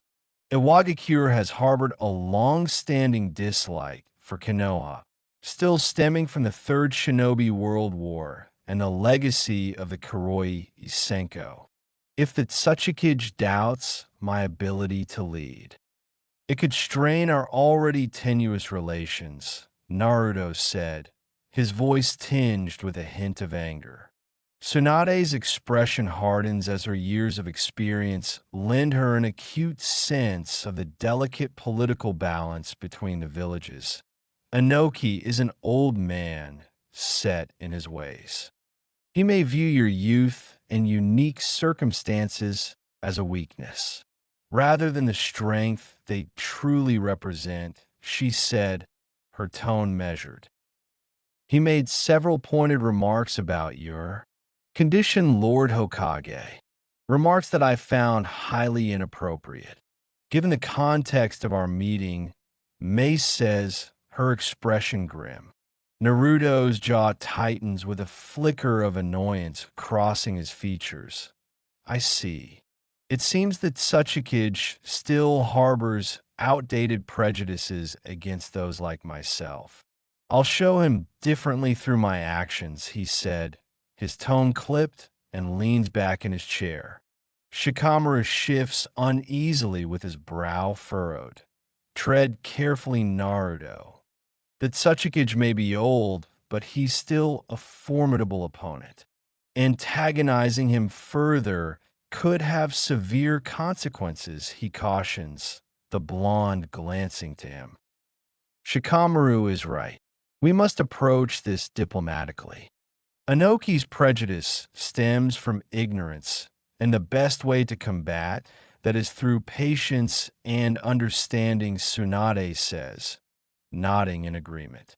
Naruto exhales slowly and his shoulders relaxing slightly. You're both correct. Reacting rashly would only serve to validate his doubts. Lady May, I appreciate you bringing this matter to my attention. Rest assured, I will handle the Tsuchikage's remarks with the utmost diplomacy. He concedes, meeting Mei's gaze and his eyes burning with determination. I have no doubt, Lord Hokage. Your leadership thus far has been exemplary, and I trust you will handle this situation with the same grace and wisdom. Mei says, inclining her head and a faint smile tugging at the corners of her lips. Now, where were we? Ah, yes. The proposed alliance between our villages, Naruto says, giving a soft wave of his hand. As I mentioned, Kirigakure seeks to forge a new path, one of mutual understanding and cooperation. An alliance with Konohagakure would solidify our commitment to this goal, Mei says, straightening in her chair and her expression growing serious. And what would this alliance entail exactly? We must consider the implications for both villages, Tsunade says, her brow furrowed in contemplation. A sharing of resources, knowledge and manpower for starters.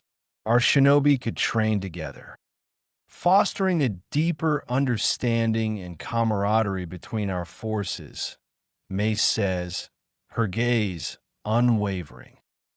That's a significant commitment, but one that could prove invaluable in times of crisis. Shikamaru muses, his eyes narrowed slightly. Naruto strokes his chin and considers Mei's words carefully. You make a compelling argument, Lady Mei. However, we must also consider the potential risks involved, he said finally. I understand your hesitation, Lord Hokage, but I assure you, Kirigakure's intentions are honorable. We seek only to forge a lasting peace between our villages, one built on mutual trust and respect. Mace says, meeting his gaze unflinchingly. Naruto nods slowly and his expression contemplative. Very well. Let's discuss the specifics of this proposed alliance. But know that Konoha's safety and well-being will always be my top priority, he said after a moment's pause. I would expect nothing less, Lord Hokage. Kirigakure shares the same goal. To protect our people and forge a path towards lasting peace, Mace said with a faint smile. The allied shinobi forces was a significant step in that direction. But an alliance between our individual villages would deepen that bond. Fostering trust and understanding, Shikamaru chimes in. As the conversation delved deeper into the intricacies of the proposed alliance, the sun soon begins to dip lower in the sky, casting long shadows across the village as Naruto glances out the window. It seems we've been discussing this matter for quite some time. Perhaps we should take a respite and reconvene in the morning with fresh perspectives, Naruto remarks, noting the fading light. A wise suggestion, Lord Hokage. It would be my honor to accept your hospitality for the night, Mei says, inclining her head. Excellent. You and your guard Chojuro are welcome to stay at the Hokage mansion. We have ample accommodations, and it will allow us to continue our discussions in a more relaxed setting, Naruto says, smiling warmly. Thank you, Lord Hokage. Your generosity is appreciated, Mei says, her expression softening and offers a gracious nod. Shin bureku, remoni contento, shin bureku.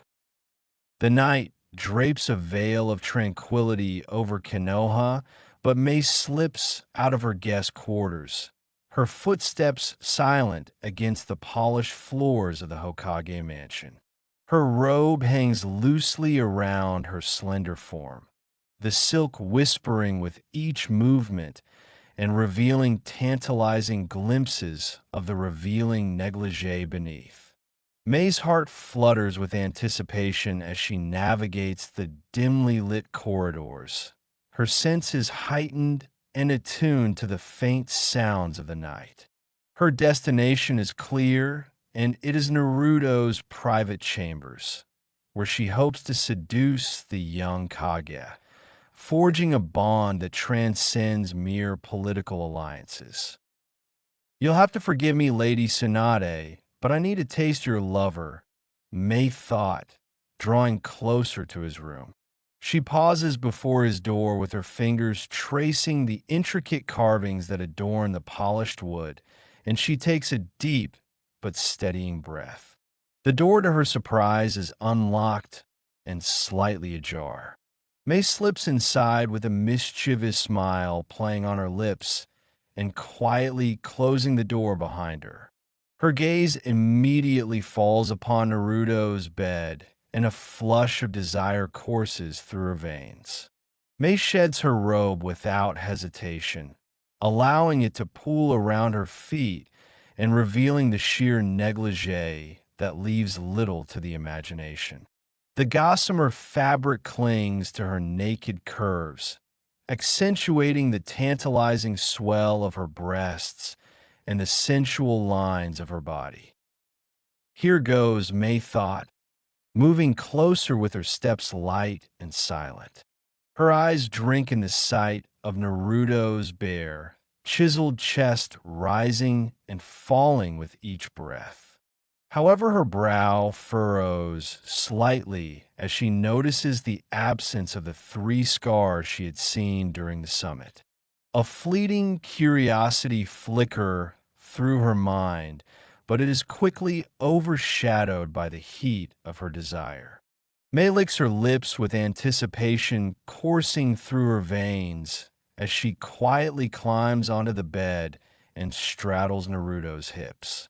Her negligee rides up, revealing the creamy expanse of her thighs as she leans forward, her auburn tresses cascading like a silken curtain around them. "Now you're mine," Mei thought, but suddenly his eyes shoot open. Their electric blue depths piercing the darkness, and in a blur of movement does Mei find herself beneath him. His gaze never wavers from hers as he speaks. "Why are you here, Lady Mei?" he says, his voice a low rumble that sent delicious shivers down her spine. Mei's breath catches in her throat with her pulse racing at their sudden proximity. She traces the hard planes of his chest with her fingertips and a coy smile playing on her lips. "Isn't it obvious, Hokage-sama? I've come to forge a more intimate alliance between our villages." Mei purrs, her tone dripping with seductive promise. Naruto chuckles as the sound is low and rich as he leans closer, why his warm breath caressing her cheek. "Interesting proposal, Mei. But tell me, would you like to live forever?" he murmurs, his gaze burning with intensity, and this holds hers captive. "Live forever? What do you mean?" Mei says, her brow furrowed slightly and confusion flickering across her features, but her fingers trail down his toned abdomen, the touch sending sparks of desire through her veins.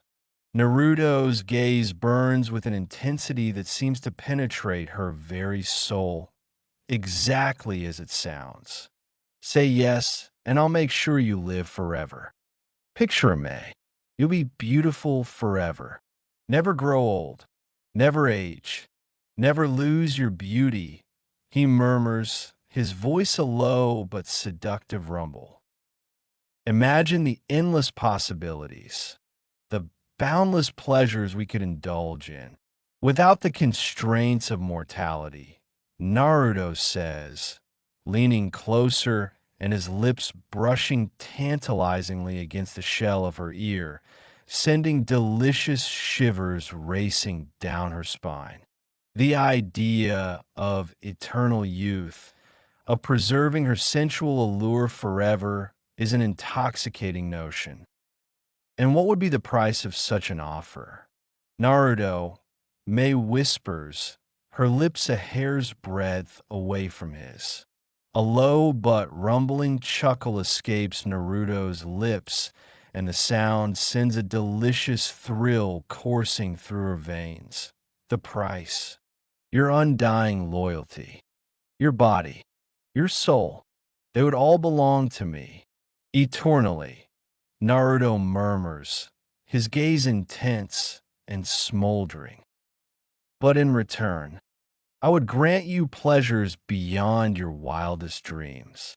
Passions that would burn brighter than the stars themselves," Naruto says, his fingers tracing the curve of her jaw and his touch igniting a fire within her that threatens to consume her.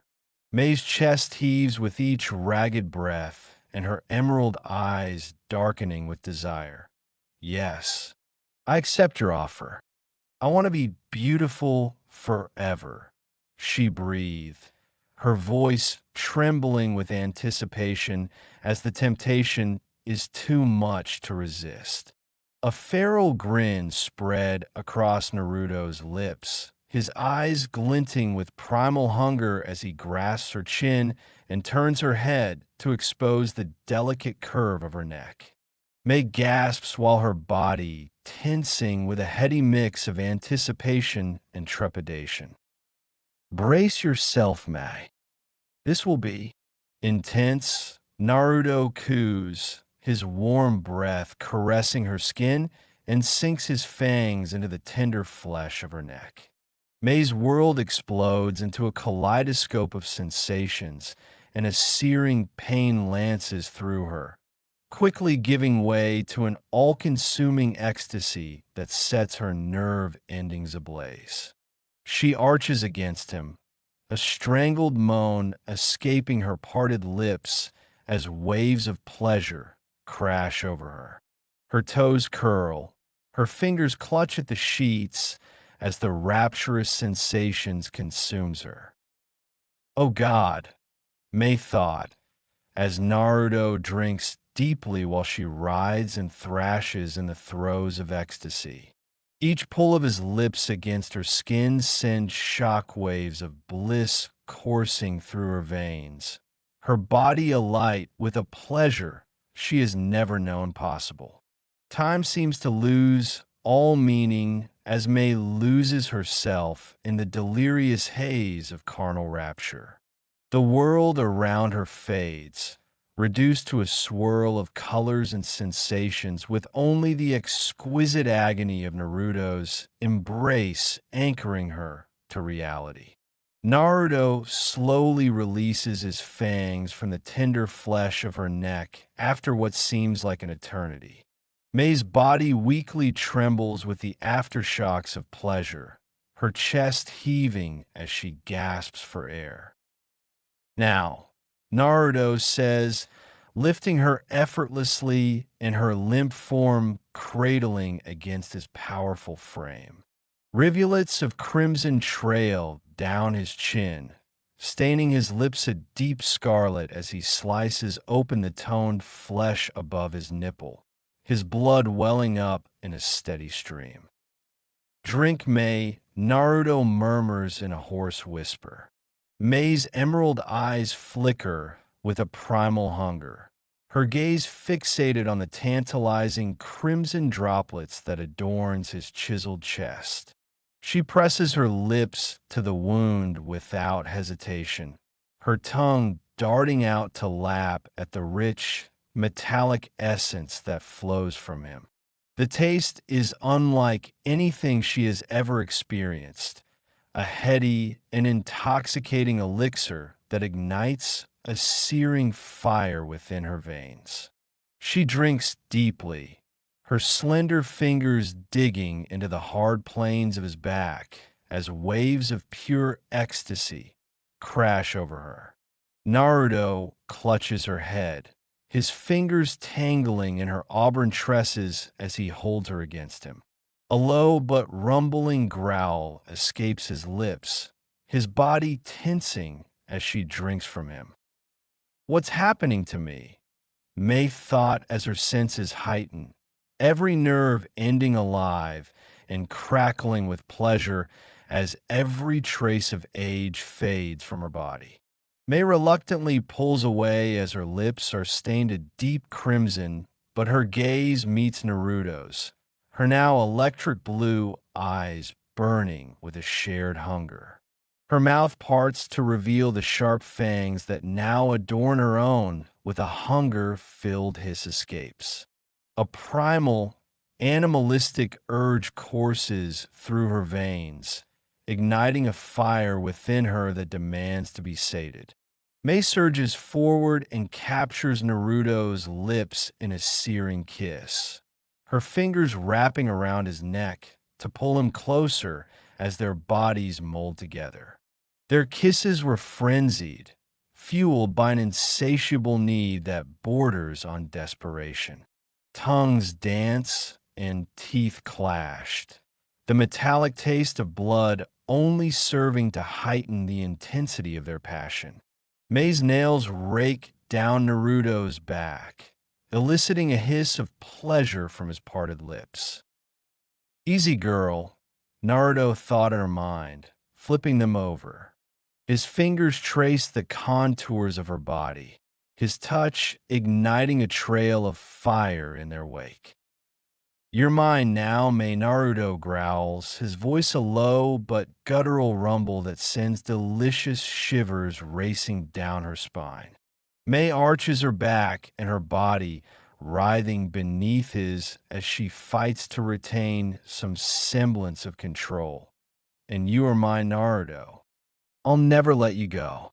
Never let you escape my embrace. She purrs, her fingers trailing down the sculpted planes of his chest. A feral grin spreads across Naruto's lips and his fangs gleaming in the dim light. Good, because you'll have to share me. I hope you don't mind, he murmurs, his lips brushing against the delicate curve of her neck where his mark remains. Share you. Fufufu, my dear, I am bisexual. Many kunoichi are. The idea of sharing you with other beautiful women is enticing, Mei says, a smirk playing on her crimson-stained lips. Excellent, Naruto purrs, nipping at the tender flesh of her neck. His fingers trace the delicate straps of her negligee. Tell me, Mei, what size are these delectable assets of yours? Naruto coos, his gaze smoldering with desire. Mei arches an eyebrow with a coy smile playing on her lips. Wouldn't you like to know, Hokage-sama? Why don't you find out for yourself? She purrs, leaning forward to trail her tongue along the sculpted lines of his jaw. Naruto's grins as he slips the straps from her shoulders and the gossamer fabric pools around her waist. His eyes blaze with primal hunger as he drinks in the sight of her lush curves, her full breasts spilling free from the flimsy confines of the negligee. Not as big as Tsunade, but exquisite nonetheless, Naruto murmurs, his fingertips grazing the swell of her cleavage. Mei shivers at his touch, and her emerald eyes darkening with desire. Not many can compete with Lady Tsunade, but do you like what you see? Naruto, she breathes, her voice husky with want and stretching out his name. I'm going to devour every inch of you, Mei. And when I'm done, you'll beg me for more, Naruto says, his lips brushing against the shell of her ear. His hands begin trailing down her sides and leaving a trail of fire in their wake, before cupping the lush swell of her breasts. Mei arches into his touch, a breathy moan escaping her parted lips as his thumbs brush over her taut nipples. His tongue darts out to trace the delicate curve of her left breast, and Mei gasps, her fingers tangling in his golden locks as he swirls his tongue around her pebbled nipple and coaxing it to a stiff peak. Naruto, Mei breathes, her emerald eyes darkening with lust. He suckles her tender flesh as his fangs graze her skin and sending delicious shivers racing down her spine while Mei arches against him, her body trembling with the intensity of her desire. Naruto's free hand trails down her stomach with his fingers, leaving a burning path in their wake. Mei's breath catches in her throat as he slips past the gossamer fabric of her negligee, his digits finding her slick folds. So wet for me, Mei. You're positively dripping with want, Naruto murmurs against her skin, his tongue swirling around her aching peak. Mei gasps as he slides a finger into her molten core with her hips bucking against his hand. Naruto. Ah, please. She whimpers, her body thrumming with need. Naruto chuckles as his lips trail a blazing path down her stomach as he settles between her thighs. Patience, my dear. I'm going to taste every inch of you. He purrs, his hot breath caressing her slick folds. Naruto's tongue darts out to lap at Mei's glistening essence, and she cries out, her back arching off the bed as waves of pleasure crashes over her again as he devours her with fervent abandon. Naruto's skilled tongue swirls and flicks, igniting every nerve ending with searing ecstasy, and Mei surrenders herself to the exquisite torment of his ministrations. Okami, Naruto, I'm, Mei whimpers, her emerald eyes glazed with lust as she gropes her chest. Naruto only growls in response as his lips and tongue work in tandem to drive her ever closer to the precipice of bliss. He slides two fingers in her molten core, curling them against that elusive spot that has her hips bucking wildly.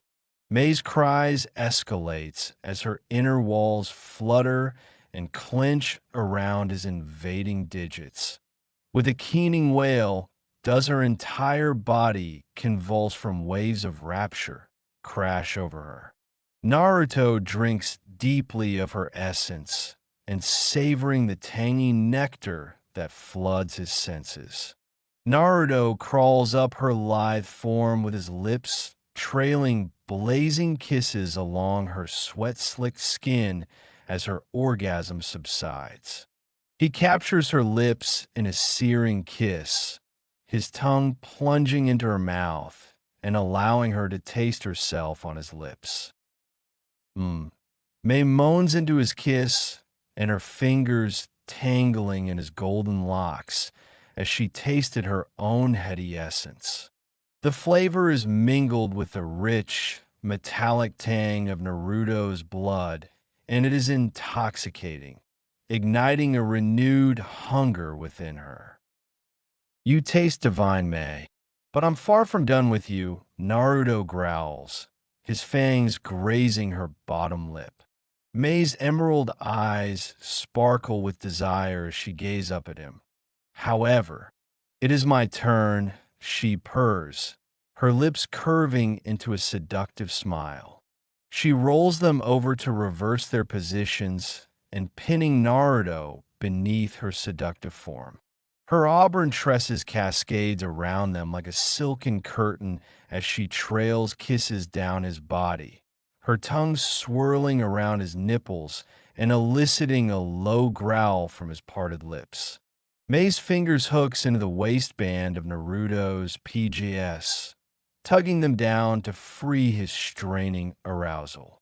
She licks her lips, and her gaze smoldering with hunger as she takes in the sight of his impressive length.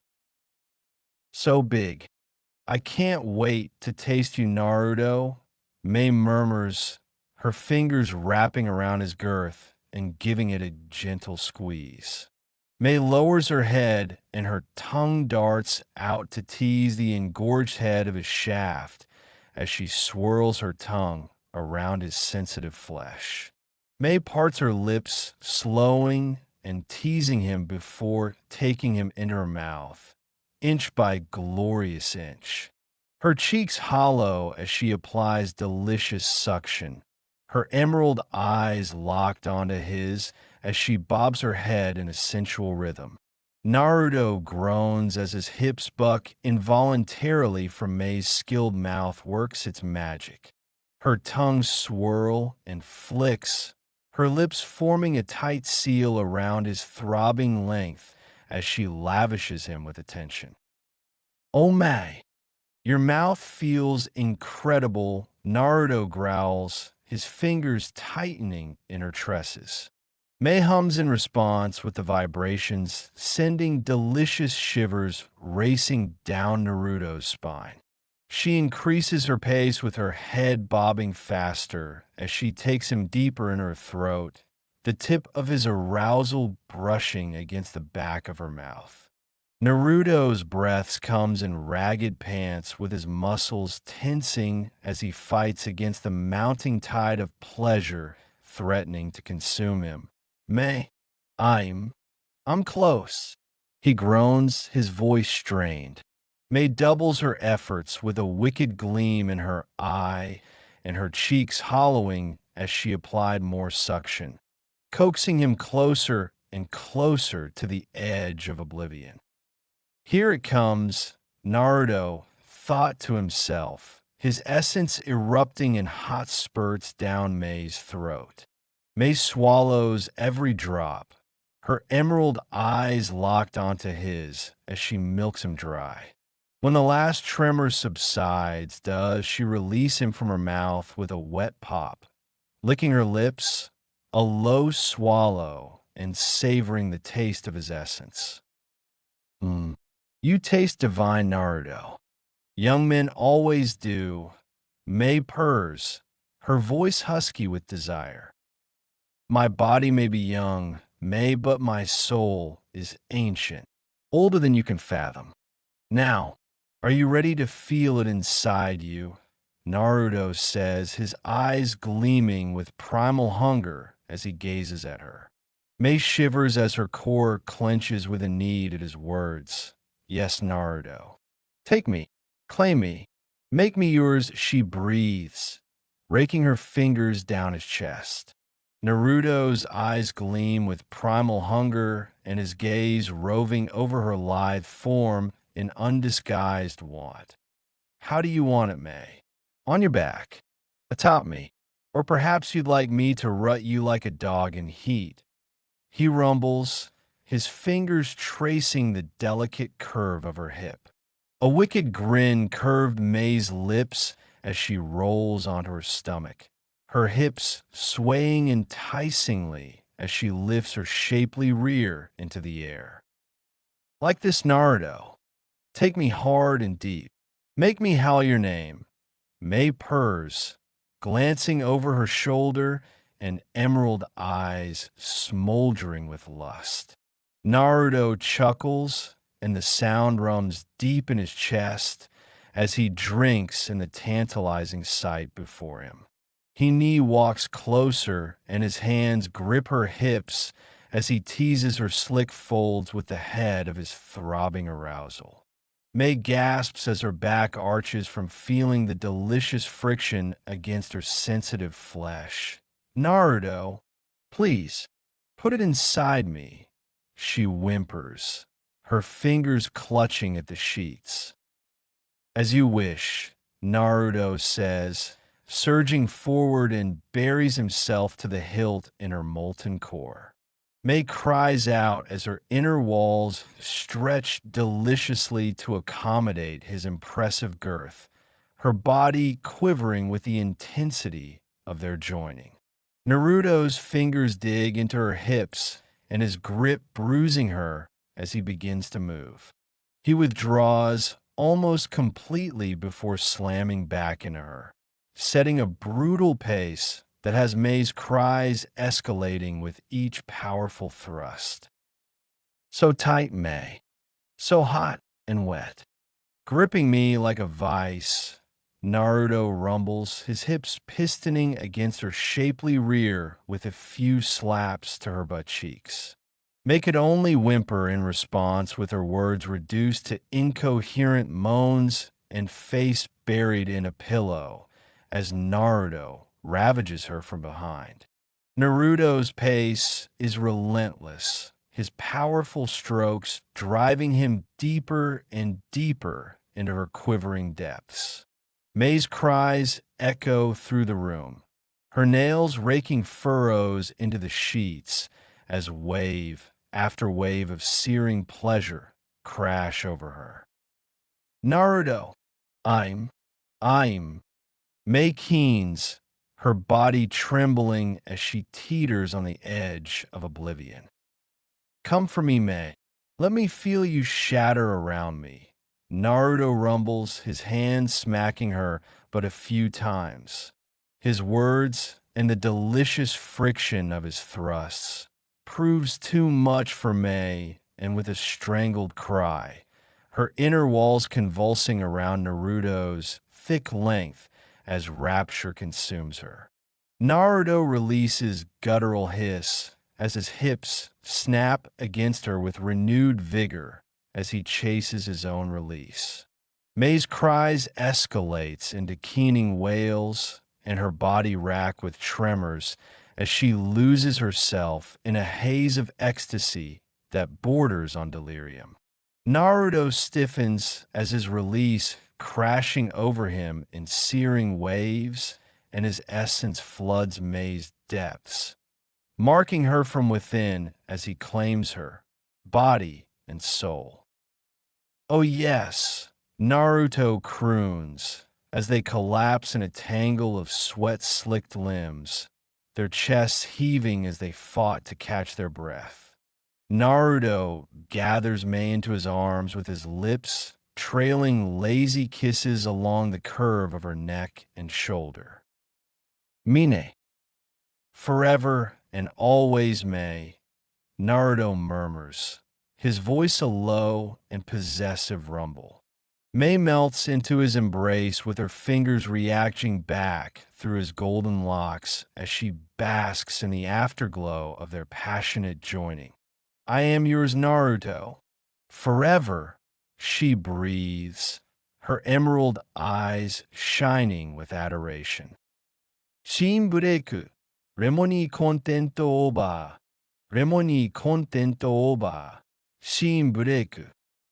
The morning comes as Naruto's eyes flutter open, squinting against the warm rays of sunlight that filter through the sheer curtains. He stretches languidly as his muscles ripply beneath tanned skin and a contented sigh escapes his lips. Glancing to his side, finds the bed empty and the rumpled sheets still bear the lingering scent of jasmine, but also desire. A wry smile tugs at the corners of his mouth as he recalls the events of the previous night. Mei's passionate cries still echoing in his mind, her sinful body writhing beneath his as he claims her, body and soul. He could still taste the rich essence of her blood on his tongue, the nectar that has bound them together for eternity. Come start the day, Naruto thought, rolling on his back. A soft chuckle rumbles in his throat as he imagines Mei slipping out before dawn and her steps silent as she makes her way back to her guest quarters. The proud Mizukage would do everything in her power to avoid arousing suspicion from her bodyguard Chojuro. Naruto swings his legs over the edge of the bed, running a hand through his tousled golden locks. He could still sense the lingering traces of Mei's presence, her intoxicating scent clinging to his skin like a lover's embrace. He pads across the room and grabs a wrinkled white sweater from the nearby chair, slipping it on as a mischievous grin plays on his lips while senses the familiar chakra signature approaching. Good morning, Naruto says after opening the door. Tsunade leans against the frame with her honey eyes sparkling in amusement, and a knowing smirk curves her full lips as she takes in the form of her man. Well, well, well, was last night fun? Tsunade purrs, her gaze roving over his toned physique. Naruto chuckles and runs a hand through his tousled locks. You could say that he replies, his blue eyes gleaming with mirth. Tsunade's smirk widens as she pushes off the doorframe and saunters into the room with languid grace. I can still smell her on you. The Mizuki's scent is quite distinctive, she murmurs, her fingers trailing along the hard planes of his chest. Naruto arches an eyebrow and his lips curving into a roguish grin. Jealous Tsunade, he says, his hands settling on her hips and pulling her flush against him. Tsunade's honey eyes dances with mirth as she drapes her arms around his neck. Of course not. I'm just eager to get a taste of her myself, she purrs, her lips brushing against his in a feather-light caress. Is that so? Well, I did promise May that she'd have to share me. Naruto murmurs, his fangs glinting in the soft light. Tsunade hums with her tongue darting out to trail along the sharp line of his jaw. How generous of you, she breathes, her fingers tangling in his golden locks. Tsunade captures his lips in a searing kiss with her tongue plunging into his mouth and tangling with his own. I look forward to tasting her too, Tsunade murmurs after they part, her fingers tracing the sharp line of his jaw. Naruto's eyes gleam with mischief. I'll have May stay here and learn to control her hunger. I'll send a smoke clone in place to avoid suspicion, he replies, his thumb caressing the swell of Tsunade's hip through her pants. How long do you anticipate her training to take? Tsunade says, arching a perfectly sculpted brow. A month to be on the safe side. May is a formidable kunoichi, but the thirst of a newborn vampire can be overwhelming. Naruto muses, his fingers trailing along the curve of her spine.